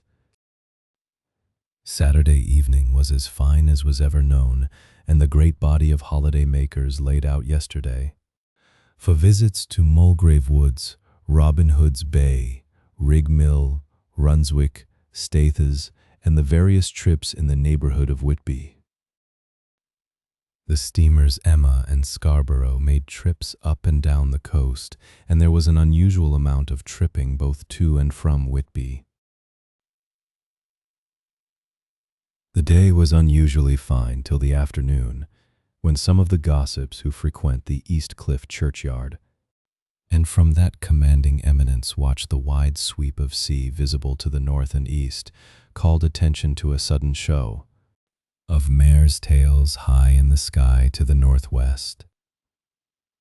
The wind was then blowing from the southwest in the mild degree which in barometrical language is ranked No. 2. Light breeze. The Coast Guard on duty at once made report, and one old fisherman, who for more than half a century has kept watch on weather signs from the East Cliff, foretold in an emphatic manner the coming of a sudden storm. The approach of sunset was so very beautiful, so grand in its masses of splendidly colored clouds, that there was quite an assemblage on the walk along the cliff in the old churchyard to enjoy the beauty. Before the sun dipped below the black mass of Kettleness, standing boldly athwart the western sky, its downward way was marked by myriad clouds of every sunset color, flame, purple, pink, green, violet, and all the tints of gold, with here and there masses not large but of seemingly absolute blackness, in all sorts of shapes, as well outlined as colossal silhouettes. The experience was not lost on the painters, and doubtless some of the sketches of the prelude to the great storm will grace the R.A. and R.I. walls in May next. More than one captain made up his mind then and there that his cobble or his mule, as they termed the different classes of boats, would remain in the harbor till the storm had passed. The wind fell away entirely during the evening, and at midnight there was a dead calm, a sultry heat, and that prevailing intensity which, on the approach of thunder, affects persons of a sensitive nature. There were but few lights in sight at sea, for even the coasting steamers, which usually hug the shore so closely, kept well to seaward, and but few fishing boats were in sight. The only sail noticeable was a foreign schooner with all sails set, which was seemingly going westwards. The foolhardiness or ignorance of her officers was a prolific theme for comment whilst she remained in sight, and efforts were made to signal her to reduce sail in face of her danger. Before the night shut down, she was seen with sails idly flapping as she gently rolled on the undulating swell of the sea, as idle as a painted ship upon a painted ocean. Shortly before 10 o'clock, the stillness of the air grew quite oppressive, and the silence was so marked that the bleating of a sheep inland or the barking of a dog in the town was distinctly heard, and the band on the pier, with its lively French air, was like a discord in the great harmony of nature's silence. A little after midnight came a strange sound from over the sea, and high overhead the air began to carry a strange, faint, hollow booming. Then, without warning, the tempest broke, with a rapidity which, at the time, seemed incredible, and even afterwards is impossible to realize. The whole aspect of nature at once became convulsed. The waves rose in growing fury, each overtopping its fellow, till in a very few minutes the lately glassy sea was like a roaring and devouring monster. White-crested waves beat madly on the level sands and rushed up the shelving cliffs. Others broke over the piers and with their spume swept the lanthorns of the lighthouses which rise from the end of either pier of Whitby Harbor. The wind roared like thunder, and blew with such force that it was with difficulty that even strong men kept their feet, or clung with grim clasp to the iron stanchions.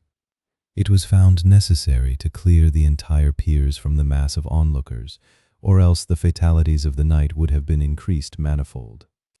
To add to the difficulties and dangers of the time, masses of sea fog came drifting inland, white, wet clouds, which swept by in ghostly fashion, so dank and damp and cold that it needed but little effort of imagination to think that the spirits of those lost at sea were touching their living brethren with the clammy hands of death, and many a one shuddered as the wreaths of sea mist swept by. At times the mist cleared, and the sea for some distance could be seen in the glare of the lightning, which now came thick and fast, followed by such sudden peals of thunder that the whole sky overhead seemed trembling under the shock of the footsteps of the storm. Some of the scenes thus revealed were of immeasurable grandeur and of absorbing interest, the sea running mountains high, through skywards with each wave mighty masses of white foam, which the tempest seemed to snatch at and whirl away into space. Here and there a fishing boat, with a rag of sail, running madly for shelter before the blast, now and again the white wings of a storm-tossed sea-bird. On the summit of the east cliff, the new searchlight was ready for experiment, but had not yet been tried. The officers in charge of it got it into working order. Pause equals 500 milliseconds, and in the pauses of the inrushing mist swept with it the surface of the sea. Once or twice its service was most effective, as when a fishing boat, with gunwale under water, rushed into the harbor, able by the guidance of the sheltering light to avoid the danger of dashing against the piers. As each boat achieved the safety of the port, there was a shout of joy from the mass of people on shore, a shout which for a moment seemed to cleave the gale and was then swept away in its rush. Before long, the searchlight discovered some distance away a schooner with all sails set, apparently the same vessel which had been noticed earlier in the evening. The wind had by this time backed to the east, and there was a shudder amongst the watchers on the cliff as they realized the terrible danger in which she now was. Between her and the port lay the great flat reef on which so many good ships have from time to time suffered, and, with the wind blowing from its present quarter, it would be quite impossible that she should fetch the entrance of the harbor. It was now nearly the hour of high tide, but the waves were so great that in their troughs the shallows of the shore were almost visible, and the schooner, with all sails set, was rushing with such speed that, in the words of one old salt, she must fetch up somewhere, if it was only in hell. Then came another rush of sea fog, greater than any hitherto, a mass of dank mist, which seemed to close on all things like a grey pall, and left available to men only the organ of hearing, for the roar of the tempest, and the crash of the thunder, and the booming of the mighty billows came through the damp oblivion even louder than before. The rays of the searchlight were kept fixed on the harbor mouth across the east pier, where the shock was expected, and men waited breathless. The wind suddenly shifted to the northeast, and the remnant of the sea fog melted in the blast, and then Mirabelli dictu, between the piers, leaping from wave to wave as it rushed at headlong speed, swept the strange schooner before the blast, with all sail set, and gained the safety of the harbor. The searchlight followed her, and a shudder ran through all who saw her, for lashed to the helm was a corpse, with drooping head, which swung horribly to and fro at each motion of the ship. No other form could be seen on deck. At all, a great awe came on all as they realized that the ship, as if by a miracle, had found the harbor, unsteered save by the hand of a dead man. However, all took place more quickly than it takes to write these words. The schooner paused not, but rushing across the harbor, pitched herself on that accumulation of sand and gravel washed by many tides and many storms into the southeast corner of the pier jutting under the east cliff, known locally as Tate Hill Pier. There was, of course, a considerable concussion as the vessel drove up on the sand heap. Every spar, rope, and stay was strained, and some of the top hammer came crashing down. But, strangest of all, the very instant the shore was touched, an immense dog sprang up on deck from below, as if shot up by the concussion, and running forward, jumped from the bow on the sand, making straight for the steep cliff where the churchyard hangs over the laneway to the east pier, so steeply that some of the flat tombstones, thruffsteins or throughstones, as they call them in the Whitby vernacular, actually project over where the sustaining cliff has fallen away. It disappeared in the darkness, which seemed intensified just beyond the focus of the searchlight. It so happened that there was no one at the moment on Tate Hill Pier, as all those whose houses are in close proximity were either in bed or were out on the heights above. Thus the Coast Guard on duty on the eastern side of the harbor, who at once ran down to the little pier, was the first to climb on board. The men working the searchlight, after scouring the entrance of the harbor without seeing anything, then turned the light on the derelict, and kept it there. The Coast Guard ran aft, and when he came beside the wheel, bent over to examine it, and recoiled at once as though under some sudden emotion. This seemed to pique general curiosity, and quite a number of people began to run. It is a good way round from the West Cliff by the drawbridge to Tate Hill Pier, but your correspondent is a fairly good runner, and came well ahead of the crowd. When I arrived, however, I found already assembled on the pier a crowd, whom the Coast Guard and police refused to allow to come on board. By the courtesy of the chief boatman, I was, as your correspondent, permitted to climb on deck, and was one of a small group who saw the dead seaman whilst actually lashed to the wheel. It was no wonder that the Coast Guard was surprised, or even awed, for not often can such a sight have been seen. The man was simply fastened by his hands, tied one over the other, to a spoke of the wheel. Between the inner hand and the wood was a crucifix, the set of beads on which it was fastened being around both wrists and wheel, and all kept fast by the binding cords. The poor fellow may have been seated at one time, but the flapping and buffeting of the sails had worked through the rudder of the wheel and dragged him to and fro, so that the cords with which he was tied had cut the flesh to the bone. Accurate note was made of the state of things, and a doctor, Surgeon J.M. Caffin, of 33, East Elliott Place, who came immediately after me, declared, after making examination, that the man must have been dead for quite 2 days. In his pocket was a bottle, carefully corked, empty save for a little roll of paper, which proved to be the addendum to the log. The Coast Guard said the man must have tied up his own hands, fastening the knots with his teeth. The fact that a Coast Guard was the first on board may save some complications later on in the Admiralty Court, for Coast Guards cannot claim the salvage, which is the right of the first civilian entering on a derelict. Already, however, the legal tongues are wagging, and one young law student is loudly asserting that the rights of the owner are already completely sacrificed, his property being held in contravention of the statutes of Mortmain, since the tiller, as emblemship, if not proof of delegated possession, is held in a dead hand. It is needless to say that the dead steersman has been reverently removed from the place where he held his honorable watch and ward till death, a steadfastness as noble as that of the young Casabianca, and placed in the mortuary to await inquest. Already the sudden storm is passing, and its fierceness is abating. Crowds are scattering homeward, and the sky is beginning to redden over.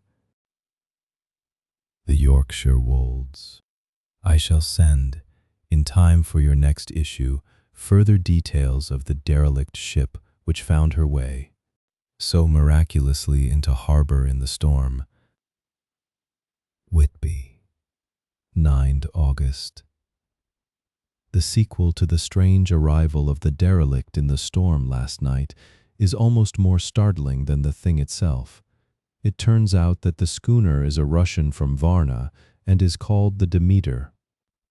She is almost entirely in ballast of silver sand, with only a small amount of cargo, a number of great wooden boxes filled with mold.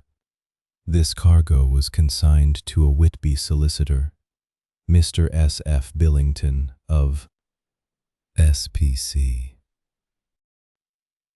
A., which is very strong in Whitby, have tried to befriend the animal. To the general disappointment, however, it was not to be found. It seems to have disappeared entirely from the town. It may be that it was frightened and made its way onto the moors, where it is still hiding in terror. There are some who look with dread on such a possibility, lest later on it should in itself become a danger, for it is evidently a fierce brute.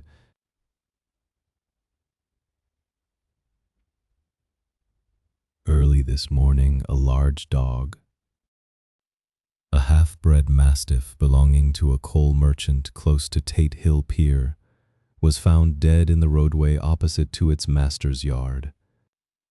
It had been fighting and manifestly had had a savage opponent, for its throat was torn away, and its belly was slid open as if with a savage claw.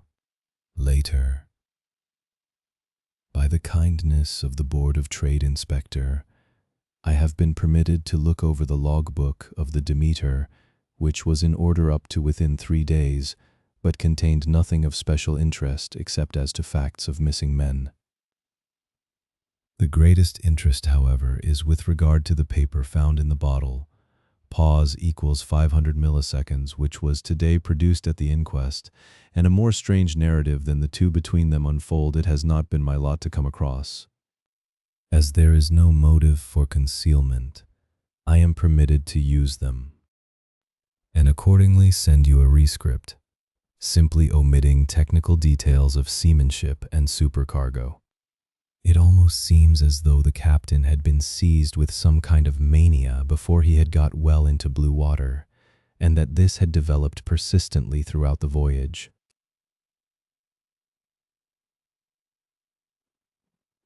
Of course, my statement must be taken cum grano. Since I am writing from the dictation of a clerk of the Russian consul, who kindly translated for me, time being short. Log of the Demeter. Varna to Whitby. Written 18th July. Things so strange happening that I shall keep accurate note henceforth till we land. On 6th July we finished taking in cargo, silver sand and boxes of earth. At noon set sail. East wind fresh. Crew. 5 hands. 2 mates, cook and myself. Captain. On 11 July at dawn entered Bosphorus. Boarded by Turkish customs officers. Bakshish. All correct. Underway at 4 p.m. On 12 July through Dardanelles. More customs officers and flagboat of guarding squadron. Bakshish again. Work of officers thorough, but quick.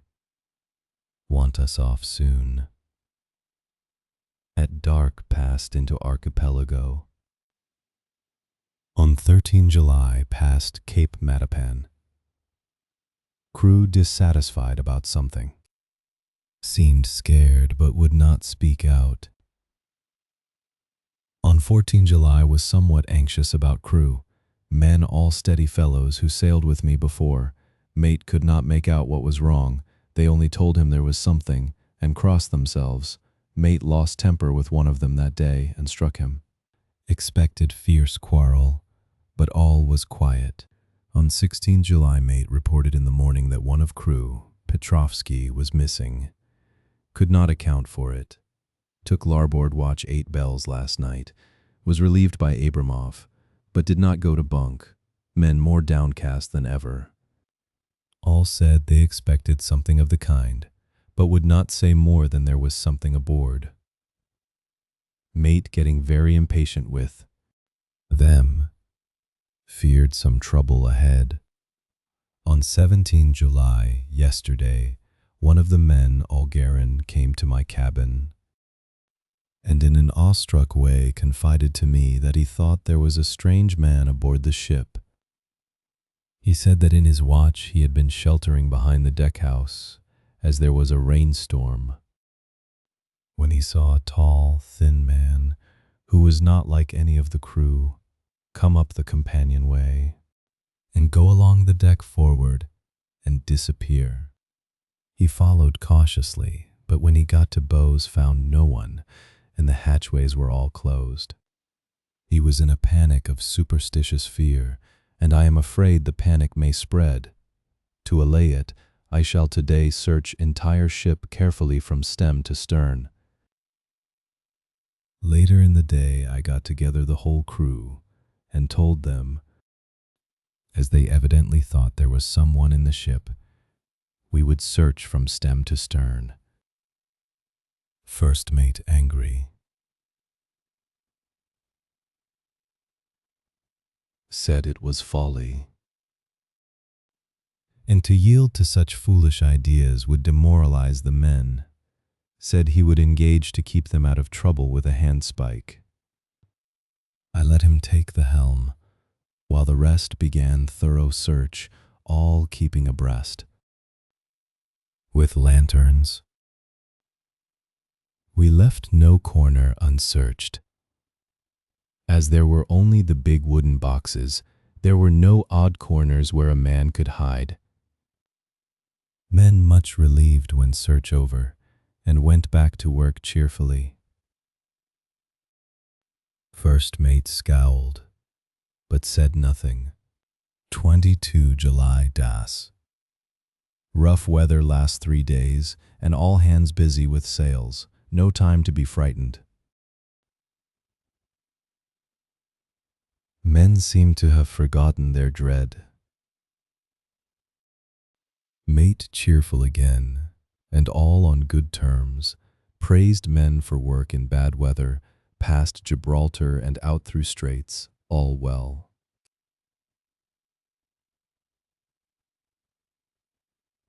24 July. There seems some doom over this ship.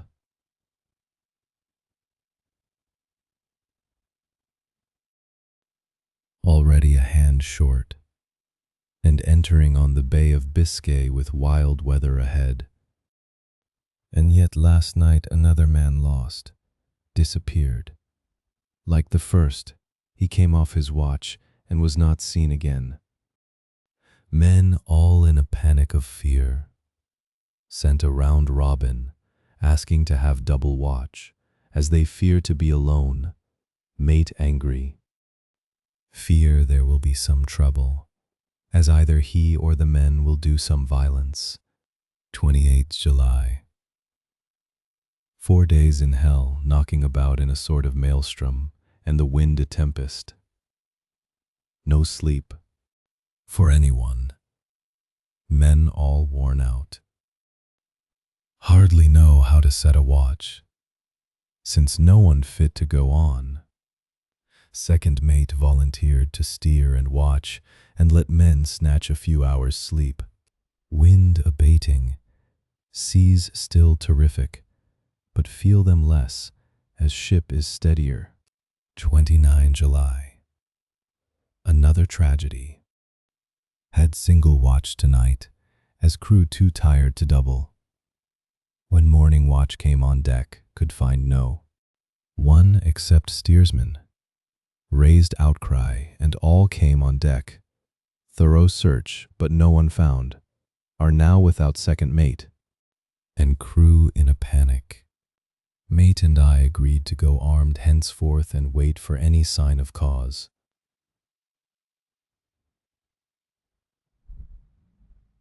30th July. Last night.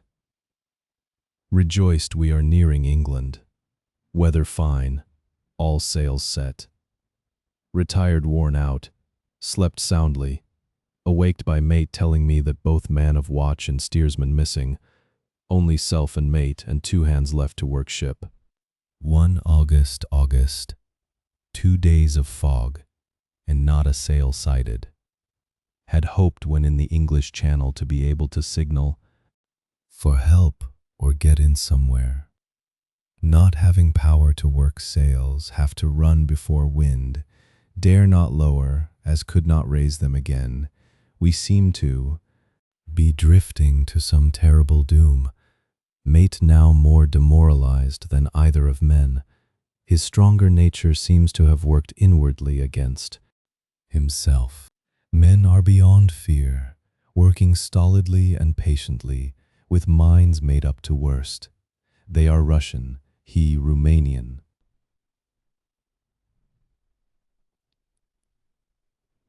3 August, midnight. Woke up from few minutes' sleep by hearing a cry, seemingly outside my port, could see nothing in fog, rushed on deck, and ran against mate. Tells me heard cry and ran, but no sign of man on watch. 1 more gone, Lord, help us. Mate says we must be past Straits of Dover, as in a moment of fog lifting he saw North Foreland. Just as he heard the man cry out, if so, we are now off in the North Sea, and only God can guide us in the fog, which seems to move with us, and God seems to have deserted us.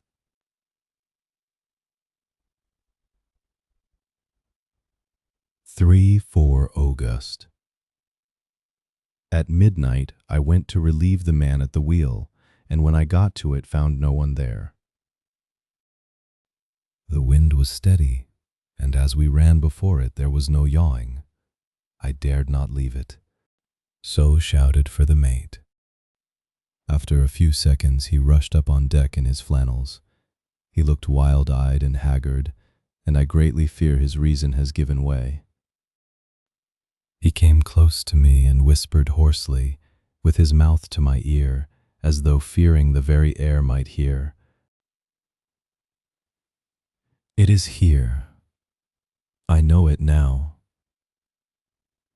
On the watch last night I saw it like a man, tall and thin and ghastly pale. It was in the boughs and looking out. I crept behind it and gave it my knife, but the knife went through it empty as the air, and as he spoke he took his knife and drove it savagely into space. Then he went on, but it is here, and I'll find it. It is in the hold, perhaps in one of those boxes. I'll unscrew them one by one and see. You work the helm, and, with a warning look and his finger on his lip, he went below. There was springing up a choppy wind, and I could not leave the helm.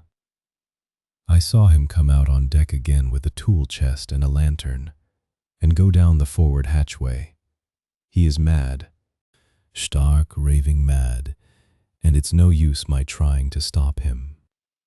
He can't hurt those big boxes. Pause equals 600 milliseconds. They are invoiced as clay, and to pull them about is as harmless a thing as he can do. So here I stay and mind the helm and write these notes. I can only trust in God and wait till the fog clears. Then, if I can't steer to any harbor with the wind that is, I shall cut down sails and lie by and signal for help.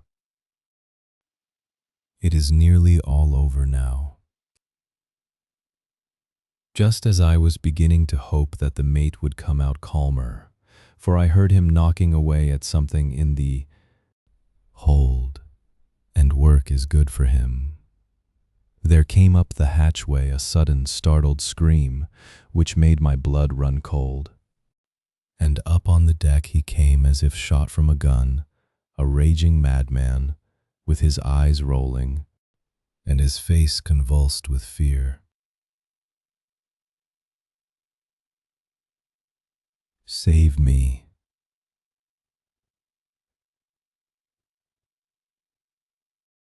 Save me, he cried, and then looked round on the blanket of fog. His horror turned to despair, and in a steady voice he said, "You had better come too, Captain, before it is too late. He is there, I know. The secret now. The sea will save me from him, and it is all that is left."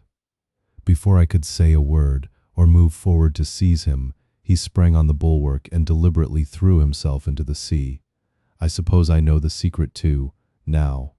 It was this madman who had got rid of the men one by one, and now he has followed them himself. God help me.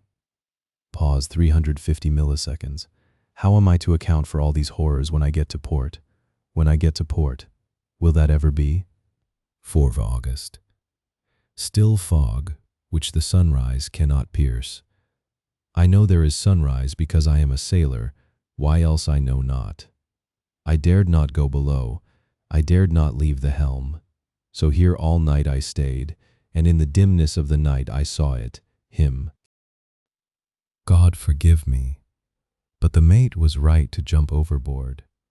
It was better to die like a man, to die like a sailor in blue water. No man can object. But I am captain, and I must not leave my ship. But I shall baffle this fiend or monster.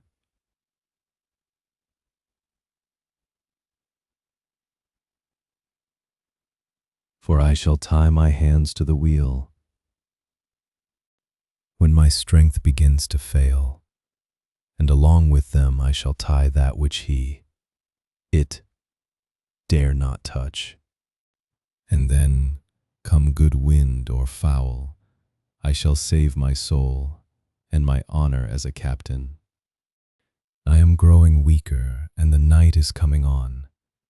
If he can look me in the face again, I may not have time to act.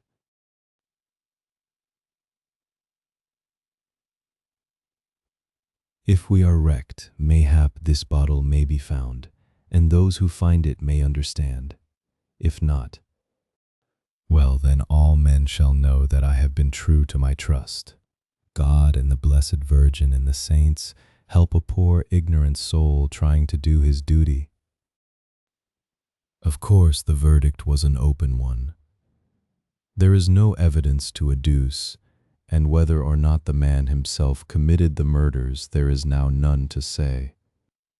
The folk here hold almost universally that the captain is simply a hero, and he is to be given a public funeral.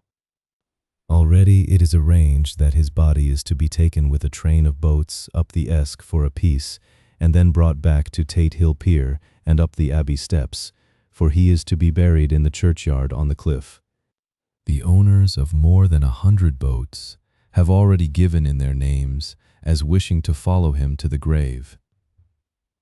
No trace has ever been found of the great dog, at which there is much mourning, for, with public opinion in its present state, he would, I believe, be adopted by the town. Tomorrow will see the funeral, and so will end this one more mystery of the sea. Mina Murray's Journal. 8 August. Lucy was very restless all night, and I too could not sleep. The storm was fearful, and as it boomed loudly among the chimney pots, it made me shudder. When a sharp puff came, it seemed to be like a distant gun. Strangely enough, Lucy did not wake, but she got up twice and dressed herself. Fortunately, each time I awoke in time and managed to undress her without waking her and got her back to bed. It is a very strange thing, this sleepwalking, for as soon as her will is thwarted in any physical way, her intention, if there be any, disappears, and she yields herself almost exactly to the routine of her life. Early in the morning we both got up and went down to the harbor to see if anything had happened in the night. There were very few people about, and though the sun was bright and the air clear and fresh, the big, grim-looking waves that seemed dark themselves because the foam that topped them was like snow forced themselves in through the narrow mouth of the harbor like a bullying man going through a crowd. Somehow I felt glad that Jonathan was not on the sea last night, but on land. But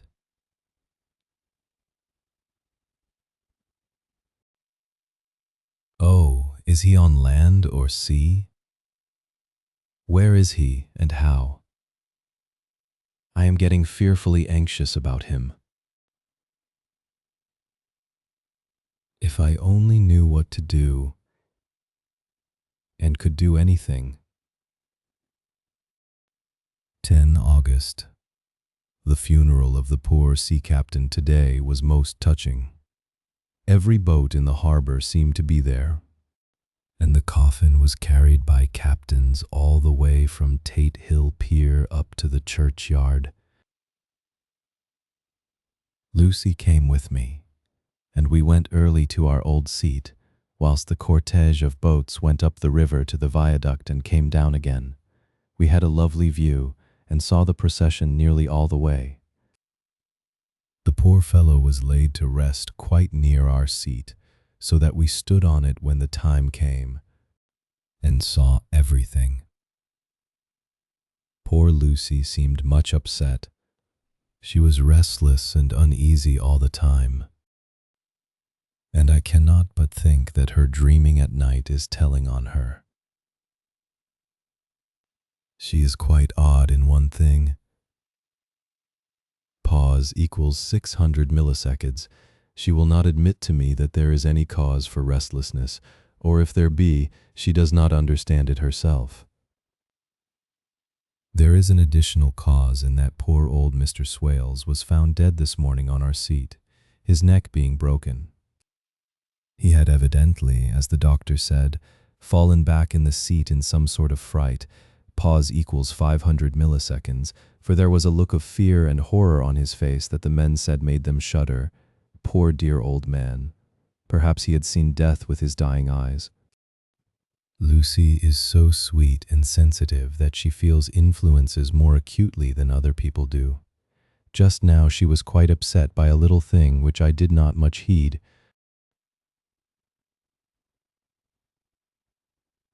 Though I am myself very fond of animals. One of the men who came up here often to look for the boats was followed by his dog. The dog is always with him. They are both quiet persons, and I never saw the man angry, nor heard the dog bark. During the service, the dog would not come to its master, who was on the seat with us, but kept a few yards off, barking and howling. Its master spoke to it gently, and then harshly, and then angrily. But it would neither come nor cease to make a noise. It was in a sort of fury, with its eyes savage, and all its hairs bristling out like a cat's tail when puss is on the warpath. Pause equals 800 milliseconds. Finally, the man, too, got angry and jumped down and kicked the dog, and then took it by the scruff of the neck and half dragged and half threw it on the tombstone on which the seat is fixed. The moment it touched the stone, the poor thing became quiet and fell all into a tremble. It did not try to get away, but crouched down, quivering and cowering, and was in such a pitiable state of terror that I tried, though without effect, to comfort it. Lucy was full of pity, too, but she did not attempt to touch the dog, but looked at it in an agonized sort of way. I greatly fear that she is of too supersensitive a nature to go through the world without trouble. She will be dreaming of this tonight, I am sure. The whole agglomeration of things. The ship steered into port by a dead man. His attitude, tied to the wheel with a crucifix. And beads, the touching funeral, the dog, now furious and now in terror, will all afford material for her dreams. I think it will be best for her to go to bed tired out physically, so I shall take her for a long walk by the cliffs to Robin Hood's Bay and back. She ought not to have much inclination for sleepwalking then. Chapter 8. Mina Murray's Journal. Same day, 11 o'clock p.m. Oh, but I am tired, if it were not that I had made my diary a duty I should not open it tonight. We had a lovely walk.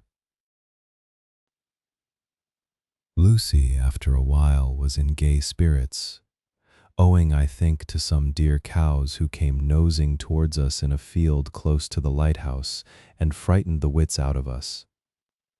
I believe we forgot everything except, of course, personal fear, and it seemed to wipe the slate clean and give us a fresh start. We had a capital severe tea at Robin Hood's Bay, in a sweet little old-fashioned inn, with a bow window right over the seaweed-covered rocks of the strand.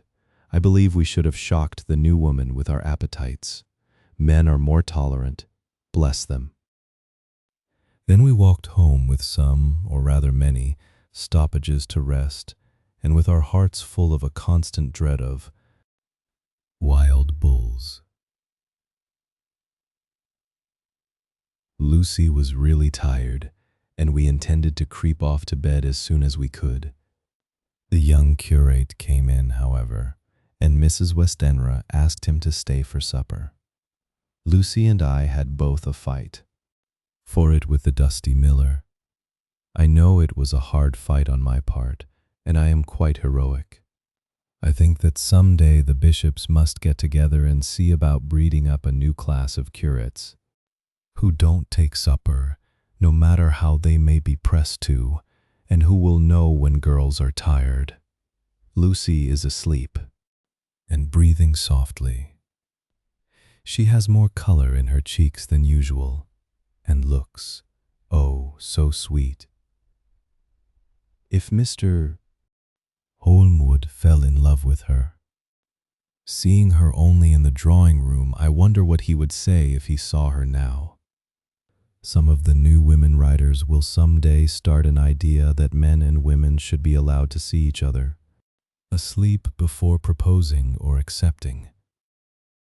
But I suppose the new woman won't condescend in future to accept. She will do the proposing herself, and a nice job she will make of it too. There's some consolation in that. I am so happy tonight, because dear Lucy seems better. I really believe she has turned the corner and that we are over her troubles with dreaming. I should be quite happy if I only knew if Jonathan. God bless and keep him. 11 August, 3 a.m., diary again. No sleep now, so I may as well write. I am too agitated to sleep. We have had such an adventure, such an agonizing experience. I fell asleep as soon as I had closed my diary.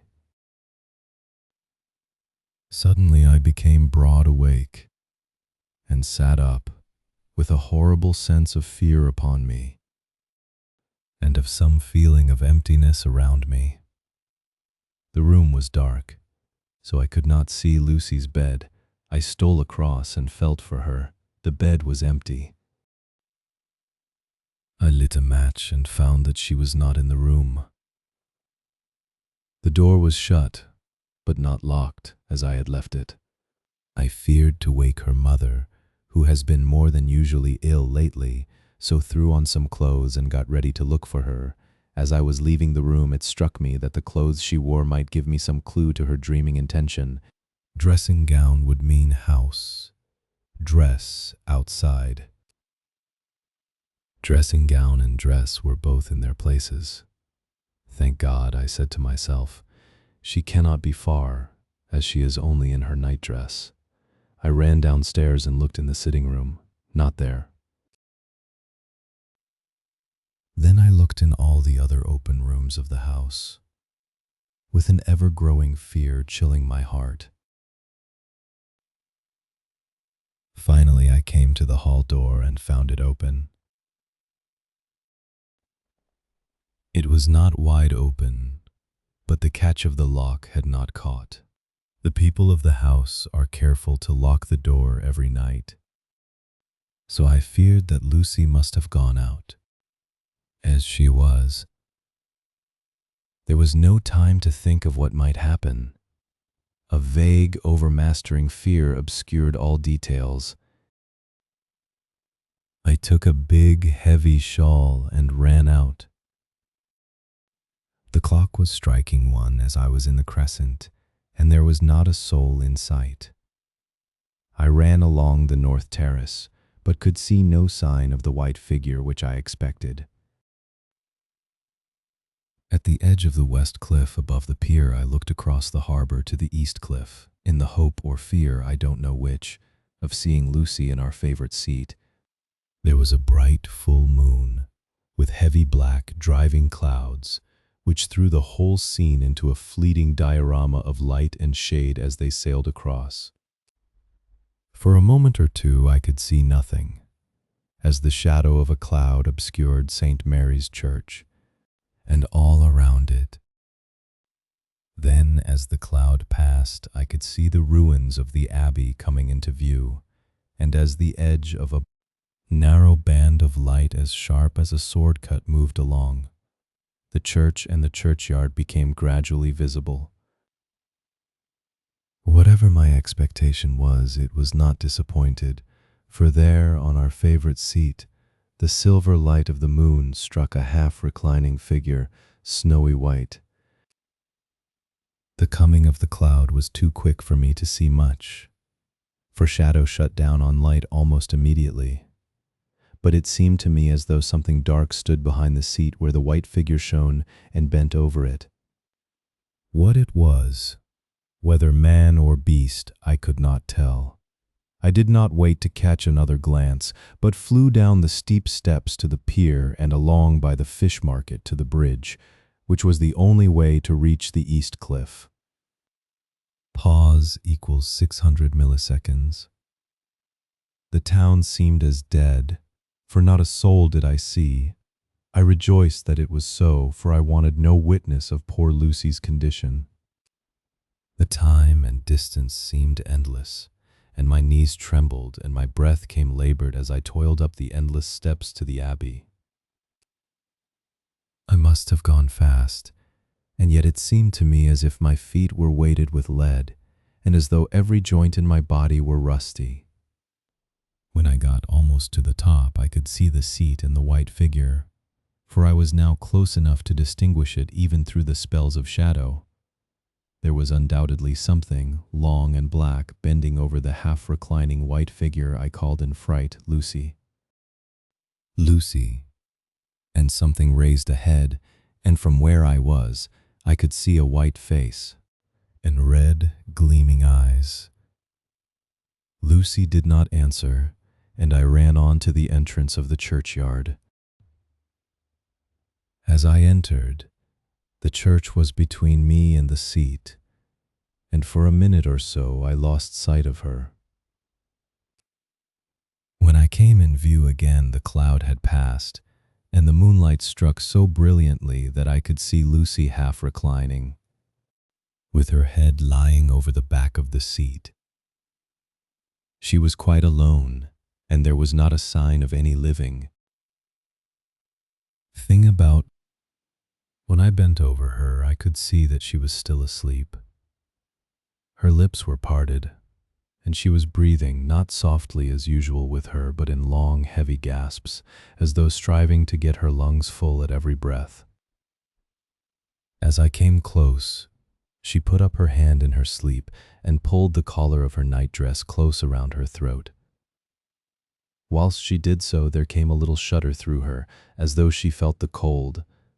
I flung the warm shawl over her and drew the edges tight round her neck, for I dreaded lest she should get some deadly chill from the night air, unclad as she was. I feared to wake her all at once, so, in order to have my hands free that I might help her, I fastened the shawl at her throat with a big safety pin. But I must have been clumsy in my anxiety, and pinched or pricked her with it. For by and by, when her breathing became quieter, she put her hand to her throat again, and moaned. When I had her carefully wrapped up, I put my shoes on her feet, and then began very gently to wake her.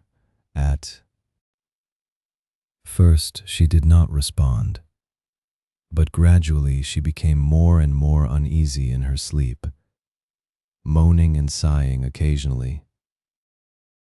At last, as time was passing fast, and for many other reasons I wished to get her home at once, I shook her more forcibly, till finally she opened her eyes and awoke.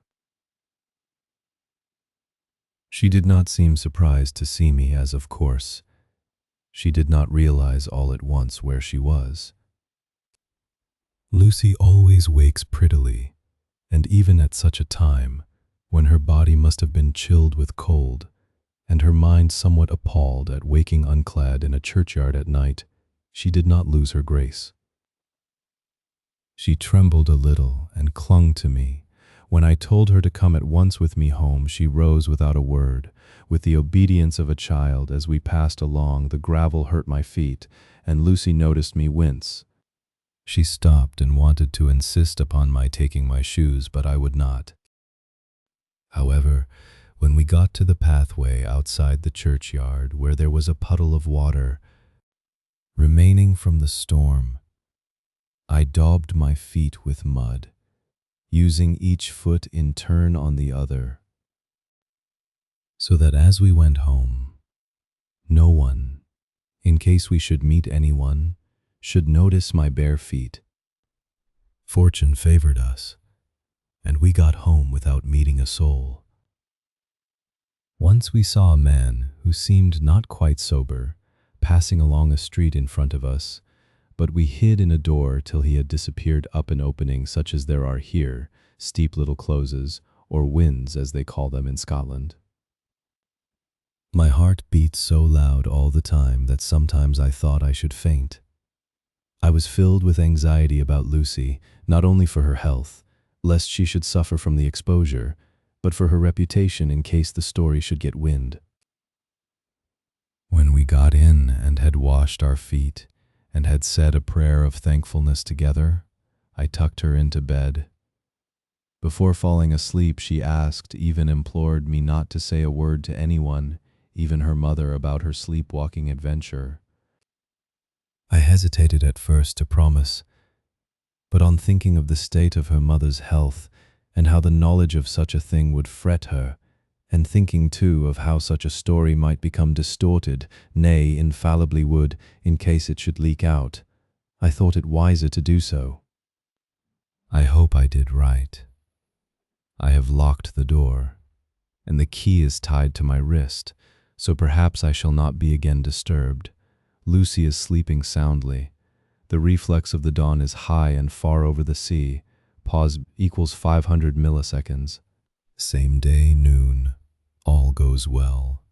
Lucy slept till I woke her and seemed not to have even changed her side. The adventure of the night does not seem to have harmed her.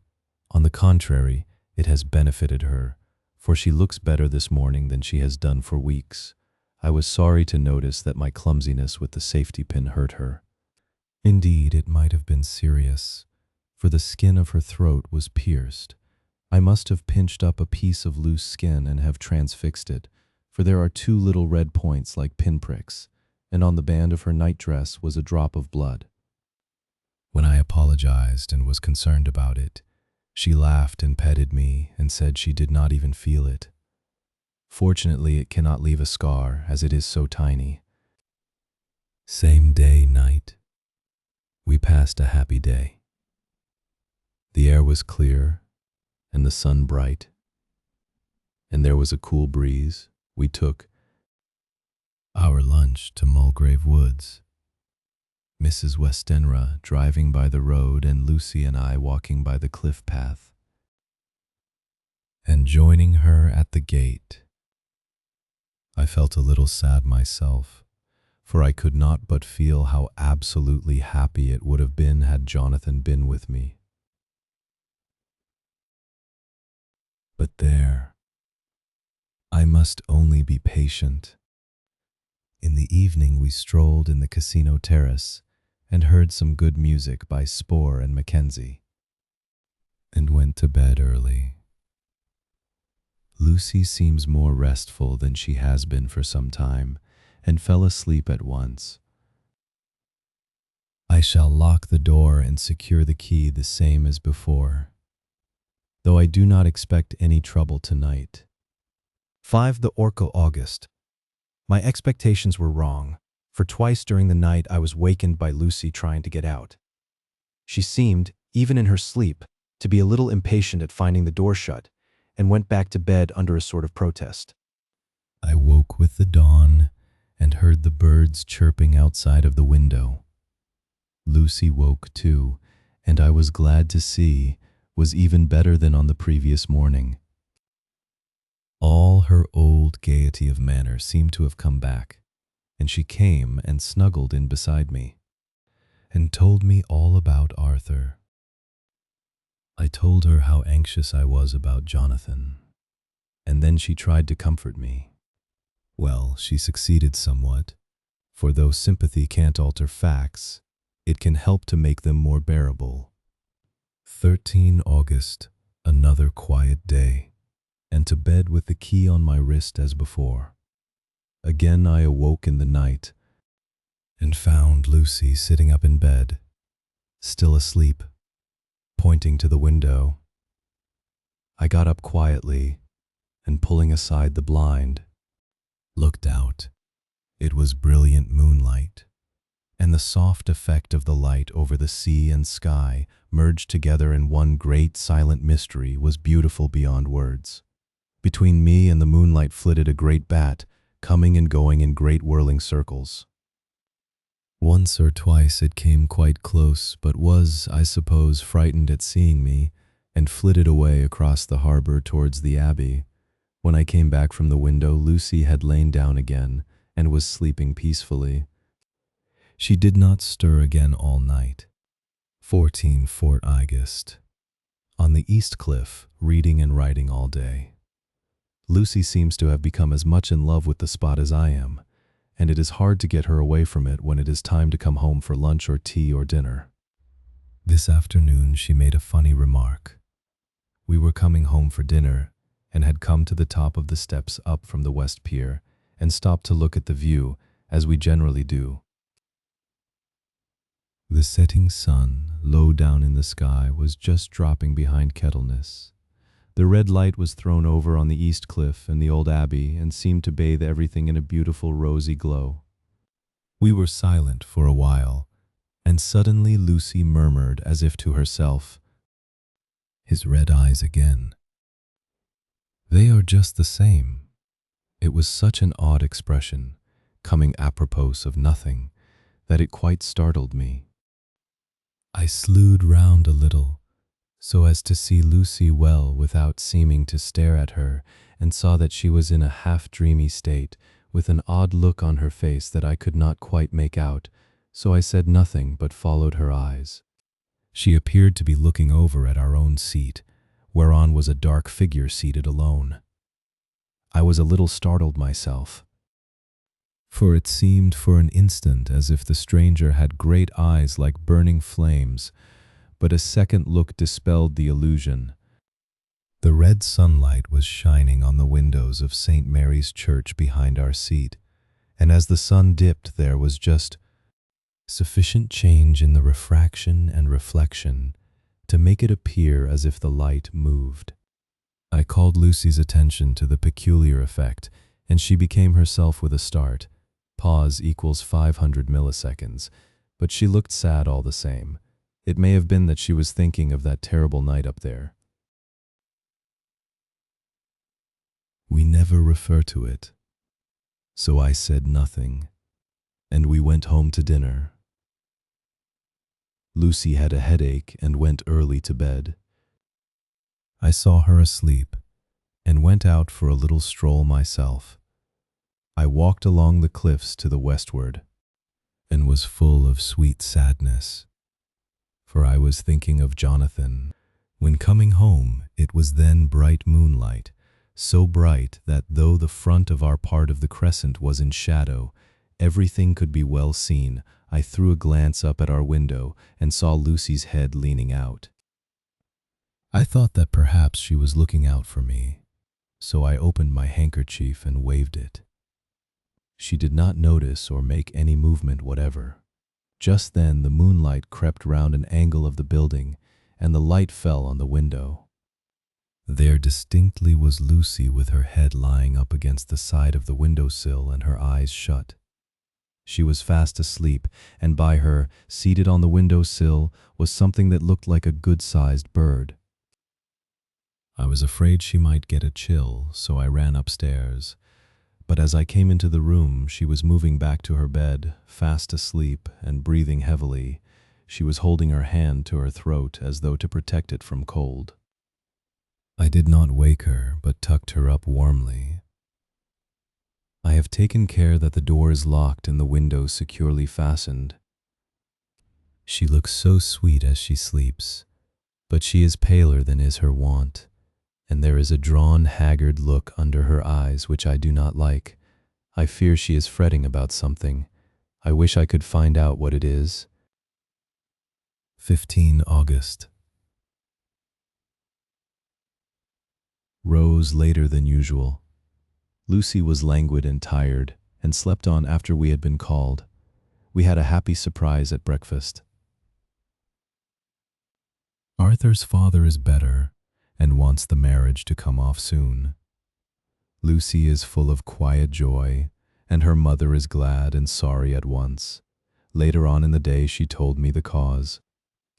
She is grieved to lose Lucy as her very own, but she is rejoiced that she is soon to have someone to protect her. Poor dear sweet lady. She confided to me that she has got her death warrant. She has not told Lucy and made me promise secrecy. Her doctor told her that within a few months at most she must die, for her heart is weakening. At any time, Even now, a sudden shock would be almost sure to kill her. Ah, we were wise to keep from her the affair of the dreadful night of Lucy's sleepwalking. 17 August. No diary for 2 whole days. I have not had the heart to write. Some sort of shadowy pall seems to be coming over our happiness. No news from Jonathan, and Lucy seems to be growing weaker, whilst her mother's hours are numbering to a close. I do not understand Lucy's fading away as she is doing. She eats well and sleeps well and enjoys the fresh air, but all the time the roses in her cheeks are fading, and she gets weaker and more languid day by day. At night I hear her gasping as if for air. I keep the key of our door always fastened to my wrist at night, but she gets up and walks about the room and sits at the open window. Last night I found her leaning out when I woke up, and when I tried to wake her I could not. She was in a faint. When I managed to restore her, she was as weak as water and cried silently between long, painful struggles for breath.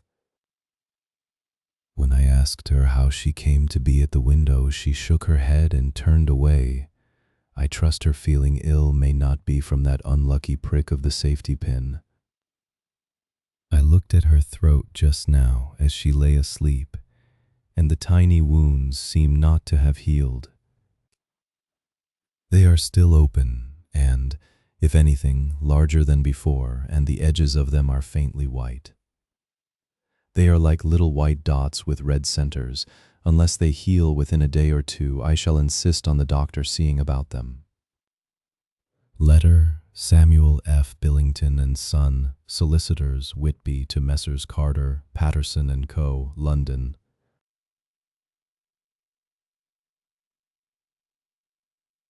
17 August.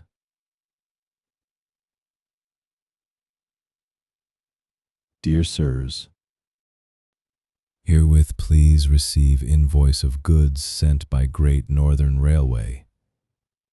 Same are to be delivered at Carfax, near Purfleet, immediately on receipt at goods station, King's Cross. The house is at present empty, but enclosed please find keys, all of which are labeled. You will please deposit the boxes, 50 in number, which form the consignment, in the partially ruined building forming part of the house and marked A on rough diagram enclosed. Your agent will easily recognize the locality, as it is the ancient chapel of the mansion.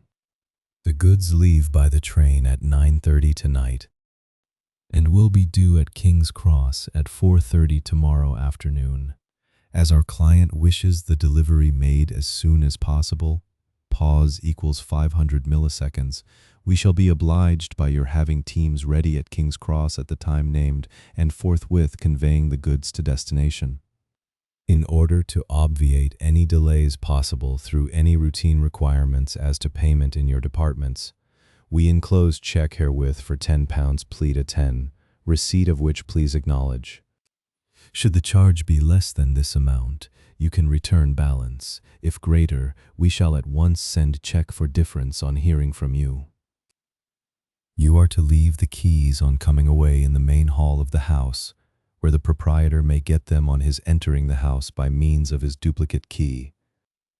Pray do not take us as exceeding the bounds of business courtesy in pressing you in all ways to use the utmost expedition. We are, dear sirs, faithfully yours, Samuel F. Billington and Son.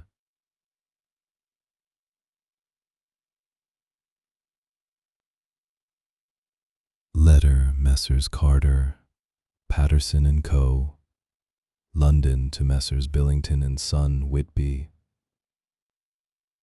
20th of August. Dear Sirs, we beg to acknowledge £10 received and to return check 1:17 seconds. 9D, amount of overplus, as shown in receipted account herewith.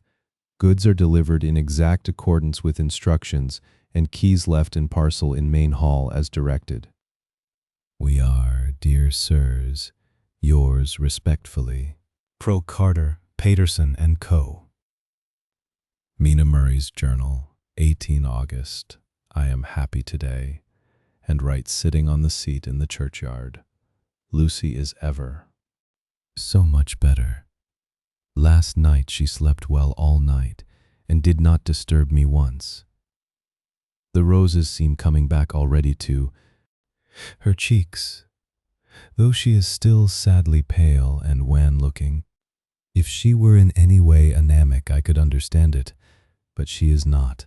She is in gay spirits, and full of life and cheerfulness. All the morbid reticence seems to have passed from her, and she has just reminded me, as if I needed any reminding, of that night, and that it was here, on this very seat, I found her asleep. As she told me, she tapped playfully with the heel of her boot on the stone slab and said, "My poor little feet didn't make much noise then. I dare say poor old Mr. Swales would have told me that it was because I didn't want to wake up Geordie. As she was in such a communicative humor, I asked her if she had dreamed at all that night. Before she answered, that sweet, puckered look came into her forehead, which Arthur, I call him Arthur from her habit, says he loves, and indeed I don't wonder that he does. Then she went on in a half-dreaming kind of way, as if trying to recall it to herself. I didn't quite dream, but it all seemed to be real. I only wanted to be here in this spot. I don't know why, for I was afraid of something. I don't know what. I remember, though, I suppose I was asleep, passing through the streets and over the bridge. A fish leaped as I went by, and I leaned over to look at it, and I heard a lot of dogs howling. The whole town seemed as if it must be full of dogs all howling at once as I went up the steps. Then I had a vague memory of something long and dark with red eyes, just as we saw in the sunset, and something very sweet and very bitter all around me at once, and then I seemed sinking into deep green water. And there was a singing in my ears, as I have heard there is to drowning men, and then everything seemed passing away. From me, my soul seemed to go out from my body and float about the air. I seemed to remember that once the West Lighthouse was right under me. And then there was a sort of agonizing feeling, as if I were in an earthquake, and I came back and found you shaking my body. I saw you do it before. I felt you. Then she began to laugh. It seemed a little uncanny to me, and I listened to her breathlessly. I did not quite like it, and thought it better not to keep her mind on the subject. So we drifted on to other subjects, and Lucy was like her old self again. When we got home, the fresh breeze had braced her up, and her pale cheeks were really more rosy. Her mother rejoiced when she saw her, and we all spent a very happy evening together. 19 August. Joy, joy, joy. Although not all joy. At last, news of Jonathan. The dear fellow has been ill. That is why he did not write. I am not afraid to think it or say it. Now that I know, Mr. Hawkins sent me on the letter and wrote himself, oh, so kindly. I am to leave in the morning and go over to Jonathan and to help to nurse him if necessary, and to bring him home. Mr. Hawkins says it would not be a bad thing if we were to be married out there. I have cried over the the good sister's letter till I can feel it wet against my bosom, where it lies. It is of Jonathan, and must be next my heart, for he is in my heart. My journey is all mapped out, and my luggage ready. I am only taking one change of dress. Lucy will bring my trunk to London and keep it till I send. For it may be that I must write no more. I must keep it to say to Jonathan, my husband, the letter that he has seen and touched must comfort me till we meet. Letter, Sister Agatha, Hospital of St. Joseph and Steet. Mary, Budapest, to Miss Wilhelmina Murray. 12 August. Dear Madam, I write by desire of Mr. Jonathan Harker, who is himself not strong enough to write, though progressing well, thanks to God and St. Joseph and Steet.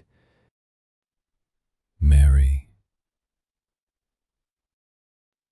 He has been under our care for nearly 6 weeks, suffering from a violent brain fever. He wishes me to convey his love, and to say that by this post I write for him to Mr. Peter Hawkins, Exeter, to say with his dutiful respects that he is sorry for his delay and that all of his work is completed. He will require some few weeks' rest in our sanatorium in the hills, but will then return. He wishes me to say that he has not sufficient money with him, and that he would like to pay for his staying here so that others who need shall not be wanting for help. Believe me, yours, with sympathy and all blessings, Sister Agatha. P.S. My patient being asleep, I open this to let you know something more. He has told me all about you, and that you are shortly to be his wife. All blessings to you both. He has had some fearful shock, so says our doctor, and in his delirium his ravings have been dreadful, of wolves, and poison and blood, of ghosts and demons, and I fear to say of what. Be careful with him always, that there may be nothing to excite him of this kind for a long time to come. The traces of such an illness as his do not lightly die away. We should have written long ago, but we knew nothing of his friends, and there was on him nothing that anyone could understand. He came in the train from Klausenburg, and the guard was told by the station master there that he rushed into the station shouting for a ticket for home. Seeing from his violent demeanor that he was English, they gave him a ticket for the furthest station on the way thither that the train reached. Be assured that he is well cared for. He has won all hearts by his sweetness and gentleness. He is truly getting on well, and I have no doubt will in a few weeks be all himself. But be careful of him, for safety's sake. There are, I pray God, and St. Joseph and Steet, Mary, many, many happy years for you both. Dr. Seward's Diary, 19 August. Strange and sudden change in Renfield last night. About 8 o'clock he began to get excited and sniff about as a dog does when setting. The attendant was struck by his manner, and knowing my interest in him, encouraged him to talk. He is usually respectful to the attendant and at times servile, but tonight, the man tells me, he was quite haughty, would not condescend to talk with him at all. All he would say was, "I don't want to talk to you. You don't count now, the master is at hand." The attendant thinks it is some sudden form of religious mania which has seized him. If so, we must look out for squalls, for a strong man with homicidal and religious mania at once might be dangerous. The combination is a dreadful one. At 9 o'clock I visited him myself. His attitude to me was the same as that to the attendant. In his sublime self-feeling, the difference between myself and attendant seemed to him as nothing. It looks like religious mania, and he will soon think that he himself is God. These infinitesimal distinctions between man and man are too paltry for an omnipotent being. How these madmen give themselves away! The real God taketh heed lest a sparrow fall. But the God created from human vanity sees no difference between an eagle and a sparrow. Oh, if men only knew! For half an hour or more, Renfield kept getting excited in greater and greater degree. I did not pretend to be watching him, but I kept strict observation all the same.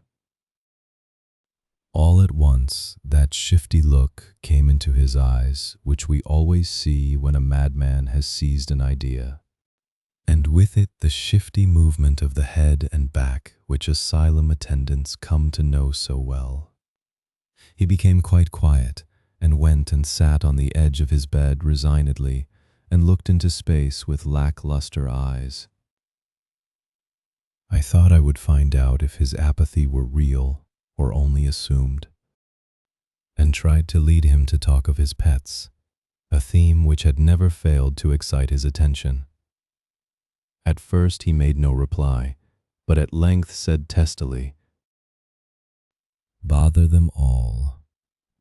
I don't care a pin about them." "What?" I said. "You don't mean to tell me you don't care about spiders?" Spiders at present are his hobby, and the notebook is filling up with columns of small figures. To this he answered enigmatically, "The bride maidens rejoice the eyes that wait the coming of the bride. But when the bride draweth nigh, then the maidens shine not to the eyes that are filled." He would not explain himself, but remained obstinately seated on his bed all the time I remained with him. I am weary tonight, and low in spirits. I cannot but think of Lucy, and how different things might have been. If I don't sleep at once, chloral, the modern Morpheus, C2HCl3OH2O. I must be careful not to let it grow into a habit. No, I shall take none tonight. I have thought of Lucy, and I shall not dishonor her by mixing the two. If need be, tonight shall be sleepless. Later, glad I made the resolution. Gladder that I kept to it. I had lain tossing about, and had heard the clock strike only twice. When the night watchman came to me, sent up from the ward, to say that Renfield had escaped, I threw on my clothes and ran down at once. My patient is too dangerous a person to be roaming about. Those ideas of his might work out dangerously with strangers. The attendant was waiting for me. He said he had seen him not 10 minutes before, seemingly asleep in his bed. When he had looked through the observation trap in the door, his attention was called by the sound of the window being wrenched out. He ran back and saw his feet disappear through the window, and had at once sent up for me. He was only in his night gear and cannot be far off. The attendant thought it would be more useful to watch where he should go than to follow him, as he might lose sight of him whilst getting out of the building by the door. He is a bulky man, and couldn't get through the window. I am thin, so, with his aid, I got out, but feet foremost, and as we were only a few feet above ground, landed unhurt. The attendant told me the patient had gone to the left and had taken a straight line, so I ran as quickly as I could. As I got through the belt of trees, I saw a white figure scale the high wall which separates our grounds from those of the deserted house. I ran back at once, told the watchman to get 3 or 4 men immediately and follow me into the grounds of Carfax, in case our friend might be dangerous. I got a ladder myself, and crossing the wall, dropped down on the other side. I could see Renfield's figure just disappearing behind the angle of the house, so I ran after him. On the far side of the house, I found him pressed close against the old iron-bound oak door of the chapel. He was talking, apparently to someone, but I was afraid to go near enough to hear what he was saying, lest I might frighten him and he should run off. Chasing an errant swarm of bees is nothing to following a naked lunatic when the fit of escaping is upon him. After a few minutes, however, I could see that he did not take note of anything around him, and so ventured to draw nearer to him, the more so as my men had now crossed the wall and were closing him in. I heard him say, "Pause equals 500 milliseconds. I am here to do your bidding, master. I am your slave, and you will reward me, for I shall be faithful. I have worshipped you long and afar off. Now that you are near, I await your commands, and you will not pass me by. Will you, dear master, in your distribution of good things?" He is a selfish old beggar anyhow. He thinks of the loaves and fishes even when he believes he is in a real presence. His manias make a startling combination. When we closed in on him, he fought like a tiger. He is immensely strong, for he was more like a wild beast than a man. Pause equals 500 milliseconds. I never saw a lunatic in such a paroxysm of rage before, and I hope I shall not again. It is a mercy that we have found out his strength and his danger in good time. With strength and determination like his, he might have done wild work before he was caged. He is safe now at any rate. Jack Shepherd himself couldn't get free from the strait waistcoat that keeps him restrained, and he's chained to the wall in the padded room. His cries are at times awful, but the silences that follow are more deadly still. For he means murder in every turn and movement. Just now he spoke coherent words for the first time. "I shall be patient, master. It is coming. Coming. Coming." So I took the hint and came to. I was too excited to sleep, but this diary has quieted me, and I feel I shall get some sleep tonight.